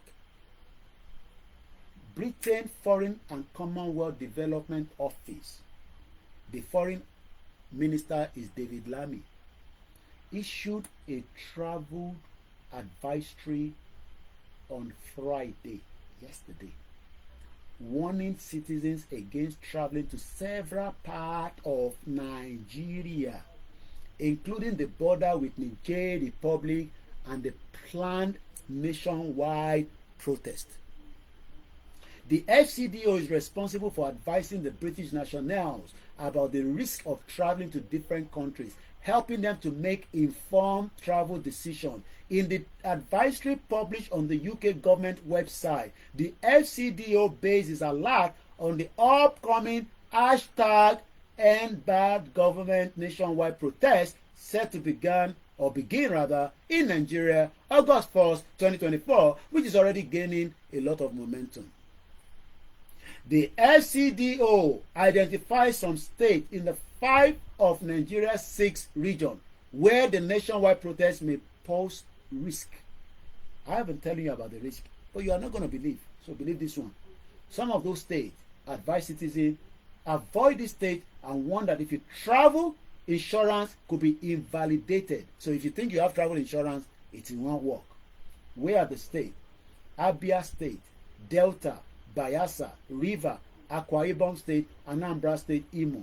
I don't know why they did not mention Lagos. So why are you all worried about Lagos? Well, there's Lagos in there. The FCD also warned about traveling to Niger Republic land border, which has been closed by the Nigerian authority in response to the political situation. Citizens advised to remain alert. Mo kí gbogbo ọmọ Yorùbá nílé lóko. Ọlọ́run ní fi hàn wá sílẹ̀. That is how far we can go. We all saw it coming 25 years ago. Some saw it 60 years ago. It is just how it will happen in the tenure of Tinubu. Tinubu should not have found himself in that situation. But because only èmi ló kàn, ó dẹ̀ ti kàn báyìí. So whatever will play out, let Tinubu manage it. It is not too late. Tinubu can solve all the problem. But these people are saying something before we play the anthem. As you say, Olú ti sú wa, eku òkè bí eku mọ́, ẹyẹ òkè bí ẹyẹ mọ́, gàrí là ń mu sá èmi àtàwọn ẹbí mi àlè jẹ ráìsì mọ́. Ẹ̀wà náà ti wọ́n. Gàrí ọ̀gá ti di 1-2. Ó ti sú mi, orílẹ̀-èdè ti sú mi, báyìí kọ́ ni wọ́n bá tẹ́lẹ̀. Gbogbo àwọn tí wọ́n ní ọ̀la yìí, ẹ̀kọ́ ọ̀fẹ́ ni wọ́n kà o. Ẹ̀kọ́ Awólọ́wọ̀ wọn kà àlè rán mọ́ sùkúù mọ́, ayé yín ó dáa. Ó ti sú wa o. Wọ́n bá wá nǹkan sí i àti pólítì. Ẹ rí i pé orí mi gan ti pa. Ó ti sú wa o. Ó ti sú wa o. Orílẹ̀-èdè wọ́n bá wá nǹkan ṣe sí o. Ráìsì ti di gàrí ti 1-2. Mo tún gbọ́ pé ráìsì ti di 80,000 àpò. Wọ́n bá wá nǹkan ṣe sí i. Tá a bá tún wá bẹ́ẹ̀ rẹ̀ pọ̀ báyìí kó 580. Náírà tẹ̀tí kìlá báyìí. Ó tẹ̀tí wà ní 700 ó ti wà ní 800 báyìí. Kí ló dé kíláàsì?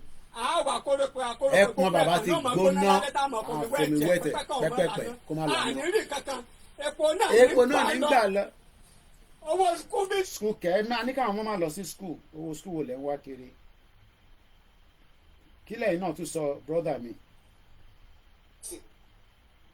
Àtúmọ̀mọ́ pure water báyìí pé kó lọ ra pure water wa.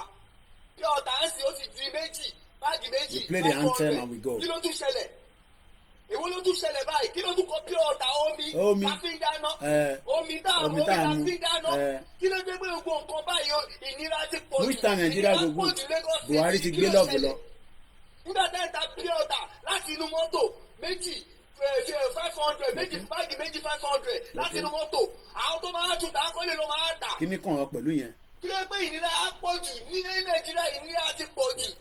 Àtìgbà tí Buhari ti bọ́lẹ̀ báyìí ni Buhari ti gbé lọ́ọ̀fù lọ ló ti gbé ìfẹ́ lọ kò sífẹ́ mọ́ ìnira ayé ti pọ̀ ju epo wọn àsọ̀rọ̀ gàrí wọn àsọ̀rọ̀ gbogbo kan wọn àsọ̀rọ̀ ṣé pure water omi dáàmú lẹ́tún jẹ́ kó wọ́n omi tó so omi tọ́lọ́run dà bó ṣe pé bóyá pé kíní òun lẹ́tún jẹ́ kó wọ́n níbo la lọ lórílẹ̀‐èdè Nàìjíríà níbo la lọ báyìí níbo la lọ. Tó bá yẹ gbógun la máa jà tí gbogbo èyí máa fi sọ́ọ̀f tó bá yẹ gbógun la máa jà tí gbogbo ìyà tí àwọn mẹ̀kúnnù jẹ yìí láti ní jẹmọ́ ẹ jẹ́ ká kúkú jagun ẹ tó bá máa kú kó kú. àwọn àfẹ́ à ń sọ̀rọ̀ ogun níbí báyìí so ìwọ ló máa kú àwọn láìkò ogun ẹ má máa gbọ́rọ̀ ogun wá síbí báyìí platform wa kò ń ṣe fún ogun rárá láìkò ogun níbí báyìí anything ogun. I like it. So thank you so much for everyone that have joined. Mr. Wasiu Taiwo, if you are new to the platform, it's entirely up to you to agree or disagree. We will all witness and see what is about to play out. As we all leave the platform this evening, Moki, brother wa Joy, any adegbadun you, Mr. Koiki, boyinbo ṣe ń gbádùn cigar. Thank you so much. Appreciation to many of you that have joined. Ifeoluwa Adeolani, revolution is inevitable in Nigeria. We pray that there will not be too much blood, but blood will flow before we eventually exit. Shout out to my Biafra. Sorry I can't bring anybody in through the Twitter space this evening. I gotta go now. It's 7 o'clock right here in London. 1 minute past exactly. We will continue to all engage. We will continue to monitor the situation on the ground. Things are changing, but before we go, let's give you how the government in exile of the Prime Minister of the Biafra Republic reacted to the death of one of the Southeast Senator of the APC. As the news was breaking this morning, so many reactions were coming in, so many discussions, and I can confirm that when that news came to me, I was not shocked. And I'm not sure whether some of you were shocked, but I was not shocked. So this is how, because this person is not a Yoruba man, so if I say something now, they can say, it's because you are a Yoruba man, how you can talk like that, blah, blah, blah, blah, blah, blah. So let's make it easy. This is the time for you to put a comment out so that Mali Makinyi, so that as I'm winding down, I'd love to stay longer, but let's take a short break. And I'm sure, look, you know me, I can be out again. So Simon Ekpa responded. I'm going back to his page so that we can see how he actually responded to the death of Andy Uba. So bear with me.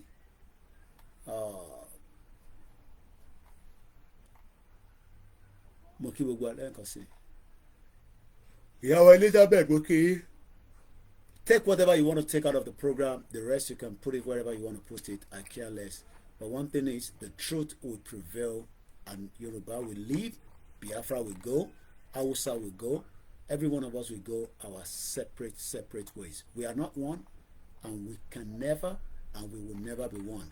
The people who want to kill me, how far? I am Injoku. My Biafra, I don't know the meaning of Injoku, but Simon Ekpa posted this. The people who wants to kill me with the picture of the Andy, is it Ifan Uba? Let me double check the name very well. Aroli Odudua, thank you so much. I was putting on the uniform because as a military man, when you talk to the military, you have to respect them and they have to respect you as well. Ifan Uba. Oh, I'm told that the Biafrans are rejoicing about Ifan Uba's death. Oh, they say they are even, almost, it's true. Biafra, they drink Guinness and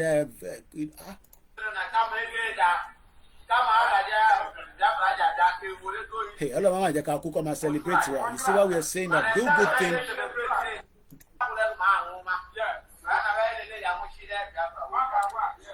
He say on get pepper soup, one mobi ale lori.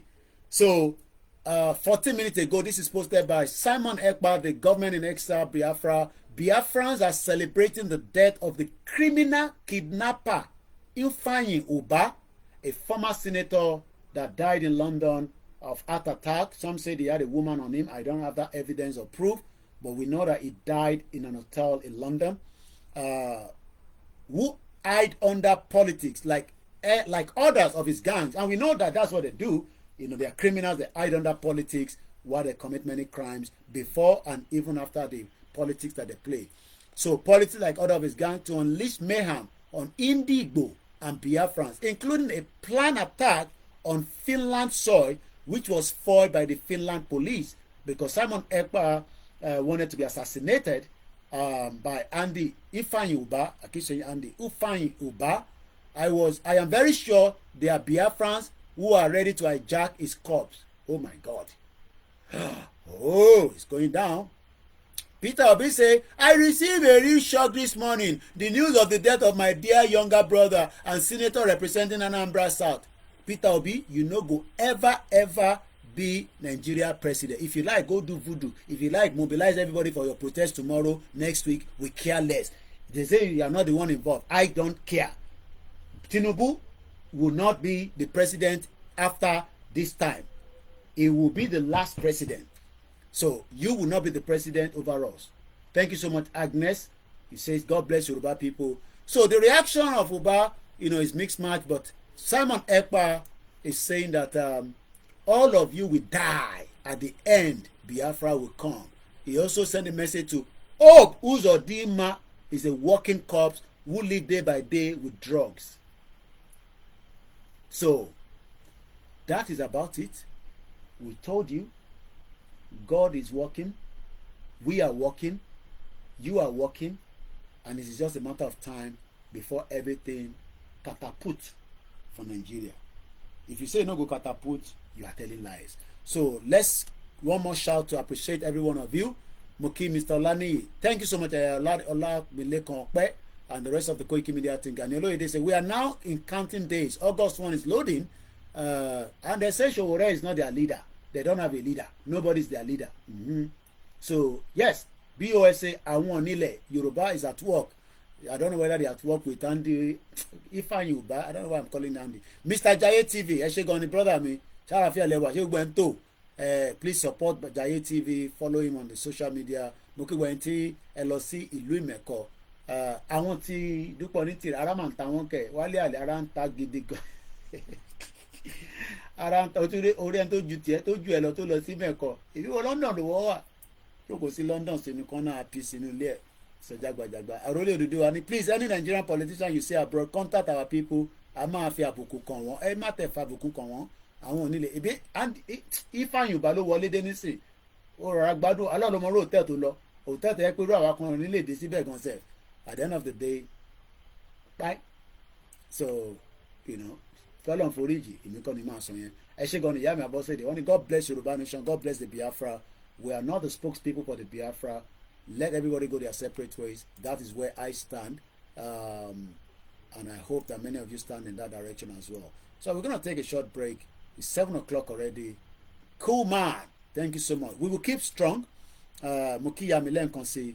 Thanks so much. Paris TV. Babawa Sulaiman Turayo. Ama Uche. I've missed a lot of comments here. What's going on? Why you no go Agelu? Talele. One bastard. Just take him out. Don't get time for all that nonsense. Idiot. Love the Lord. You just want to be relevant. Big fool. Thank you so much. Your papa, your mama, na big fool. Is your name the love the Lord? Olórí burúkú. Bí ọmọ Yorùbá ló wà níbí, bí ọmọ Igbo, bí ọmọ Hausa. I am already relevant, at least more relevant than your papa and your mama and all your generation. Bomb bastard. Take you out. Ta ló tún wà ń bẹ̀ tó ń sọ jágbàjàgbà. We will always get them. Àwọn olórí burúkú. Thank you so much. Ekpuyong. Shout out to my Calabar people, my Benue, every one of you. Babawa Motosho or Olawumi, thank you so much. Mike, thank you so much. Mike Odge, long life, mate. Thank you. We're doing our best. Our oil is subsidizing almost every West Africa. You're right, Mr. Ayo. Why many people are suffering? So I think I've managed to call everybody out and appreciate you. Ama Uche, no, Ifeanyi Uba soul will not rest. You see, Ama Uche say, Koiki, no, Ifeanyi Uba soul will not rest in peace. I beg, Shawn blocking Jare, Muti Shawn blocking, Super Badmos. We love our Biafra on this platform. If you disrespect them, I will call you out, no matter who you are. No matter who you are. Leave them alone. If we have some of them that come here and attack us, we will curse them and we will send them packing. Ìjáyà mo ti play gbogbo audio yìí Ìdòwú ni a fẹ́ Ometech TV. Why are you always calling the Igbos? Arantan son here, bomb bastard. Kò ní dá fún bàbá ẹ̀. Idiot, block you out. Idiot. Go and use your platform to educate Yoruba people and then abuse Igbo on your platform. We don't abuse them on this platform. So if you're not comfortable with me and the Igbos, you have the right to move to another platform. It's a social media. It's a big platform. So about this Soro Igbo anyhow, we'll take you out. So bó ṣe jẹ́ nìyẹn. No sentiment. Our office sentiment is it. So Showore, I've said the protest will start at Abuja and we look forward to as many of that. Linda London, mo fẹ́ rò pé Linda kejì ni ẹ ṣe gan-an Koiki, don't mind them. Yoruba nation will stand. Don't mind all this Olodo, they don't understand anything. Let's focus on good listeners. Paris TV. Keke of course. So let me go. Thank you so much to my beautiful family as well for standing and all the Jebus. mo kí gbogbo alẹ́ nǹkan sí o. Andy Uba and Ifan Uba, the best of the same feather. Worry not when you mix the name. Blessed love. Thank you so much, Koman.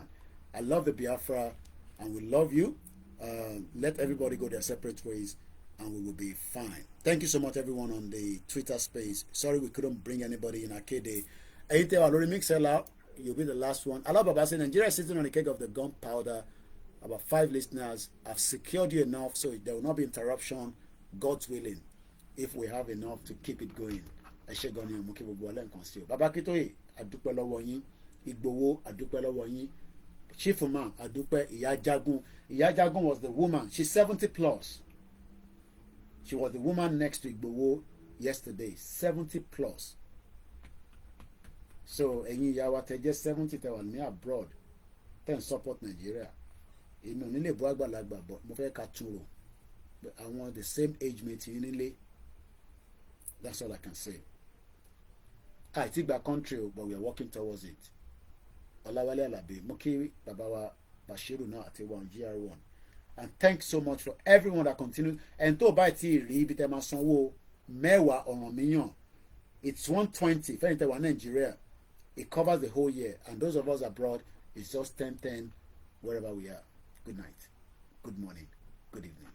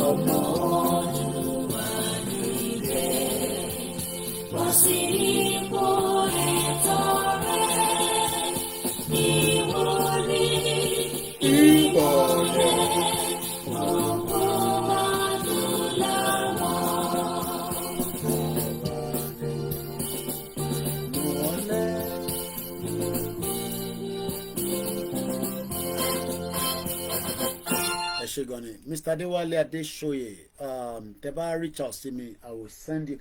I mean, if you're abroad, Muki Bishop Adesina, I will give you the link or ysdm.org. But in Teba, Nigeria, you will need the account number to put the money in. It's just 120, but we need millions of people to put money in. If you can do more, there's no problem. Eshegoni, Muki Bubomo Yoruba, Itaso, and one wow. Bye for now.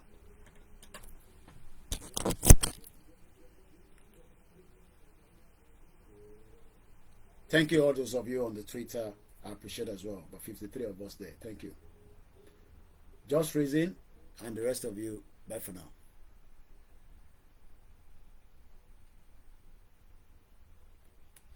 Milori Mixella, Twitter space. That's how far we can go this evening. If I can come out again, I will try. And maybe then I'll open the phone line and also the Twitter space to engage. Thank you, all the Biafrans. Bye for now.